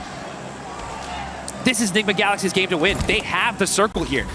Nobody is in this zone except for Furia. And you can see Chief trying to get to that rock, maybe even possibly that crate. But this is going to be a tough rotation because Team Flash are staring exactly at them. But Team Flash, what are you going to do in this spot? You got no coverage. And Igor with that UMP is just applying so much pressure to them. Even with the utility they had, though, like you say, the angle just completely cut off if you want to go for an ambitious push out. So Chief, effectively, he can't do anything unless they get in his face, unless they push towards him. It's not going to happen that way. They're chaining the smokes together, taking a bit of space. If he can somehow prone up, maybe get lucky with what's inside, could be a response here, Jukes. Let's see, Tops trying to hit those jump nades. Chief gets knocked, and that's going to cut off that angle completely. Down goes Igor. Here we go, Team Flash versus Enigma Galaxy. Team Flash for 7. Enigma Galaxy trying to make some plays. Tops gets the lay down real quick, barely dodging those bullets. I can't believe he survived that. The stand up, sit down, keeping him guessing with the moves. He's able to top himself back up as well. The heals coming in. Rauf paranoid on the peak, looking for the angle. Extends to the left, Jukes barely survives the contact zone, coming in quick. Oh, and now they're forced to run out in the wide open. They gotta make some shots, gotta have to make some plays. They hit the lay down, but down goes Lord. Tops running in the wide open, but where's Coops? When is he gonna hit that shot? It's all up to him. Coops down on the deck, Rauf moments away from death. Coops getting lit up, and that's Flash hitting it heavy as they come in with a chicken dinner live from Paris. There we go, the last Eric Gale here of day one, and it's Team Flash getting that victory at the last second. That's one they definitely needed. They were pretty down on the leaderboards. Ooh, you can see the crowd going nuts. Saying, shh, it's our time to shine, baby. Hey, we're loving the energy, Paris. Let's keep that up. That's what we want to see here. That's what PUBG Mobile World Cup's all about. Let's get it going. Hey, a great game, though, from Enigma Galaxy. You got to give it up to these guys, putting up some great solid points, especially considering that our leaders ended up going down pretty early here. So we're going to definitely see some movement on these leaderboards. Man, it's crazy how sick of a day we've already had, Jukes. Some of the storylines, some of the plays, right? It's been getting us enticing, but it feels like it still is a true day one where you're never really sure. You never know if there's going to be another twist in the narrative, another squad that might actually have a pop-off run. It's been one of the biggest things about the World Cup every year. It feels like by the time we get here, that skill level just hits its peak. And this is the place to be, guys. Honestly, if you're a PUBG Mobile player and you want to feel what it's like to be at the pinnacle of esports, here at EWC is the place to be. I am not even kidding in the slightest. Everybody here is so excited. And now you can feel that tension, though, as it rises little by little. Just a quick reminder, it is going to be Group A tomorrow, right? So we still got 8 matches left to go for this group. Top 5 moving straight into the finals. And honestly, with all these squads, how well they're playing, I don't even want to be thinking about the survival stage. No, man, that's something for Max Man to worry about. Yeah. We don't put our necks on the line with that one, Jukes. It's too hard to call. The competition's been spicy. And it's crazy as well, having that human element, right? The body language. You can see some of the squads we expected big things from. Some of those egg-on-your-face moments where you got to reset. Big crowd, big stage, gigantic arena. So much noise. It's going to get to you, bud. Yes, it is. And we can see we got James down in the field. Looks like we might get a little interview here soon. That'd be nice to see on the side of KRX. But all these guys, man, just having to prep because, yeah, things have been pretty hot so far. But they're going to heat up even more as we're going to be heading into Miramar now. Yeah, we're going to be changing that scenery, giving you more intense action. Those final 2 games of the day should be absolute bangers, but I'm glad we're here for it, Jukes. Already, it's been an exciting event, and you can only imagine it's going to get better from here. That is a fact here. So now we're going to see how these teams are going to be able to adapt, and they're going to have to adapt pretty quickly, but I think it's time. We do hear from James and KRX. Thank you very much. Yes, Kalaris here, as I am with Hoxie from KRX, and of course I've got Max as well here to do the translations. So my first question is for Hoxie. You guys at the beginning of the year had a very heavy roster shakeup in Korea. How do you think KRX came out of that, considering Nongshin Red Force looks very strong at the moment as well? So what do you think? 일단 헉시 선수 첫 번째 질문으로는 사실 올해 초에 로스터 변경이 좀 크게 있었잖아요. 그래서 그런 로스터 변화를 통해서 좀 어떤 점이 좀 개선이 됐는지, 특히나 농심 레드포스 같은 또 강력한 팀들이 한국에 있다 보니까 좀 어떤 식으로 좀 개선이 됐는지 좀 여쭤보고 싶네요. 일단 저희가 뭘 해야 되고 게임 내에서 어떤 게 중요한지를 잘 파악한 것 같고, 로스터 변화에는 오히려 제가 생각하기로는 좀 더 좋다고 생각해서 로스터 변화에는 문제가 없는 것 같고, 저희가 이번에 뭘 해야 될지를 잘 정한 것 같습니다, 이번에. Yeah, coming this year, they had roster change, but I think the roster change actually went in our favor. I think we had a really good teammates. But that being said, I think we mostly focused on what we should do in game, what we should focus in the team play. So I think all the way we could make it a cohesive team play overall. So I think that went pretty well so far. Okay, fantastic. And talk to me about today's performance so far. You got second place to Aurora in that Erangel game as well. A good compound to be able to play that from. Talk to me about the team's perspective and if you guys thought you were going to be able to win out that game against Aurora at the end. 이제 또 마지막에 치킨을 좀 아쉽게 놓친 판이 있었는데 그 오로라 상대로 사실 좀 더 잘했을 수 있을지 사실 그 집을 먼저 먹으면서 사실 좀 더 잘 출발했었는데 좀 아쉽게 치킨을 좀 놓쳐서 그 부분에 대해서는 좀 어떻게 생각하시는지 궁금합니다. 그 판에 대해서는 제가 마지막에 투척이 우리가 없는 걸 알았는데 투척이 없을 때 좀 더 좋은 능선을 잡고 과감하게 했어야 되는데 그러지 못한 게 패배 요인이었던 것 같습니다. Yeah, so in the last moment, I think we made a mistake. Obviously, we didn't have any grenades stuff. So when we didn't have grenades, I think we should have been more aggressive with taking more on the high ground. Yeah. So I think that way, I think we made a mistake by not doing so. So I think that was a takeaway from our that game as well. All right, well, thank you very much, Hoxie. Thank you very much, Maddox here, as we have KRX fighting. Hoops is all I've been hearing backstage because the man from Enigma Galaxy is causing this team to fly up the leaderboard. You can thank Seven for that. He's been shouting it non-stop. And for good reason. Hoops, talk us through game number 3. You guys do an incredible 2-2 split to push out all for esports, obviously before that final fight against GOAT Team. What was going on in the comms? What was the decision to make that 2-2 split and get aggressive? In the beginning, it was to send me as a solo to hold him. But we knew that they were like the main threat to us in that game, so we decided to send 2 to push them and 2 to hold the other team. And yeah, the call was just to push them, kill them, and then focus on GOAT Team. But we lost the game, but it happens. Did GOAT Team just get on top of you too quickly, or was it like you didn't have time to reset quick enough, or was it just one of those things where you guys just got pushed off cliff? Yeah, we didn't have time to reset. Like we had 2 knocks, so it was hard to reset, and they took they had a good game, good team. Yeah, that's fair, that's fair. Now, game 4, you're in a huge open position. There's so much space, but also there's not much cover. You guys see 4 Thrives over to your right, incredible nades. You just absolutely bombarded them with nades, closed them out to give yourselves loads of space. How was that kind of opening that kind of space up to create such an incredible position for yourselves going into the final stages of that map? Talk us through kind of like how Raouf was kind of leading the charge, as it were. Raouf, he told us to save our nades because later in the zone, they'll be all stuck in one spot. And so as soon as they went to that one spot, we all just threw nades on them and we killed them like in 2 seconds, maybe, with the nades. And that was it. Fair enough. Finally, before I let you go, buddy, you didn't have an opportunity to compete at PMGO this year.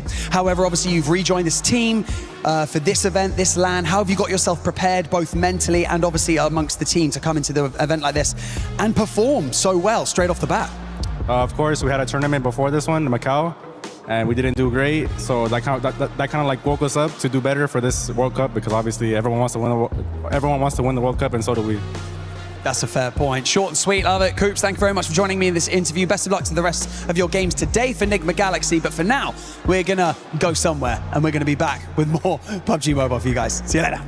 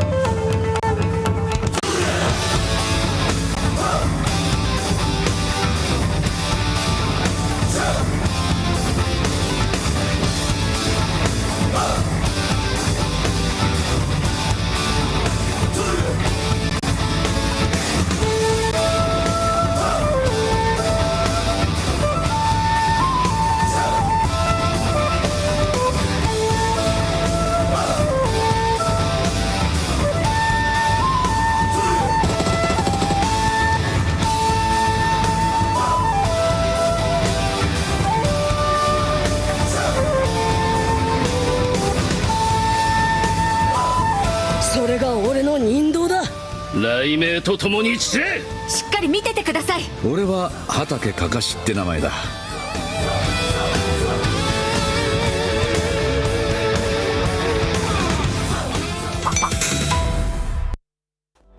Flash was able to perform so well, but Hang on. where are we going, Barney? Oh, it's coming back to us. Oh, hi. Okay, there you go. Hey. Now we're back where we We're belong. somewhere. We ended up going somewhere, and it's none other than here at the studio with Lace, Maxman, Niptura, and the 7WG. Team Flash was able to perform so well as that last game, but honestly, KRX has been performing really good so far today. I mean, all of SEA, SA, all those regions doing really good right now. But yeah, KRX were looking absolutely fantastic today, and it's really good to see it during the interview how they were able to build back some confidence and strong team play after all of these shuffles they had at the start of the year in careers, like the big Korean shuffle. But this fight in particular, this was game 2, the first Durango of today. Al Ula crashing into God compound onto KRX, a lot of smokes coming out, and then you see Hoxie instantly getting the knock onto Quick. They push up. The reaction time of this push is absolutely incredible, but then the nades, 1 grenade, 2 grenades, 3 grenades coming out, boom, squad wipe, one of the quickest fights I have ever seen in this esports. What a play from KRX, so damn impressive. That's very nice. Very nice nades. I'm happy you enjoyed that segment. We were very nice nades. It's great. I'm okay. Great nades there from KRX. Yeah. But Team Flash, I'm gonna have to send it back to you, Max, because with this squad, I mean, we finally saw what I feel like you've been wanting to see out of Team Flash, that they can frag out, and not only that, they can also win games, because it has been a bit of a hit and miss as well at the start of the day. They ended up securing the top 5, but besides that, they were really not performing that well. I have one thing to say about Team Flash, right? Wow, no, okay, moving on. On a more serious note, no, they get 20 points here, and as you said, right, a little bit of a slower start, especially that first Durango of today. I feel like a lot of indecision being made.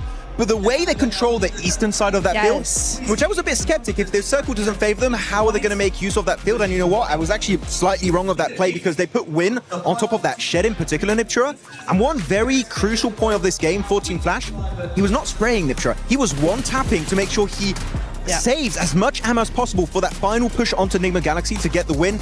Those small, minute details are what makes these winning moments possible for teams such as Flash. No, it's so good. It's a great point you bring up. This team loves to do these massive splits across one side of zone exactly for this reason. You know, if a zone is going to go their way or go in a direction that favors them, they will always be in zone no matter where it goes. So it's a really good setup play from them in the mid game, and then they're able to just play off of that. That Shack play was really good for them, and they're just able to use, you know, this momentum pushing forward with these hay bales, just trying to get anywhere at all times. And, you know, Nigma, they know exactly where Nigma is at this point, because they just had that massive fight with 4 Thrives, and so they're able to use the terrain to their advantage. A very good game from Flash, I think. Yeah, and I mean, touching on 4 Thrives, I mean, from the beginning, they had that, you know, the defense in the building. They weren't sort of putting on the eliminations that they had from those previous games, but that's okay. They could have worked on their placement there, obviously getting into that final zone. And the nade spam. Look, it was not probably in their playbook, but that was sort of a great sort of hold. They had line of sight on those certain teams, but were caught off guard. But I mean, a better performance from them, but not kind of the eliminations and the kills that we're expecting to see from 4 Thrives. But I mean, they're still at the top of the leaderboard there. So it's, you know, it's not their best game that they have put out today, but it's still a great contention. Yeah. Indeed. And for everybody currently watching, don't forget that you can actually experience the PUBG Mobile Fan Zone. It will be open through August 11th through the 16th. Experience the PUBG Mobile firsthand. Join the exciting activities. And not only that, it's including the Naruto and PUBG Mobile collaboration. Maybe you get a chance to win some awesome rewards, a t-shirt, a tote bag, and the Spider-Man activity set collectible plush toys as well. Watch the matches live, cheer in the fan zone, and you might get a chance to win some awesome stuff. Special weekend appearances. There'll be some mystery guests, so keep an eye out on all that awesome stuff with the fan zone.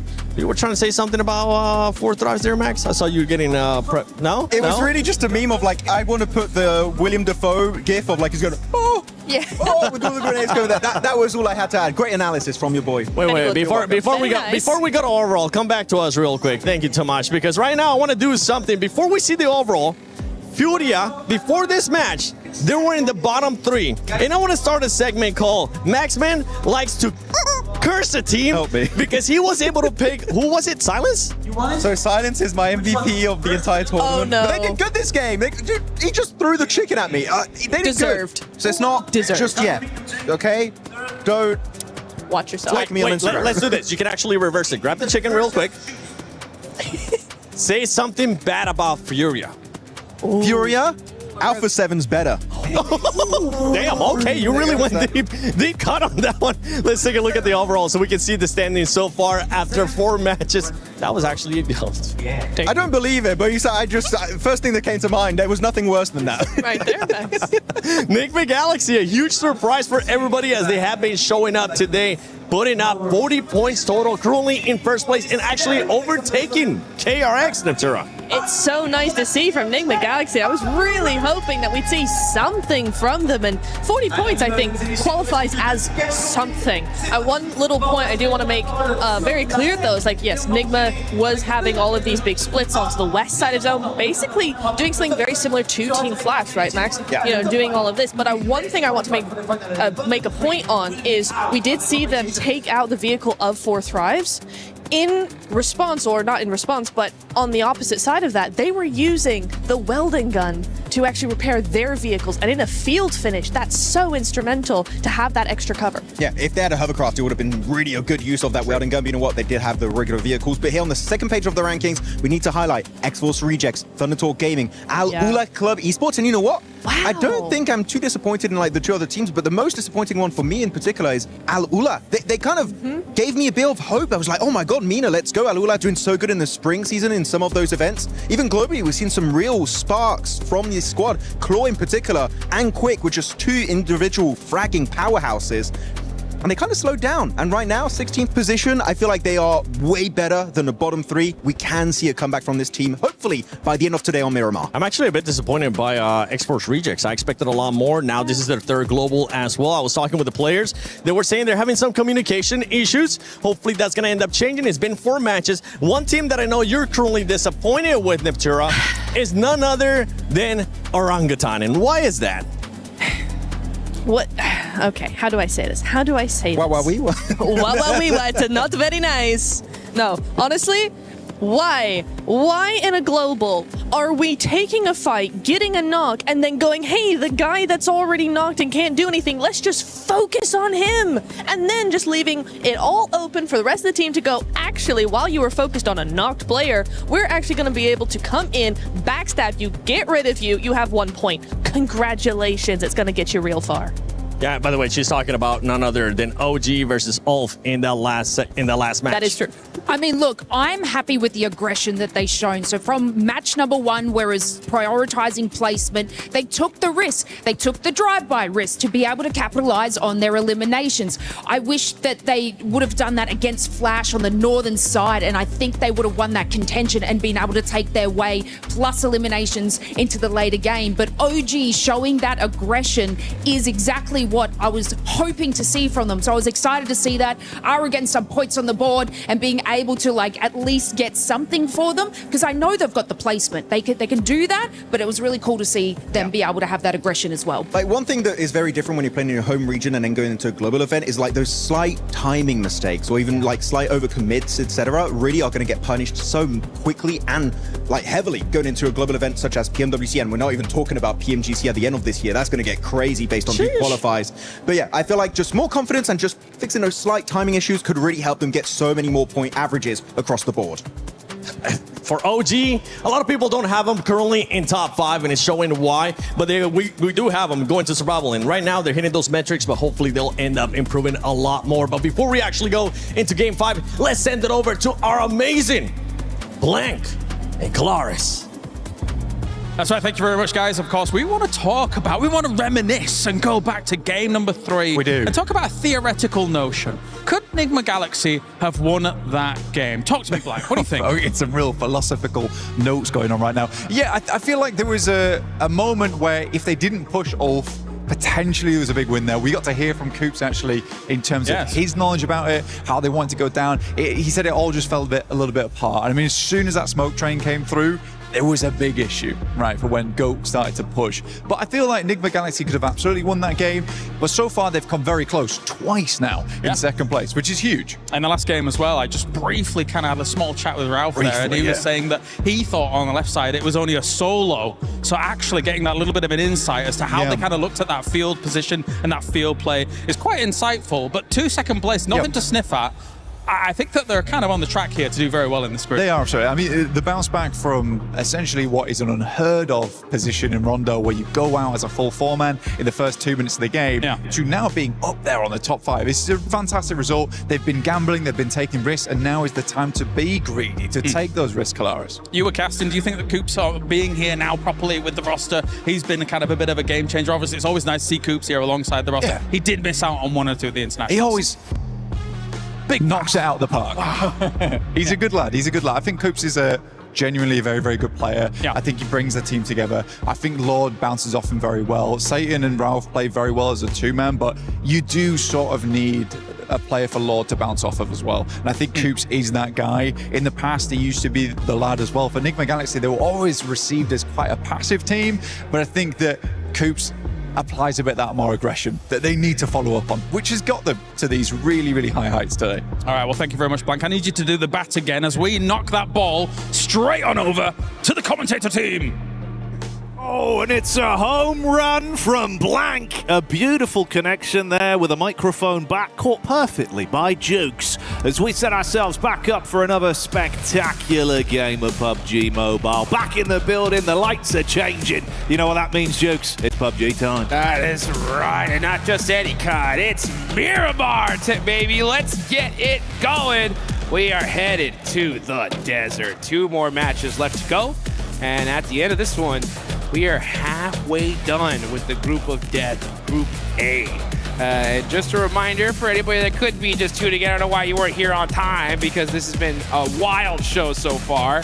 But remember, it is top 5. Top 5 move straight to the finals. Bottom 3 are done. Their keys will be crushed tomorrow. And the rest of those teams are going to have to make it happen in the survival stage. But it ain't over yet. Let's get into match number 5. Oh yeah, baby. Another plane path on the go. We start to change the scenery, like you said, moving into Miramar. Hopefully should be another exciting game as well. We've seen an exchange of blows from various different squads today, Jukes. It's been kind of hard to predict if it will be a consistent run from a lot of our teams, but known quantities building up their points, and the top 3 right now looking a little bit more defined. It's good to see some of the big squads getting the flex going. Yeah, now we got Enigma Galaxy pushing their way all up the way to first place, so they are sitting pretty here as we take a look at the most eliminations.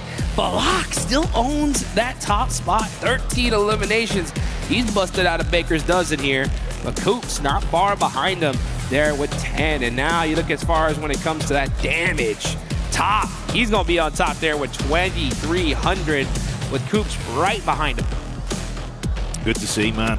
You got to give that shout out to Balak as well, right? Instantly came in like an inferno, but I think he just hit his stride immediately from game 1 where the shots were on point. It's the way he's going into these fights as well. He's just handling himself with this almost arrogant-like confidence where it doesn't matter what's around him. He just hits his shots, plays his game, doesn't seem to buckle under the pressure that you know is there. It's a big stage, a lot of excitement. Paris has been getting loud as well. And we've got our zone for this one, Jukes. That's a lot of water, buddy. That's H2O for you. That is way too much water. We got a crazy shift on the Puerto Payaso. Let's see who's going to be able to make them moves. Can you imagine we get to that island finish here? Oh, don't even. In Paris? Oh, don't even. I should have even said it.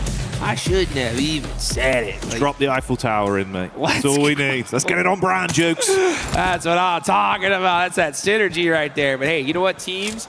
Drop it safely here. That's what I like to see, you know, because every time we go into a different map, especially on day 1, never know if we're going to reach one of those hot drops here. But hey, take there that look at the bottom left. Go ahead and join that Uzumaki event. That Naruto. Get those skins quick and fast and in a hurry. Don't get much hotter than that. Maxman's been ranting and raving about them all day. I've not heard him say anything else other than Naruto. So fair play, Max. We know you love it, and you're rightfully so in that opinion. But hey, you're right on the money. That last game, obviously pretty aggressive on the hot drop, right? GK versus GOAT. Didn't really work out too well for GOAT, did it? Moxie barely limped away, tail tucked between his legs, resulted in him falling relatively middle of the game, but gets nothing from it, just the solo. So goodbye to any points being earned on that one. Learn from your mistakes, drop in further up. They're going to keep themselves safe. Nose is clean, at least for the opening drops. Yeah, very safe here. I like to see that here, because right now it's honestly crunch time, especially for, honestly, these teams at the bottom, right? We've been talking about the squads up top, but I mean, what is going on with a team like Thundertalk? Thundertalk Gaming, 15th place, only 12 points on the board. ESPORTS Rejects right next to him. Aula in really big trouble with only 10. Honestly, if they really want to extend their tournament life here, now's the time, right? Get a good Miramar game here and now, and that could be just enough to at least extend that tournament just a little bit longer. Needs to give yourself some sort of confidence as well. Like you say, right, getting towards the end of day one here, it starts to sink in the reality of the situation. If you're down those bottom 2 spots, by the time you get back to the hotel, bud, it's the fear that creeps in. You never want to leave your fate in the hands of another team. Definitely do not. Huge prize pool here for the group stage by itself.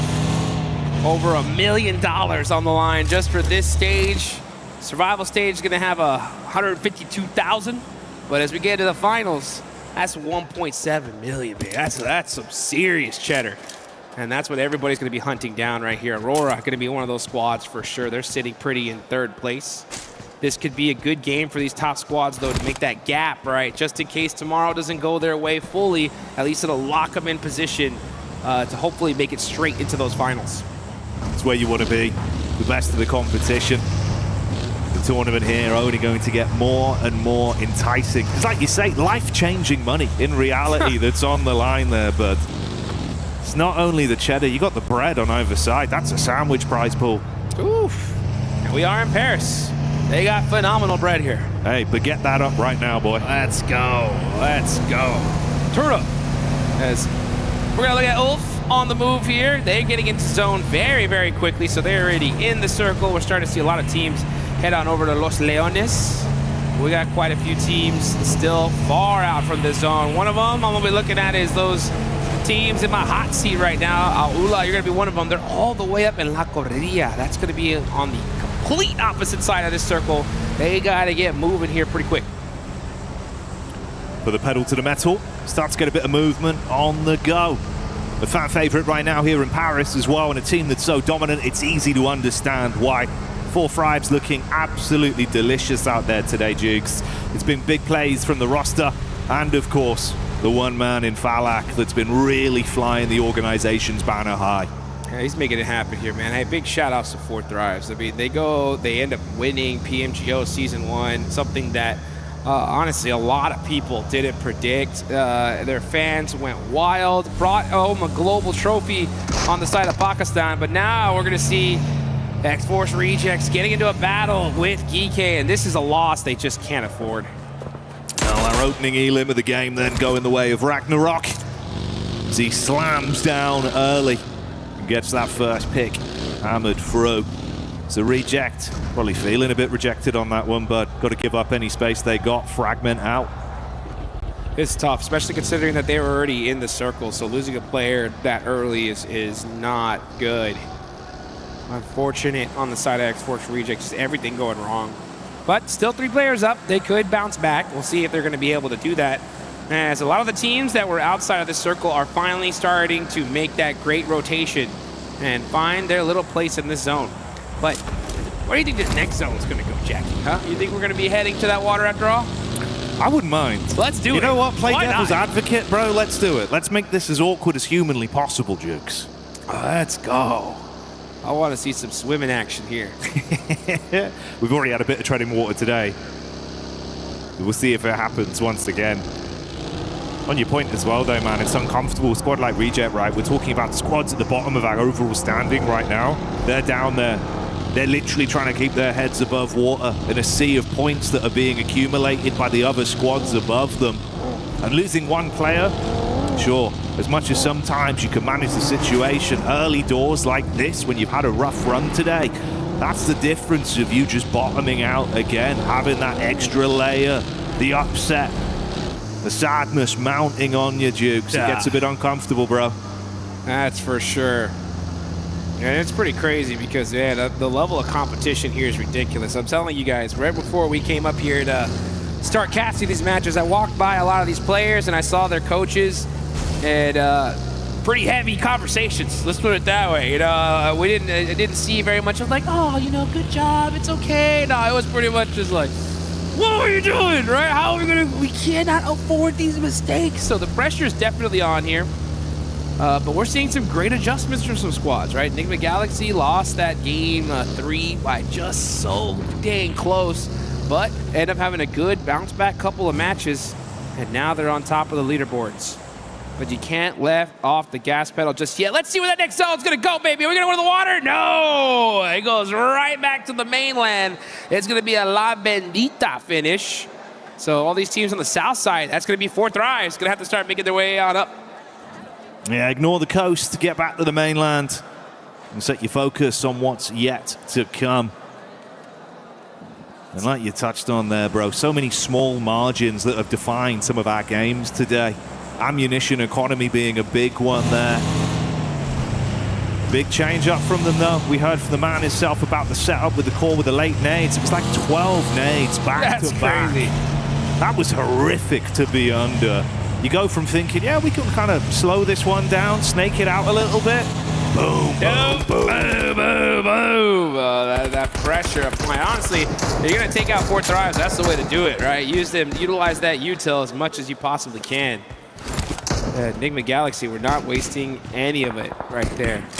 And, you know, speaking of, like, resources, that's the one thing that you really got to make sure I'm pointing out when it comes to Miramar. This is the resource management map. You want to make sure you got plenty of that 5.5, plenty of health kits here, and a nice, fresh vehicle, because that is going to be the way to win this one. And this is a very typical game now. It's still stage number 2, only 1 player down so far. So this end zone is going to get hectic. Everyone lining up to climb over each other. Oh, we say it's quiet, but finally there's a bit of noise. Flash once again playing their card. That's a tag onto Reefus. Instantly get him dropped down on his legs there. Win looking for more over top angle. Good spam, slight tag, but not enough to convert it into a frag on the getaway. Yeah, I don't think they're gonna push this at all. Yeah, you just gotta let Aurora find their way in. Nice little pick off there. Aurora gonna have to do something with 3 players up now. Reefus getting taken out. And that zone, now we're starting to see teams really start flexing and take up as much real estate as they possibly can. But one of the teams that hasn't found a spot just yet is gonna be Aurora Gaming. You saw that sign on that building, a beautiful day. Starting to feel a little bit less beautiful though as this blue zone starting to creep on it. Yeah, normally blue skies are a nice sight, mate. Not here. Yeah, not that one. No. No. That's going to be painful. Nip away at your heels and leave it feeling a bit uncomfortable, like some of the squads that have had a bit of a rough day today. But we'll focus on the better signs of life and see if anyone can build off of this. Yeah, I'm waiting to see what... I have a feeling Fudia are going to do something here. I mean, they're on that western side of the map, right there underneath that La Vendita sign.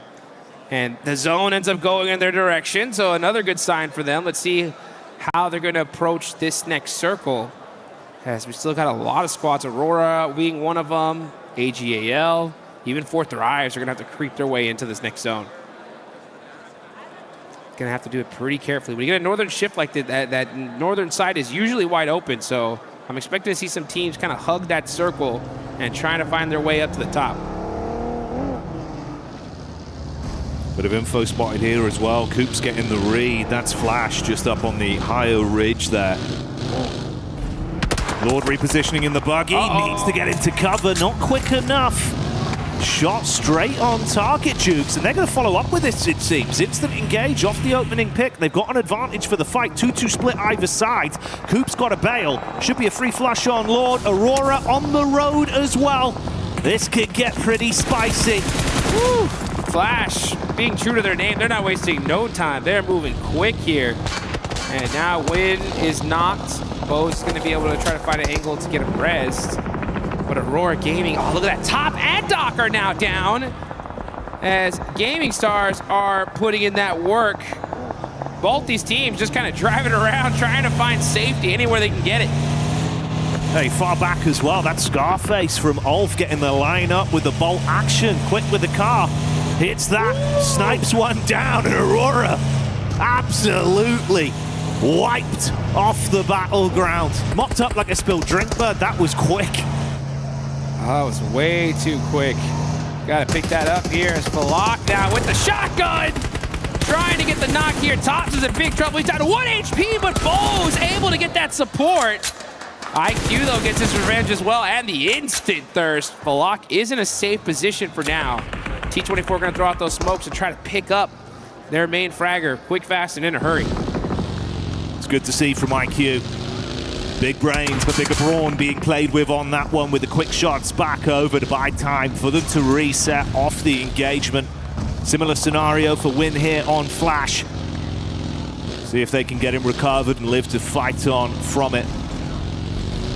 All kicked off an awkward engagement, really, right? Yeah, just like that. I mean, that's what I'm telling you. It's just like any little slight mistake, it's going to get punished. And now Aurora's gone. Team Flash are down to just one. Actually, nope, that is it. Gone in a Flash, and that's 2 of our top squads. That's it. Second, fourth place are out. Huge opportunity, especially for a team like Four Thrives, to put themselves back at the top of the leaderboards and see if they can do it, though, as X-Force rejects. That's a team that definitely needs some points. Shiva's got that mini, and hopefully try to use it to steal away some eliminations. As we head into our next circle, it's going to go on up to the north. Shifting on through, GOAT team potentially going to be showing us something to work with as well as this action's been building. And that mini 14 might make a play a little bit later as well, bro. Make that look like a major 14 from the lineup and start to snipe down onto him. Had a read from the angle, but doesn't play his card. And you can see everyone starting to usher their way forward as well. OG trying to catch whiff of the drive-by reverb from Reject on the move. They're already set up with some safety to play with, so just scanning the periphery right now. Take your time, take your time. Try to catch some of these players out. Devil's wide out in the open here. That vehicle is smoking. It's on fire now. One more shot's gonna do it. Devil surviving. Barely there as that vehicle just exploded. But he should be able to run and get to safety inside that shack with his teammate. Good old reverb. Suppose it makes sense, man. Devil playing with fire there. Able to withstand the heat. Get himself tucked back in with his teammate. Counting his blessings on that one. Yeah, barely able to make it out there. Extend that game just a little bit longer here. Moving on over, we're going to see Enigma Galaxy here. All right, there we go. They're going to be holding this ridge line for now. Geekay trying to catch AGAL on the top of this hillside. Nice nades, applying some more shots there. Ooh, nice turn from Easy, but not able to get the flush. Shots ringing out back and forth. Players from all over the place getting knocked here. Ragnarok going to have to make a play here on Flower Age, though. It's got to be huge from him. Looked like Bad Boy had the read with the quick flick, but wasn't fast enough to make him sit down. Ragnarok, 2 squads to deal with. Knows his teammates' days are numbered. Got to cut his losses on saving them, but look to at least build and survive himself. Tucks further back. Limited cover to play with. Flower H flushing out back onto Bad Boy as well. The DRX opt to just cut their losses. They're not going to overcommit to it. They had a look in, but they play for a better setup rather than forcing the issue. Ragnarok might be able to get 1 save in here. At least a duo Jukes. Man, he definitely took his time here. I would have liked to see him kind of just make that push and just try to make a play, but instead, he waited, sacrificed one of his teammates, gets the res, and now they're on the move. But for how long, right? This next zone, oh, that's how long. That was pretty quick. Yeah, it was like a few seconds at most, mate. I think I couldn't even count. It was done. Oh, Sapji, though, and he's gone.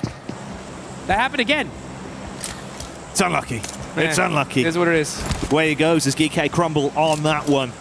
Look to reply. Fair play, man. You know, he had a mindset to it. Cut your losses, run off as a solo. Conversion rate probably not great, right? So he at least attempts to reset. Like you say, blink and you miss it, though. Forget about it. Oh, out of there. Hey, Four Thrives are up, though. They're still in the mix here. Got themselves a nice little valley. They're big chilling right now, just playing it nice and quiet. That's what it's all about. You know, when you get a position like this, the best of the best, this is how they do it. You got to have that aggression and passiveness, like a light switch, right? The second you know when it's time to get going, boom, the whole 4 on the move immediately. And let's see if they're going to do that now as this next zone is about to pop. Where are we going? We're going dead center. We're going down south. Hey, dead center right here. So yeah, 4 Thrives are going to have a great strategy here. You know what that is? Do nothing, dude. Just stay right there for now. Just sitting pretty. Yep. And they've been making it look good. It's been pretty beautiful the way it's gone so far. TT in the background as well, not looking great there. Unideal rotation, mate. Yeah, it's been a bit uncomfortable, really, Jukes. Super unfortunate. Yeah, they're down a player, but they're in 15th place, 13 points. That ain't going to cut it. And honestly, like, yeah, a lot of teams at a certain point, they're just like, hey, let's just make it to the survival stage. But that just pushes your tournament life only 2 more days. You know what I'm saying? Like, and that survival stage is going to be rough. So with so many games left, hey, start making something happen. Try to sneak one of those top 5 positions, because that's going to guarantee you to the big show. You got to build that pathway there. Like the tagline says, nothing is granted for Falak, though. That's an instant connection over. Moxie revealing his card as well from GOAT team there. Finally, a little bit of excitement from GOAT. Been a very quiet game from them. They might be tested as the compound crash comes in swiftly. Thundertalk's getting silent, hitting him with a shush as Foopsman delivers again. Swift moves to the rifle up close. Switches to the secondary and makes it look simple. Looking for the pickup play as well, Jukes, as Thundertalk are out again. Yeah, kind of a crazy push there, just getting punished instantly. But GOAT said, hey, we'll take those all day long. We need all the eliminations that we can get. Now we're going to see Force just trying to apply a little bit of pressure there onto AGAL. RRQ near the broken plane are now outside of this circle. Yeah, they're getting picked off little by Furia. Gaming Star with the overlook in the rear as well. So many free bits of information being provided between these teams that are scrapping right now. They're looking for the lineup with the nades down onto Raouf. It's good sideline angle, stereo chucks from those nades. Angle exposed, good connection, that's Ralph knocked. Here we go, things starting to heat up here as you got Coops now on the move. Looking to get in the action, but Furia, they need all these eliminations. Silence, he's got that DBS, he's waiting for that push-up. Trying to avoid some of these nades, though. He might catch this player off guard. He does. Nice little pre-shot, but gets turned on. And RRQ now getting shot on the other side of Nigma Galaxy. Nigma Galaxy said, we'll take these points all day long. As now, they're going to be on the third party here. Ayala trying to slow him down. Oh, the run over, not going to happen. As Ayala switching to the mini. Getting it done. Now it's up to Satan here, throwing out the mollies. They don't connect. Oh, what a stiff arm on the side of Furia. Oh, try as he might to withstand and keep on fighting. Finally buckles on that one. We came into this saying it looks like it's more defined now with some of our top squads, but one by one, they've been removed from the equation. Furia getting lit up as well with the push from Aulula as they take space off them, Jukes. There we go. Aulula need to start making something happen here, and they do, but it is going to be Gaming Star stealing away some of those eliminations. Aulula really needed every single one of them. They only get one so far, and they are all the way at the bottom of the leaderboard. So Aulula, you cannot hesitate. We talk about that light switch, right? Flip that aggression on. You got to do it just a little bit faster.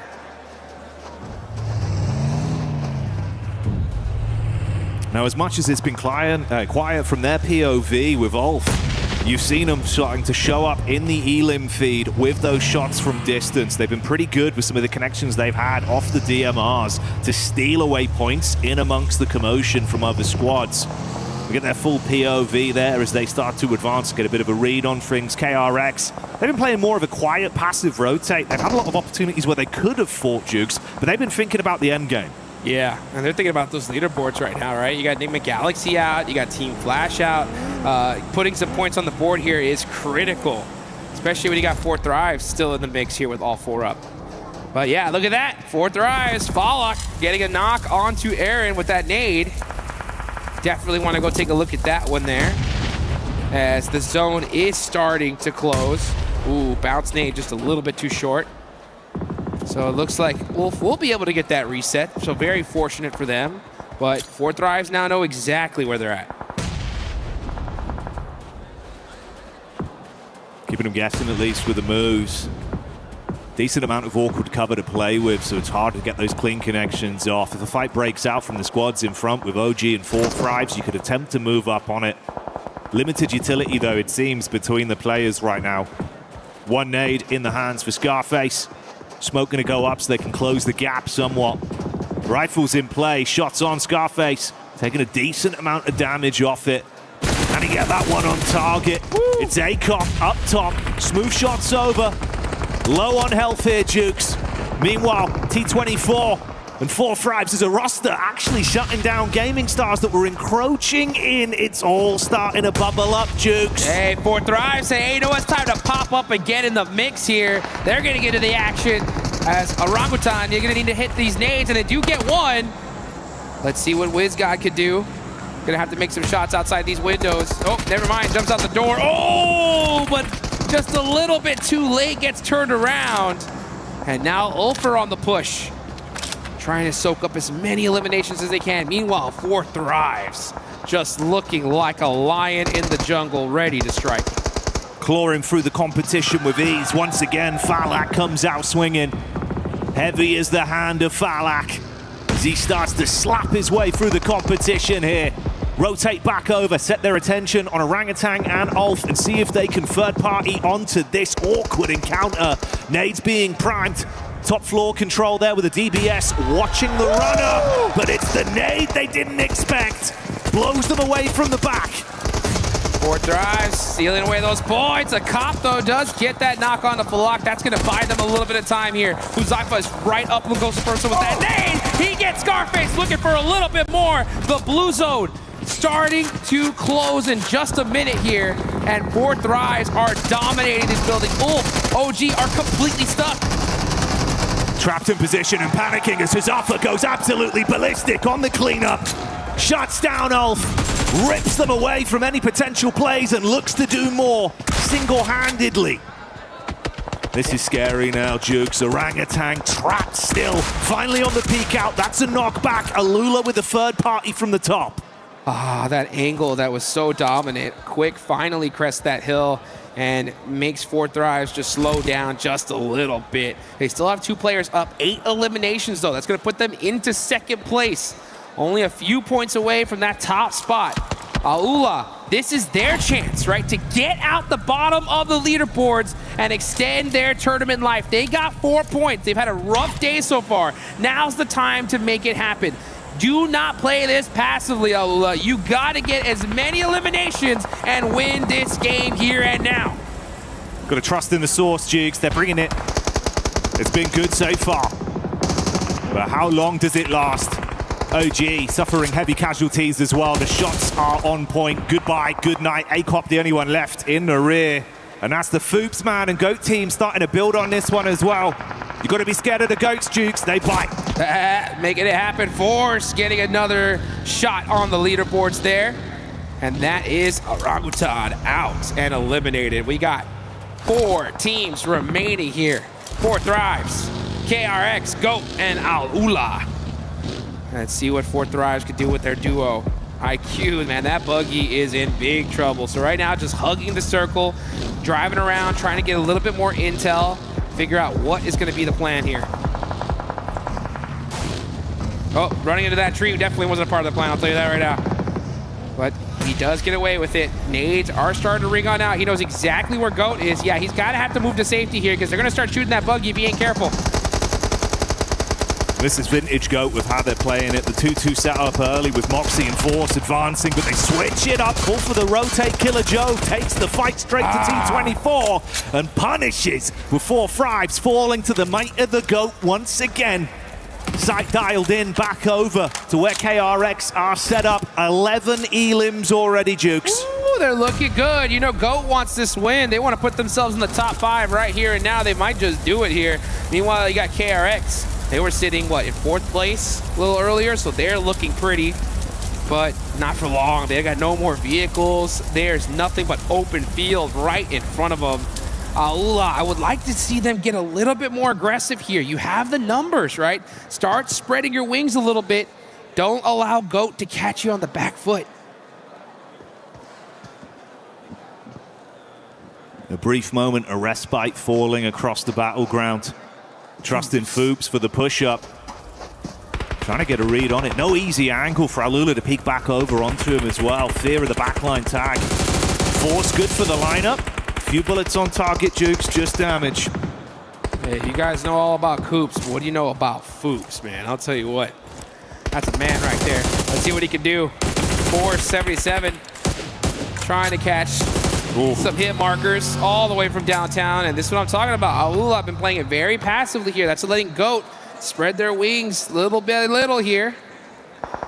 Maybe press down as KRX, yeah, just stuck wide in the open. All eyes are on them. Super tough. GOAT just punishing him. Alula trying to steal the points from the downs that are coming over from GOAT team onto KRX and at least get something extra from this one. Nice shot. Decent shot. It's clean. Force with a push-up as well. Quick. I don't think he's going to be fast enough to win out on a duel like this. Good reset from Killer Joe as well. If Hooksy peaks, his days should be numbered. Dominant from Killer Joe as the elims are being racked up. And GOAT looking to blow their way to another chicken dinner on this one. It's looking good here. First Miramar looked like it might just go on over to GOAT. Quick goes down. That's that front line eliminated. And now Killer Joe's gonna have to make a play here. Claus goes down. It's all up to Rev. Killer Joe gets it done. And that is GOAT team with another chicken dinner. And this one was a big one. GOAT team delivering again on the big stage. A ton of talent, a powerful roster. And it seems like even with the changes, it's starting to fall into place the way they play off each other. This added element of aggression from Killer Joe, who lives up to his name time and time again. Sick to see, Jukes. It's sick to see. Yes, it is. You can take a look at their jerseys. You can see what it says right on the front of it.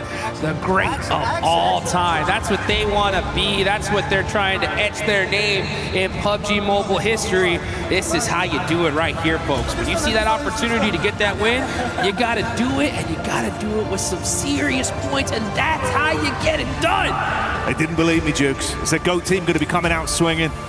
James looked at me, he smirked. He smirked. I said, I tell you what, mate, GOAT team going to be giving it. And they're bleating right now. Oh, let's go, GOAT. You can see the crowd all hyped up for them here.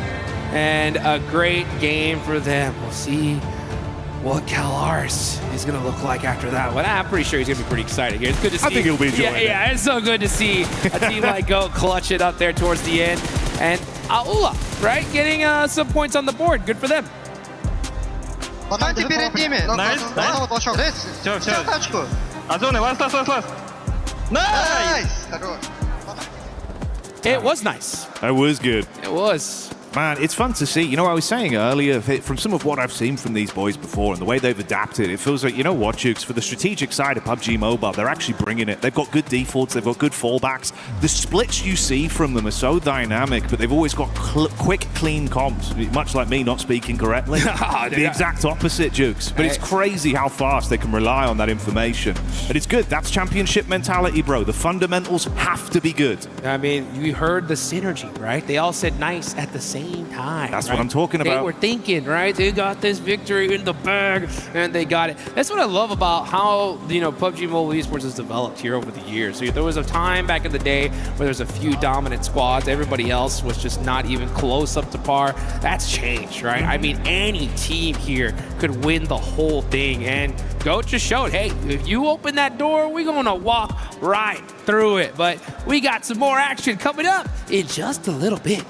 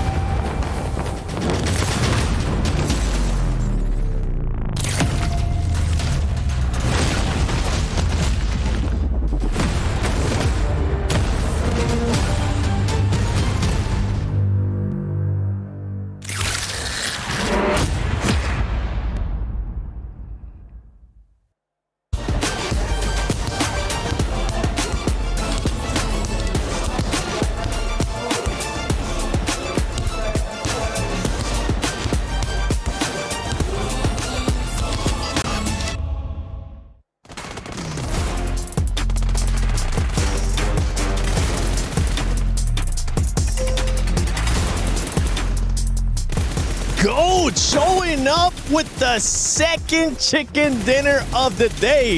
In Neptura, this squad was able to put up 16 eliminations.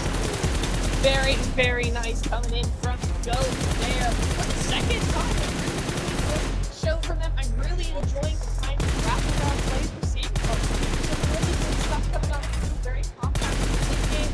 And then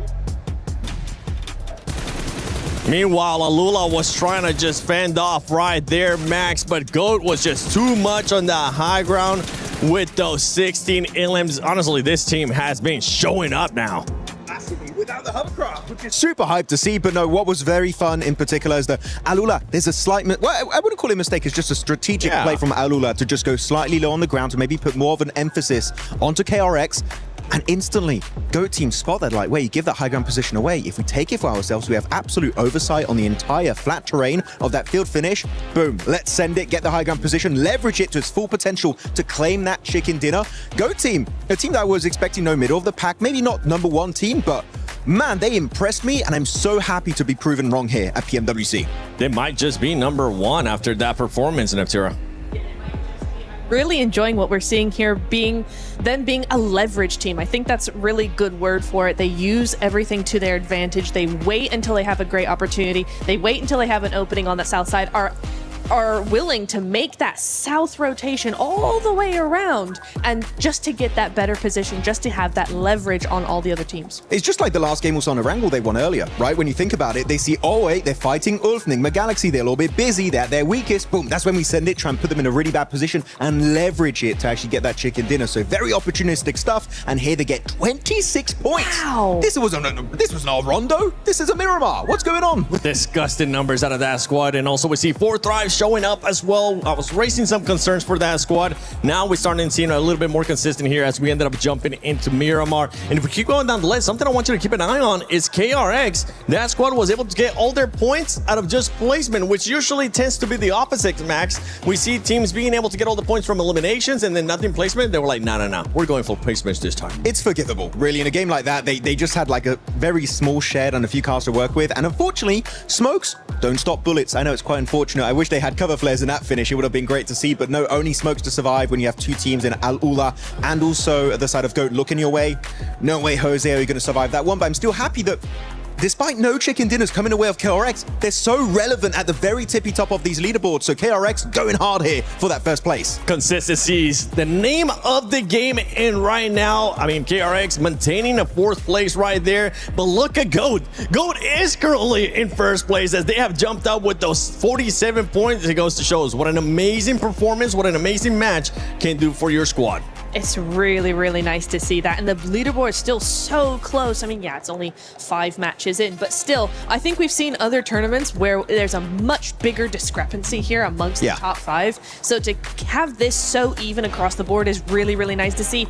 And interestingly, right, we got 2 wins from GOAT, but the next team that actually has a win is Team Flash in 5th place. 4th Thrives, Nigma Galaxy, and KRX all have been super consistent today so far with no wins under their belt. Yeah, it's very interesting that out of the top 5 so far, 3 teams don't have a chicken dinner, right? Outside, of course, Team Flash and also the side of GOAT at the very top. But here we go onto the second page. Al-Ula stepping up, which is what I was hoping to see. Just don't be in bottom 3, okay, Neptura? You don't want to be in the bottom 3. As we know, if you are in the bottom 3 at the end of your Group A or Group B group stage, you're instantly eliminated. No survival stage for you. So Gaming Stars, X-Force 3Jex, and Thunder Talk Gaming, they need to bring it back if they want to continue their PMWC adventure. Kind of scary for those squads too, because between 9 and 14, the only separation is just 6 points.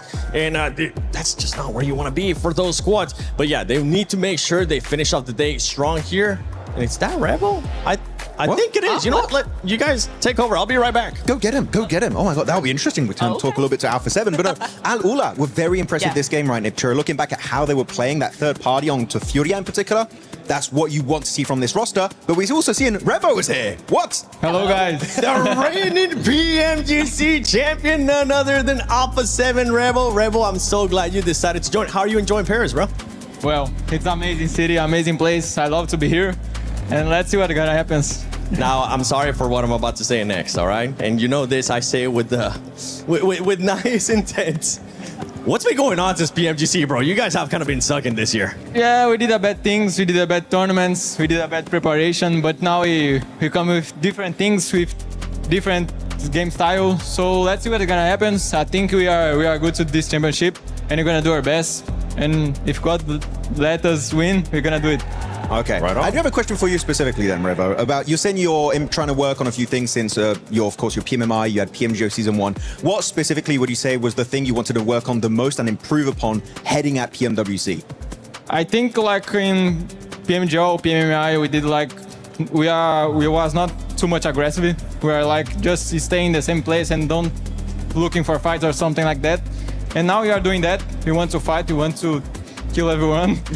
So we're gonna do it. Yeah. Do it! Actually, wait. Are you gonna hot drop Al Ula? They eliminated you at PMGO. Are you gonna take vengeance? Yeah, then I don't want any revenge. I just want to play to win and to kill, and let's see what's gonna happen. All right, you want to eliminate everybody. We like that confidence. Anything you want to ask them, Natura? Yeah, okay, I want to know, right? You do have a hot drop on Miramar. There's a couple of different teams who do want to hot drop you there. What's your response to that? Is there going to be any change in your strategy, or are you saying bring it on?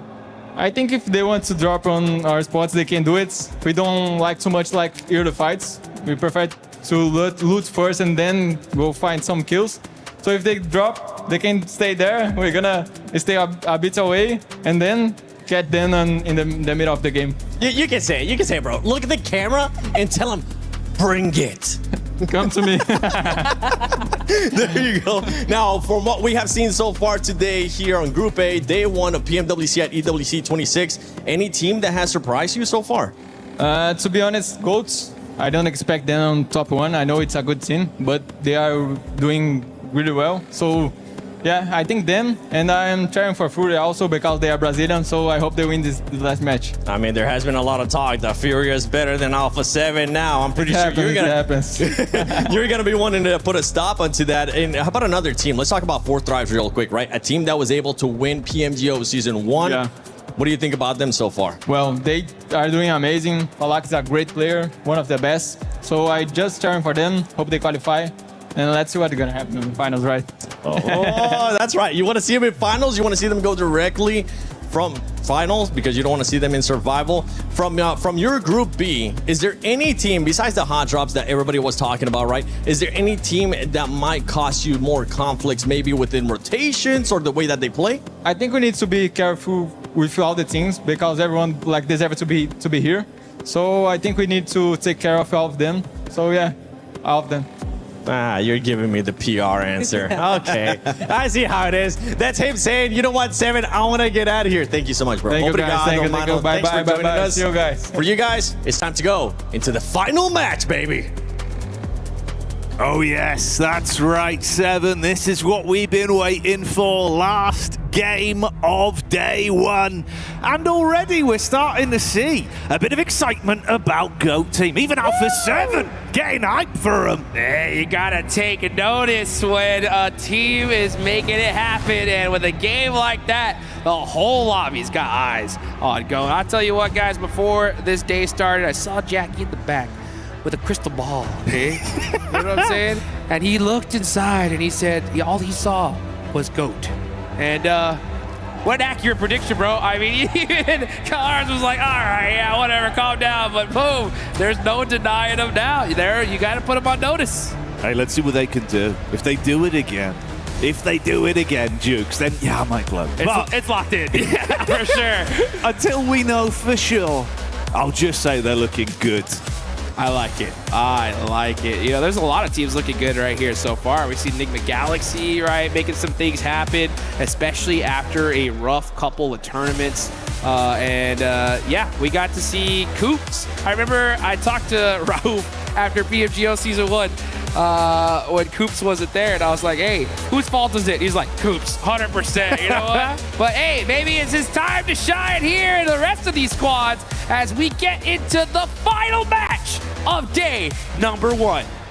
The biggest and brightest, we saved the best till last, and it is going to be an absolute blast here for everyone live in the arena in Paris, France. For the viewers at home, strap in, get a seatbelt attached to your chair, or else you may be blown straight out of it. Let's get it going here. We got a nice southern play path headed right up to the north. Unfortunately, El Pozo is not going to be within range. So these teams are going to be having to head out early onto the eastern side of the map here. But yeah, once this match is over, we got 6 more games left to go. 3 keys are getting crushed tomorrow.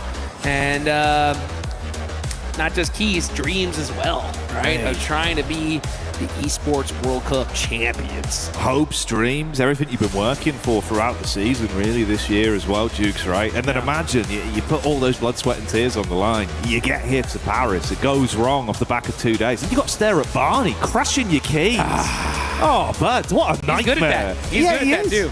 He always sort of, he G's you up and makes you feel good about it, but you've lost. But you lost. You've lost, Dukes. It's the worst case scenario. Yeah, I mean, you definitely don't want to go home here and now because there's still so much prize pool left to be had and history left to be made here. So we got the plane path, we got the circle, and it looks like we're going to be heading in a similar position as we saw in the last game, right? Los Leones in play, La Bendita in play as well.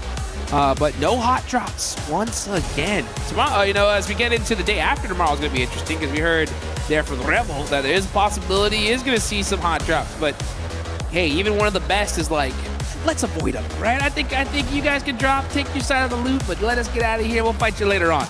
Yeah, I think the sheer size and scope of the competition here, right, it's one of those where if we were going for like a Maxman insight, it'd be a matter of it's just pointless. The risk versus reward is so low, just play your own game, right? Then you've got someone like me where I'm saying, yeah, but it is kind of fun though. Yeah, it's fun to watch, that's for sure.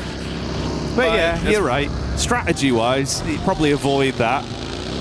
Yeah, pretty much at all costs. I mean, your chances of getting all 4 eliminations without losing a single player are just so low, and 99% of the time it happens, it's putting you so far behind rotationally. So even if you do get those eliminations, you're late to circle, and you end up with 5 points instead of a possible, like, 20-point game. Yeah. So, yeah, it's just, it's really, really difficult to deal with. And that's factoring in everyone actually survives as well, right? Yeah. You lose one player, it's just such a cutthroat response now. It makes it so much easier for the conversions. This level of play as well, right? The drills are so much cleaner. You see a 3-man team, you're just thinking, oh, this is a field day. One less player, yeah, let's just clean it up. Push together, outnumber them, get the trade, easy pickings. That's what it's all about here. Let's take a look here at the leaderboards, all right? We got GOAT in first place now with 47 points. Looking really good. 4 Thrives right behind him here. Man, this top 5 is pretty dang close. Only 10-point difference so far. So for these top 3 squads, make it top 4. This is their opportunity to make a little bit of a point gap for tomorrow. And for the rest of the lobby, they need to clutch this one up here and now. But it's already starting to feel like it's going to be a pretty close group here. I think so, man, especially with some of the results we got out of that prior game, right, where we hit sort of around sort of the 9-minute mark. We had that awkward encounter on the road with the Aurora drive-by. That resulted in like 3 teams being absolutely crippled for a good late-game finish from the amount of eliminations they suffered. Then everyone else just starts to lick their wounds and really play slow. Just didn't work. And you come into a lobby like this now with what we've seen, right? That strategic, slower approach that's been working from GOAT. Honestly, I think their defaults have been really clean. Like the mechanical approach from it, it's good rotations. The comms have been clean to allow them to set up. And once again, they want a later wrap in where they will just happily sit in the blue, loot up, look for an end game. It's where they're at their best. I won't lie. Early game, it does look a bit shaky. But they get to a late game circle, they know what they're doing. Yeah, they can just play it just a little bit conservatively and make sure they can reach to that late game. I mean, we could definitely see some great things from GOAT. Absolutely. Right now, everybody just playing a little bit of game and keep away, just trying to get looted up and set it up for the end game here. Aurora, a little bit of a dry spell here in the past couple of games. They still have some great points on the board. One good game here could definitely set them up. But some other teams, I think I would really like to see a good performance here. Going to be all those squads in that 9th, pretty much on down position. This is a good opportunity for them to go into tomorrow with a lot more confidence. Out of all those names on the list, I'm looking at Furia, right? I mean, this is a Brazilian squad, tons of potential. They got a phenomenal coach in Coach Knight, and we know what they can do. It's just been taking them a little bit here, a little long here to get started. So with this kind of lobby and only so many games left, you can't really let off the pedal this quickly. You got to start putting that pedal to the metal. Yeah, this is the sort of match where you need a big finish for the end of the day. Leave yourself in a better mindset when they get back to the sort of prac room or the hotel as well, right? They can unpack the bag, but obviously much easier if there is some good benefit to speak about. Some moments they can look on fondly and say, look, we were already adapting and fixing things as the day went on. Let's refine that going into day 2. If once again it kind of blows up in their face, then yeah, those conversations are a lot more awkward and probably not as productive. Like you say, it's kind of similar, at least, as this has gone on for Aurora. A very talented squad, individuals that can absolutely lamp other players out of the battleground if given a fair fight. But some awkward moments.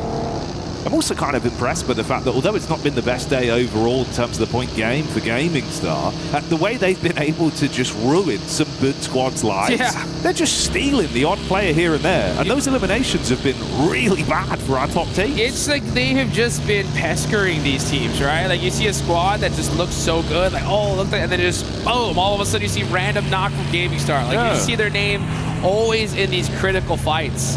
You know, they're down in 14th place. So they need to get that big win. You know, I just want to see them, instead of just kind of going for those steal plays all the time, try to find that end game. That's where you're going to put up those serious points.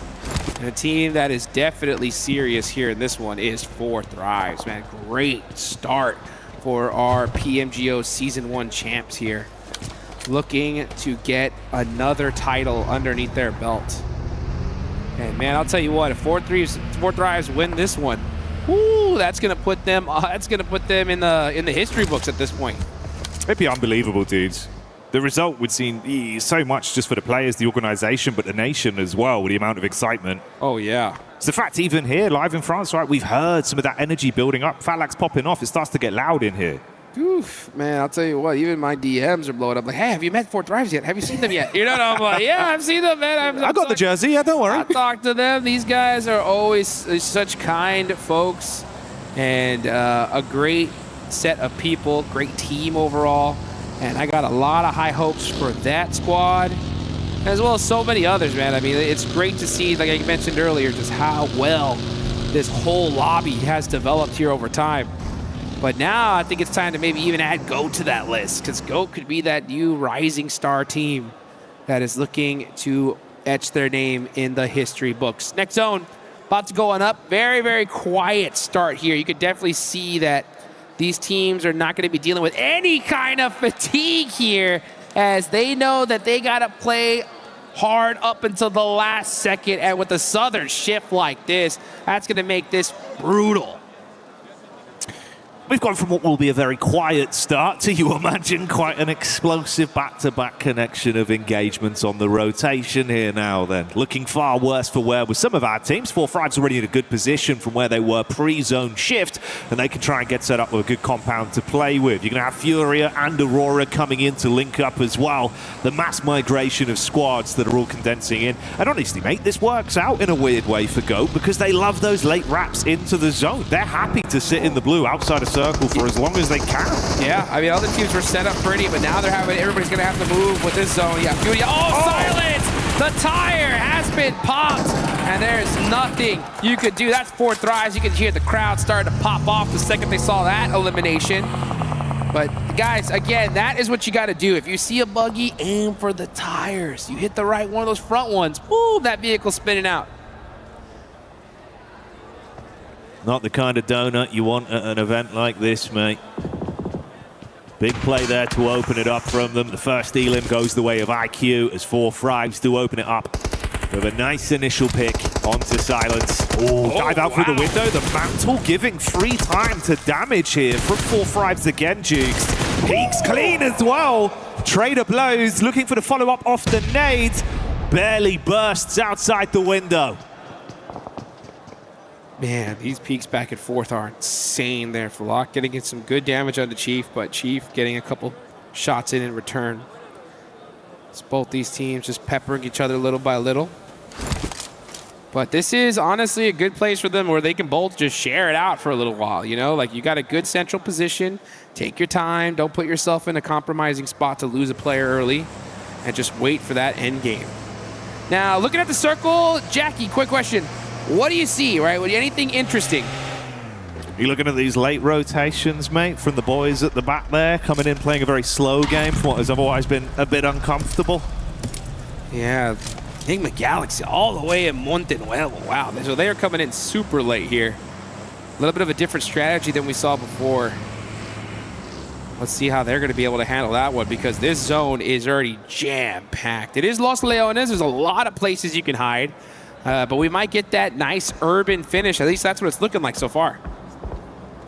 Kind of mirrored on either side here as well. You got the coastline wrap in, right? Killer Joe and Foops that have been pretty good as an aggressive duo, with Force and Moxie playing this backline assault. If they run into RRQ, could be an opportunity to take the fight to them. Aurora, if they can set up as well, mate, chances that they're just going to have clashes ushered towards them, but Jukes, that's the shift. Are you kidding me? That's the perfect shift for a team like GOAT, because they were already on the rotation, and now they have an open path into this next zone. It's not going to be like that for when it comes to the side of Enigma Galaxy. They're a little bit late to the party here, so they're going to have to fight their way in. That's for sure, because there's not a lot of spots left at this zone. It is jam-packed. Meanwhile, Flash trying to get on the rotation. They get popped out their vehicles. That's Bose and Zeus out of the game. EK, they'll take those points all day long. EK been good for the occasional duel here in close combat. Tops just looking to try and cut his losses. Heads out the way of TTG, though. That's going to be Thunder Talks. Looking to see if they can light him up. Takes a bit of damage, it seems, from what we caught there on the map side. AJ looking for the response on it. Wit lucky to even be alive here. Very low on HP from that. And Doc taking the fight to T24. That's 4 Thrives getting lit up. Yeah, our player knocked. I believe they should have been in some building, so they should be able to get that res here. Let's see what happens, though. Teams just not, and all these squads, I'll tell you what, with so much on the line, there are no little slight peaceful contracts. Sometimes you have some teams that are dead center that just say, hey, you guys look that way, we'll look this way, and fight each other later on. But no, these guys do not like sharing any real estate nearby. Enigma Galaxy, yeah, again, late in the zone. They're going to have to eat a little bit of blue damage here, scout things out, move up just little by little. It feels like they've just been kind of hunting, right? Tracking OG's rotates and looking to make sure they never reveal themselves until they're in a position to actually build off the back of playing that card with how slow they've opted to approach this one. Thinking about late game, thinking about placements and elims on it, and not wanting to risk faltering early. Killer Joe with a bit of a scouting play, slightly further advanced. You got that close grouping from AGAL and Aurora, just trying to get the read on that from the elevation. Meanwhile here, Gaming Star and Furia, Ulf up on the ridge side. Let's see if they can do it again, but Gaming Star do seem to just throw spanners in the works, yeah, some of our top teams. They're getting involved in so many of these random fights here. Just haven't been able to last as a full squad and get like a really true engagement, but they're finding these little cheeky angles and just making it so difficult on the rest of these teams here. They are sitting in that cutoff position right there in 14th place. You can see that down on the bottom right. Top 3 at the end of tomorrow are eliminated. Their keys, their dreams are going to get crushed. So we'll have to see a team like Gaming Star make it happen here and now. Enigma Galaxy, yeah, still pushing in this blue zone. Wondering where this next zone is going to pop. A little bit more of a central zone here, so nothing crazy. We're going to have to see teams scramble into this next circle. And after that pop, Coops is like, all right, time to go. Let's get into this next zone and find our spot. In the meantime, KRX as well, getting their sights honed in. One shot back over, getting the initial knock onto TTG. So Thunder Talks losing Zing so far.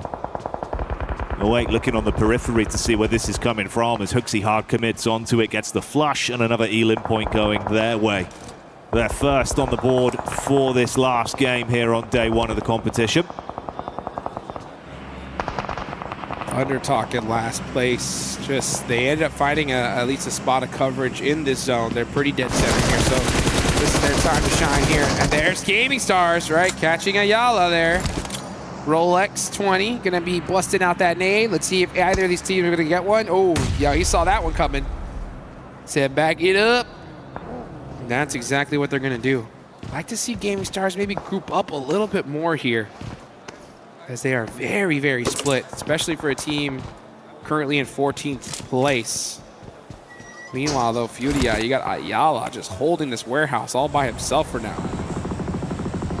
The rest of his team's gone. Yeah, Chief, Igor are already dead center, so it's literally just Ayala against the world there. Meanwhile, this is what's been setting up over on the ridge side. It's RRQ up close towards Goat. Oh, Force as he set up for it. He's got support from Killer Joe in the back line. Diving out of the vehicle, but he takes the fight straight to them. DBS doing bits as he commits with a headshot. RRQ gonna rage quit from that one as he claps back instantaneously. And Force still tracking him down as well. They look to try and take the peak back over. SMG play gets paid off that one. Goat gonna lose a man.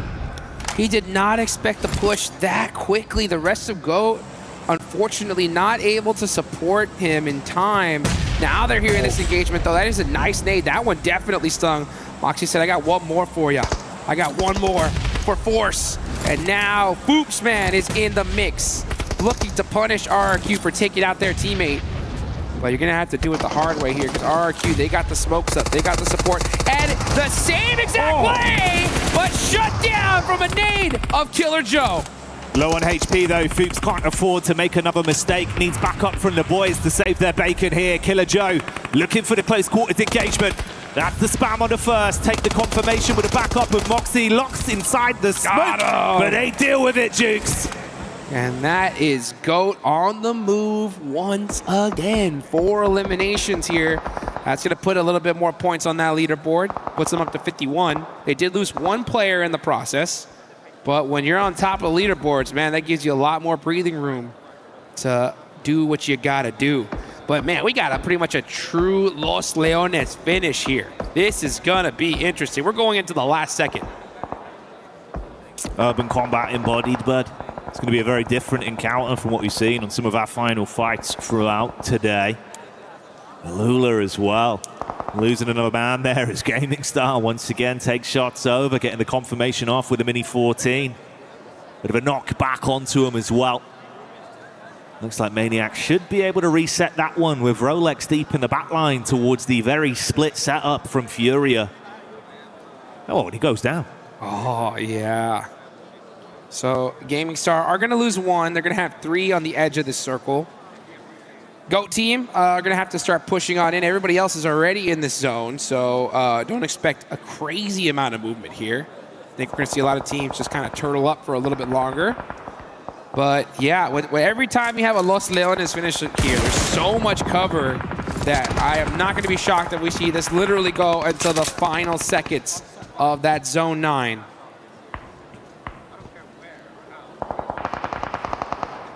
The coach cam POV there as well for Geekate. He's watching. Now he's looking at the camera. Those eyes dialed in, hoping the squad will be able to deliver once again here. 2 elims racked up so far, Duke. Still alive and standing with all 4 members as well. Had a great start to the day. What's their finish going to be like? Yeah, that's the question. That's the question. And you can see right now, looking at the leaderboards, we got a few squads that have done very well today. And the mid-pack can still bounce up here and now. So it's anybody's game here, folks. After this game, we'll have 6 more matches tomorrow. That's going to be it for Group A. But we ain't there yet. We still got this game left to go. So I am not surprised that we're seeing a lot of teams play this very calculated, very deliberate. Nothing fancy here in the last game, right? Don't make any kind of crazy pushes where you're going to get yourself third-partied. Just get some good coverage. You know, look out with that 3 peak. If you can see an easy knock and finish, go for it. Other than that, just play it safe. No reason to run unnecessary risks, but for Moxie, he might not have a choice in that matter. That's Flash finding the weakened knee. Back up being called for, Jukes, but it's a little bit late on a rotate, so Moxie's done for. Killer Joe peeks up top side.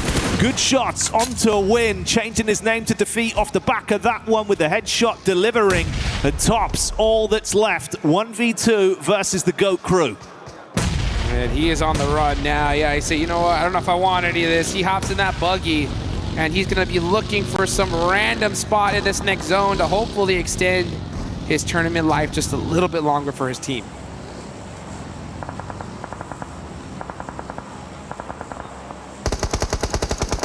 That's Aurora again playing their card.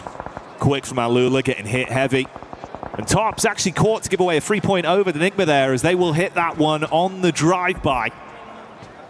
So getting themselves a cheeky Elim on the board. Seeing if they can start to build off the back of that. They've been given a lot of space since they got into the zone. It was a slow rotate, but they've been sitting pretty. And at some point, OG might contest up towards them. We see the zone condense in. It could change things. Flower H with a good elevated angle as well towards the window side for AGAL. Here we go, though. 10 seconds left on the clock. And we're going to find out where this next zone goes. And when that happens, we are definitely going to see some eliminations. So let's just see. Will it go up to that north and have so much coverage? It goes dead center. All right. I can feel a shift in the air of this room, as now we got quite a few teams that are going to have to make the move. You got X-Force, Rejects, KRX, Ulf, Gaming Stars. Even Alula going to have to start making a push into the zone. Meanwhile, Aurora sitting in a great spot. Ulf with the Golden Verado, trying to find a place of safety, and Aaron gets popped off by T24. That's 4 Frags coming alive again from the back. Leaning in through the window, watch Aurora take the full frontal assault, but Chief claps straight back instantly and domes him out on the stairwell. IQ, eyes lighting up as him and Valak are able to take shots over towards Gaming Stars. So 4 Frags starting to get into the groove of things now. 4 elims to their name, but the difference is, Jukes, that's still a full 4 squad here in kicking. That is right. 4 points on the board for 4 Thrives. Yeah, it's starting to feel like victory for them as they are getting into this end game, playing it very, very carefully. Now, 2-minute warning. My prediction, we're going to see a whole lot of nada for 2 minutes, but then once that zone pops, woo, things are going to really pop off. It's that planning phase right now, right? Now's the time to tell your team, all right, zone goes here, we're going in that direction. And, oh, man, Alula running out the building there. That you can't do that. The Kadir City grid starting to get loud as we can hear the crowd giving their energy over towards 4 Thrives. You can see them getting excited, and they did deliver from the peak they took onto Alula. Hit some nice shots from quite far away. Aurora's POV currently maintaining overlook on this encounter between OG and Enigma on the other side of things. It's a decent position, Jukes. You expose yourself, they could get some quick shots off, and we know they're good from range. Yeah, you know what? Sometimes the best defense is a good offense, right? If you're able to shoot at them first, you're going to be just okay. And it looks like Falak is looking to do just that. Oh, my. They almost 1-2-3'd them right there. You can just see that they were like, all right, 1, 2, 3. Ah, and Top is going to be the one to get that elimination. 2 for the side of Aurora. They have their whole squad up. And this is where they really play their best with some good high ground. They are going to make something happen. And they know that there's a player in that warehouse. I've had a read on Quick for quite some time. He's just trying to stay alive.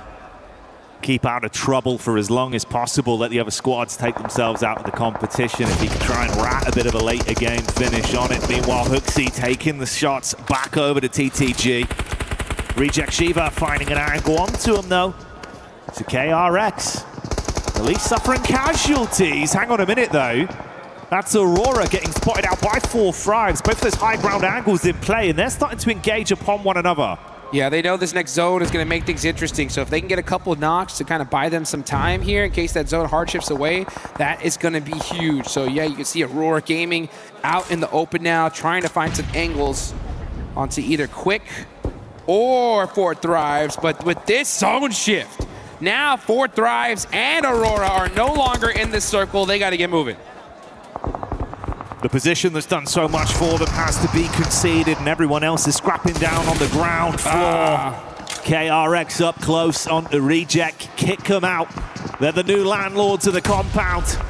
But can Baby make the payment in time? Looking for the push out with a nade here, wants to cook it to perfection. Jukes timing not going to work for him.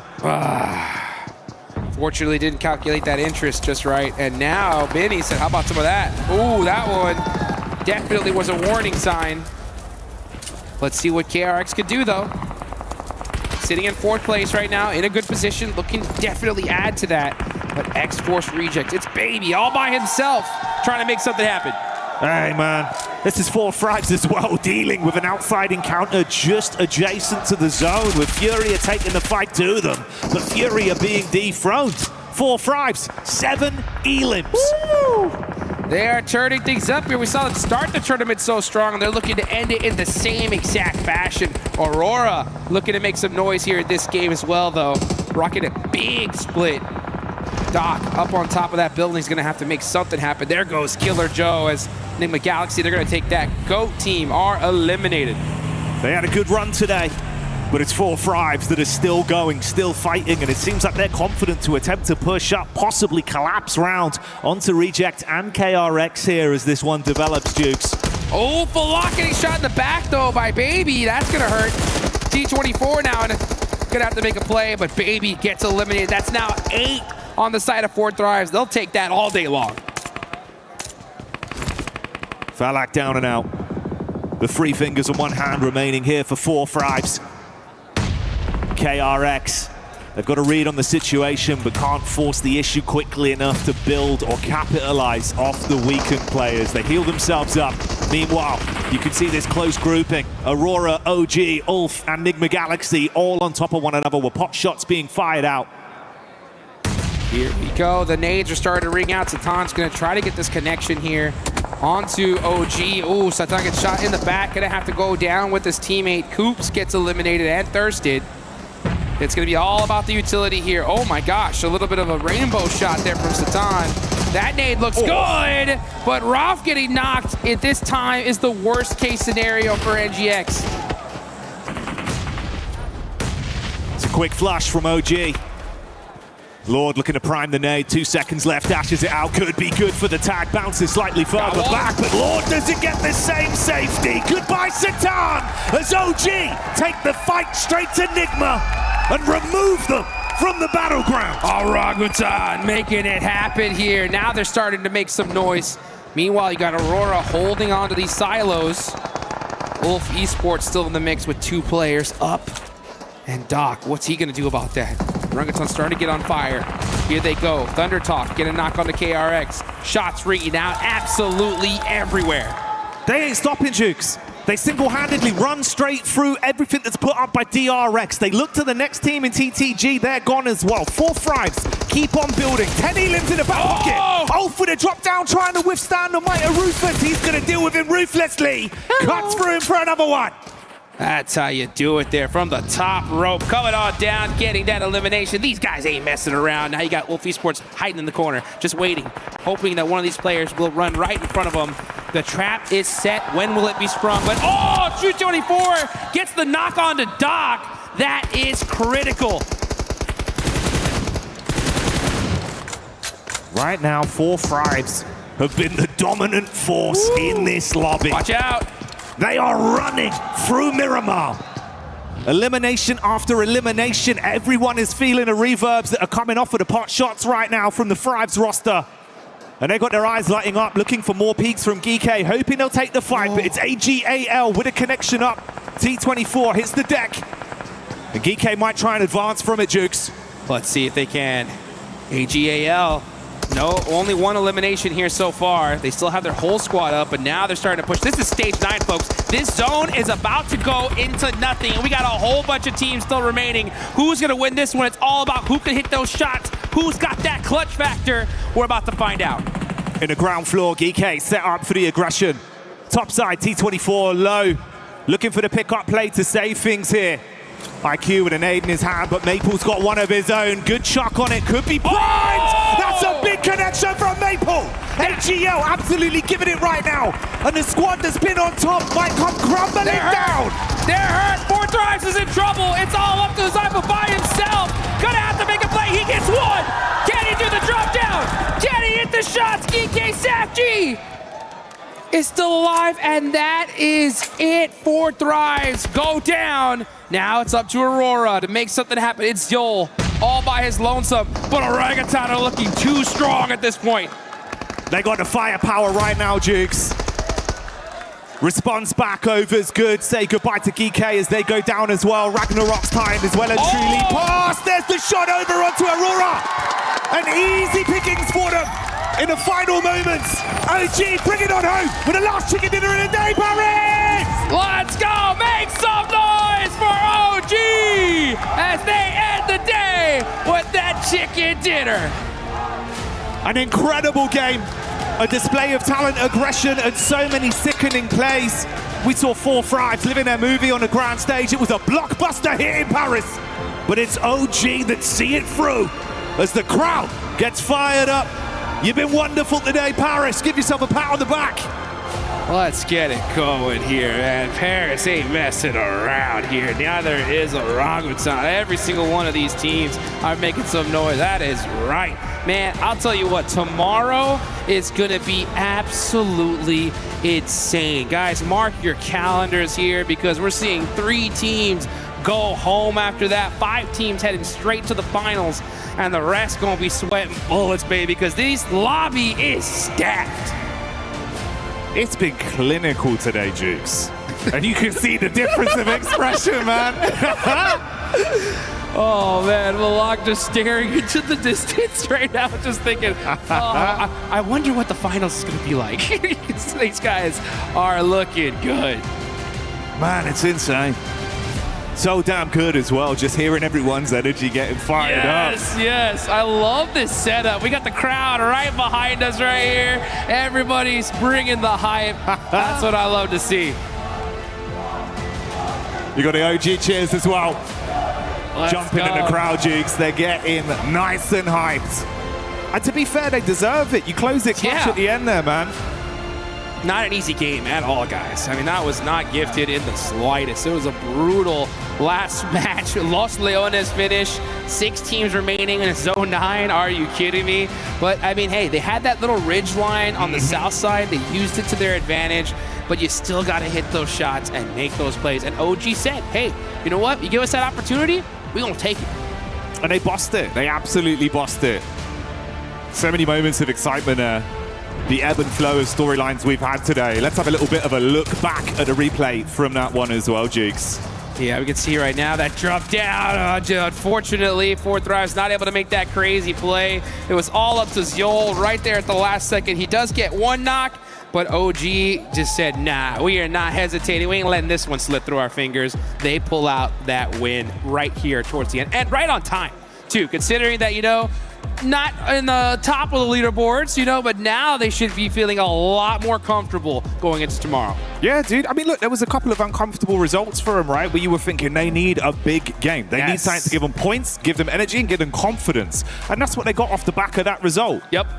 I mean, they're going to be feeling really set up here. I mean, definitely job's not finished, right? I mean, 6 more matches left to go is a lot of work to be had, but a lot less compared to those teams on the bottom of the leaderboards. They're going to have to go home tonight, talk to their coaches, figure out what adaptations they're going to need to make here, because this is the pinnacle of esports, guys. I mean, if you are even near this location, you have got to check it out and see it for your own eyes. Videos do not do it justice. It literally is like if I was a kid and dreamed of like the ultimate gaming experience. I don't even think I could have dreamed this big. No, man, it's unfathomable. It's been so damn exciting. It's been really, really beautiful. But we got something even more insightful coming your way. Let's get down on the stage with Kalaris. I think I'm gonna go with the flow. Okay, easy. Sounds good. Отлично, прекрасно. All right, okay, we are with Moxie here from GOAT Team after they get 2 wins on the day. Looking fantastic here at PMWC. My first question for them is about their first win on Erangel. Were they concerned about Enigma Galaxy's position going up against them because it was a good spot? And how quickly did they know that they'd run out of ammo on the other side? Аммо уже с другой стороны не хватает. По поводу таблицы в топе по очкам Enigma. You mean the table in terms of the overall points that we got? The table? Где мы топ взяли? That we got the Gamma top, that's what you meant? So they won the Erangel game? Да, мы выиграли игру Erangel. Yeah. Не, мы не беспокоились, конечно, зона немножко повезло, но мы доиграли просто вместе командно и выиграли игру. No, I got it. Well, we were not so concerned, you know. We got the points, we gathered our focus together, and somehow we as a team moved forward, and we did the best we could. Okay, so let's move on to the Miramar win that they got. They had good compound for quite a while. TT crashed on them, and they were able to deal with them. After that, what were their concerns? Because it's a very open field they're going into.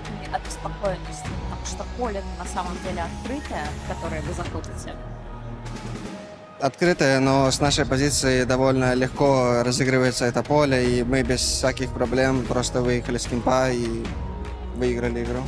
It is indeed very open field, absolutely, you're right. It's just that we also had a very good position, and that's why we sort of like smoothly slided from the camp. And that's why we got a pretty good score, and that's how we won, that's it. Okay, perfect. Well, thank you very much, Moxie, for joining me here. As we are done for this one, let's head over to Barney to check out what he's got going. Thank you so much, Kalaris. I've got Ketch here from Ulf Esports. Not a great day, not a bad day. Pretty kind of standard across the board, but I want to know from your perspective, Ketch, you know, coming into this tournament, you guys typically have a pretty slow start into tournaments. You build, you gain some momentum, and then you end with a bang. As the IGL, obviously you're trying to gain momentum quicker. You're trying to kind of get points on the board quickly. How are you trying to tackle that as the leader of this team? Bugün ilk gün çok iyi de geçmedi, çok kötü de geçmedi. Birazcık ortalardasınız. Böyle büyük turnuvalarda yavaş başlamak her zaman zor olabiliyor. Bir IGL olarak bu momentumu nasıl yakalıyorsunuz veya nasıl takımı daha ileri itebiliyorsun? Yani şöyle kötü başlangıçların geri dönüşü biraz zor oluyor. Ama yaptığımız işten vazgeçersek hiçbir zaman yakalayamıyoruz. O yüzden neyi doğru biliyorsak onu yapmaya devam ediyoruz. Yani bildiğimiz bir olay varsa ondan vazgeçmiyoruz. Ölürsek de öyle ölüyoruz. O kadar yani. Ekstra bir şeyimiz yok yani. It's always difficult to come back from mistakes or slow starts, but we know the game that we are playing, and we usually just stick with that. Even if we lose or die on that, we still continue doing the same strategy all over. I like that, sticking to your game plan. Before I let you go, I want to talk to you a little bit about your team. Erin's your latest addition to the squad, joining just before PMGC last year. How integral or instrumental is he to your guys' success? Because as soon as he joined, he came second at PMGC. You guys are putting up, you know, amazing performances on LAN. So how important is he to the team? Eren'le ilgili soru sormak istiyorum. Takımınıza sonradan dahil oldu. PMGC'den kısa bir süre önce ve hemen PMGC'de 2. sırada bitirdiniz. Yani takımınıza büyük bir etkisi var ve bu etkisinin senin gözünde nasıl, o nasıl bir, yani takıma nasıl bir katkı sağlıyor? Yani Eren bizim eksik parçalarımızdan bir tanesiymiş. Hani Lego parçası gibi böyle boş olan yeri direkt doldurdu. Takımda gerekirse agresiflik, gerekirse biz pusma diyoruz yani. Gerekirse pusabiliyoruz. Hani her şeyden azar azar ve yeterli derecede var. O yüzden bir takımın bir eksik kısmını herhangi bir pozisyonda Eren tamamlayabiliyor. O yüzden bizim için çok değerli yani. Yeah, Eren is really precious for our team. Because he was kind of like the missing puzzle piece for our team, because he is like both aggressive but also can play in a more like slow style. So we definitely noticed that he was that missing piece for our team, and we can utilize him in many different ways. So we're really happy for this addition. I love that. Shout out to the young guns on the team bringing forward this esport legend. Thank you so much, Ketch, for joining me in this interview. What a brilliant day it has been so far, but we've got so much PUBG Mobile action coming your way over the next few days. So let's round out day one by going back over to the studio. Yes, we do. Thank you, Barney and Kalaris, for the amazing interviews today.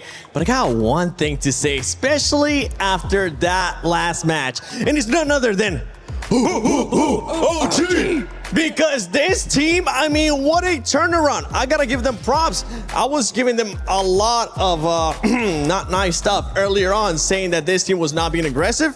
But in that last one, Lace, they were definitely aggressive, and they got the chicken dinner. Yes, this is exactly what I was saying. Finally, they admit the damage that they are creating, and then they capitalize on it with not only a not a terrible, but a difficult push up the hill as well. But they were able to get themselves into that spot, eliminate Aurora, who was sitting on the fence line, and obviously take the chicken dinner. What I hope from them is that they can look at this game and realize that they can make the rest of the lobby play on their terms, because it's not like that they were doing anything wrong in the original games. It's just that capitalization to push forward. It was kind of like, oh, should we do it? But this is exactly what we know that OG can do. Yeah, a big feedback from us was those eliminations. And right now, they ended up getting 10, but it's the way that they ended up doing, Max, because we ended up seeing them just not only get a knock on Raul from Enigma Galaxy, we saw them finally being aggressive. Yeah, you know what? I'm not just going to say that's the best fight we've seen from them so far in PMWC. Yep. That's also the case with PMGC included. This is the best so far we've ever seen of a fight from Orangutan globally, ever. And I love to see the commitment to the play. You get a knock, you have the man advantage, leverage it, like send it, bloody hell, and they did. I love seeing that from this squad. Hopefully it's not just a flash in the pan, right? Yep. I want to see a continuation. I want to see chapter 100%. 2 of these kind of fights in Iptra. And if they do so, hey, maybe first time we can see an Indian team in a global finals. Wouldn't that be something? I would love to see that. And going back to that play is like, I love that they made that push and committed to that push, because that fight in particular was really scary because they had a whole wall that was not going to be it was not easy for them because they knew there was going to be somebody hiding behind it. So the commitment is really, really good there. You get the honors for this one, Natura. Yes. Give it to them. There you go. OG, congratulations. Is one other thing for this squad too, as we're hyping them up here and well deserved, is how they were able to adjust throughout the day. Usually a squad is not able to do that, but the fact that they were able to do it is what we want to see. At the end of the day, we saw 4 Thrives as well being able to put up some points there. Let's see what that overall is going to be looking like for Group A Day 1. Because 6 matches are done with, and it's no surprise that the pride of Pakistan, baby, 4 Thrives Esports with 59 points sitting at the top. Oh, they thought it was going to be a flash in the pan. People said, no way, they do it again. But they're doing it again. And one thing that's really important, right? GOAT team, despite getting 2 chicken dinners, Niptura, they've only got 20 placement points. Without a single chicken dinner, they are only 5 placement points away from the results of GOAT team, highlighting they keep getting into these late game scenarios, getting a few points, but especially the eliminations. You remove all their placement points, they would still be on the first page. They would. And you know what? I love seeing this from them so much. We're starting to see a really consistent global team emerging out of this squad, right? They're really coming into their own. They're looking very good. This is exactly what I want to see from them. Yes, it's not, the 3 wins that we saw in PMGO Season 1, but it is top of the leaderboard, not by much, but it's still there. It puts them in a really good position for Day 2. And I mean, even at the end of today's matches, there's not a crazy lead in and amongst these teams. And obviously we still have an entire day, and especially the turnaround. I want to talk about the turnaround from GOAT because it was not looking like they were in this to play, but this turnaround is something to be watching out for. And then also the downfall of Furia is also something we Max. might need to look out for too. No, don't talk about this one. Yeah, to be honest, big L taken by Furia today. We need to see a massive step up. 5 placement points over the course of 6 matches. You're below a 1 average placement point per game. The thing is, their eliminations are not far off, like a lot of teams around them. Right. It's not that bad, but the placement points are really lackluster, so I need to see a step up. Same for Team RRQ though. During PMI, I saw many great things for them, that team right in the Macau Invitational. Bit of a slow start for them, but you know what? It's Day 1. There's going to be a few hurdles along the way for these squads. So Day 2, of course, you need to make a step up. And if you don't make it in the top 5-7, at least don't be in the bottom 3. Yeah, you don't want to be in the bottom 3 right now. We were able to see Alula, Thunder Talk, and Exports Rejects, which honestly, I was expecting a much better performance out of that squad. I said it halfway through the day. I'm going to say it again. Highly disappointed by the way that Exports Rejects has been playing today. Yeah, I thought we would see a lot more from them. But you know what? I am hopeful for tomorrow. This is one of those teams that I think will just grow over time and get more confident, get a little bit more of that risk-taking mentality on board.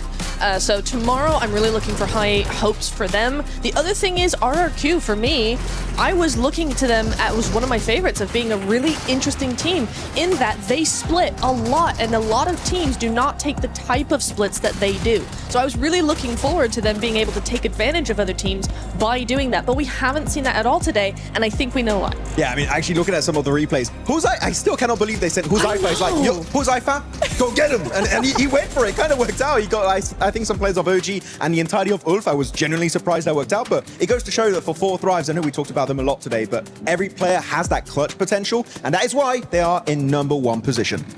4 Thrives. They have thriving, the best loyal gamers. BLG. And it goes to show here, and we're going to continue to see it throughout. Don't forget that tomorrow is going to be the second day of PMWC at EWC 26 for Group A. Day 3, Day 4, we'll get a chance to see Group B. But until then, we'll get a chance to find out which top 5 teams are going to be going directly to the finals. And something to notate that we'll be talking about tomorrow too is that OG ended up being in 6th place after that amazing win. We'll see if they can keep it out tomorrow. Make sure you tune in. It has been Lace, Maxman, Neptura, the 7WG, the amazing casters, and the rest of the stuff. We'll see you tomorrow.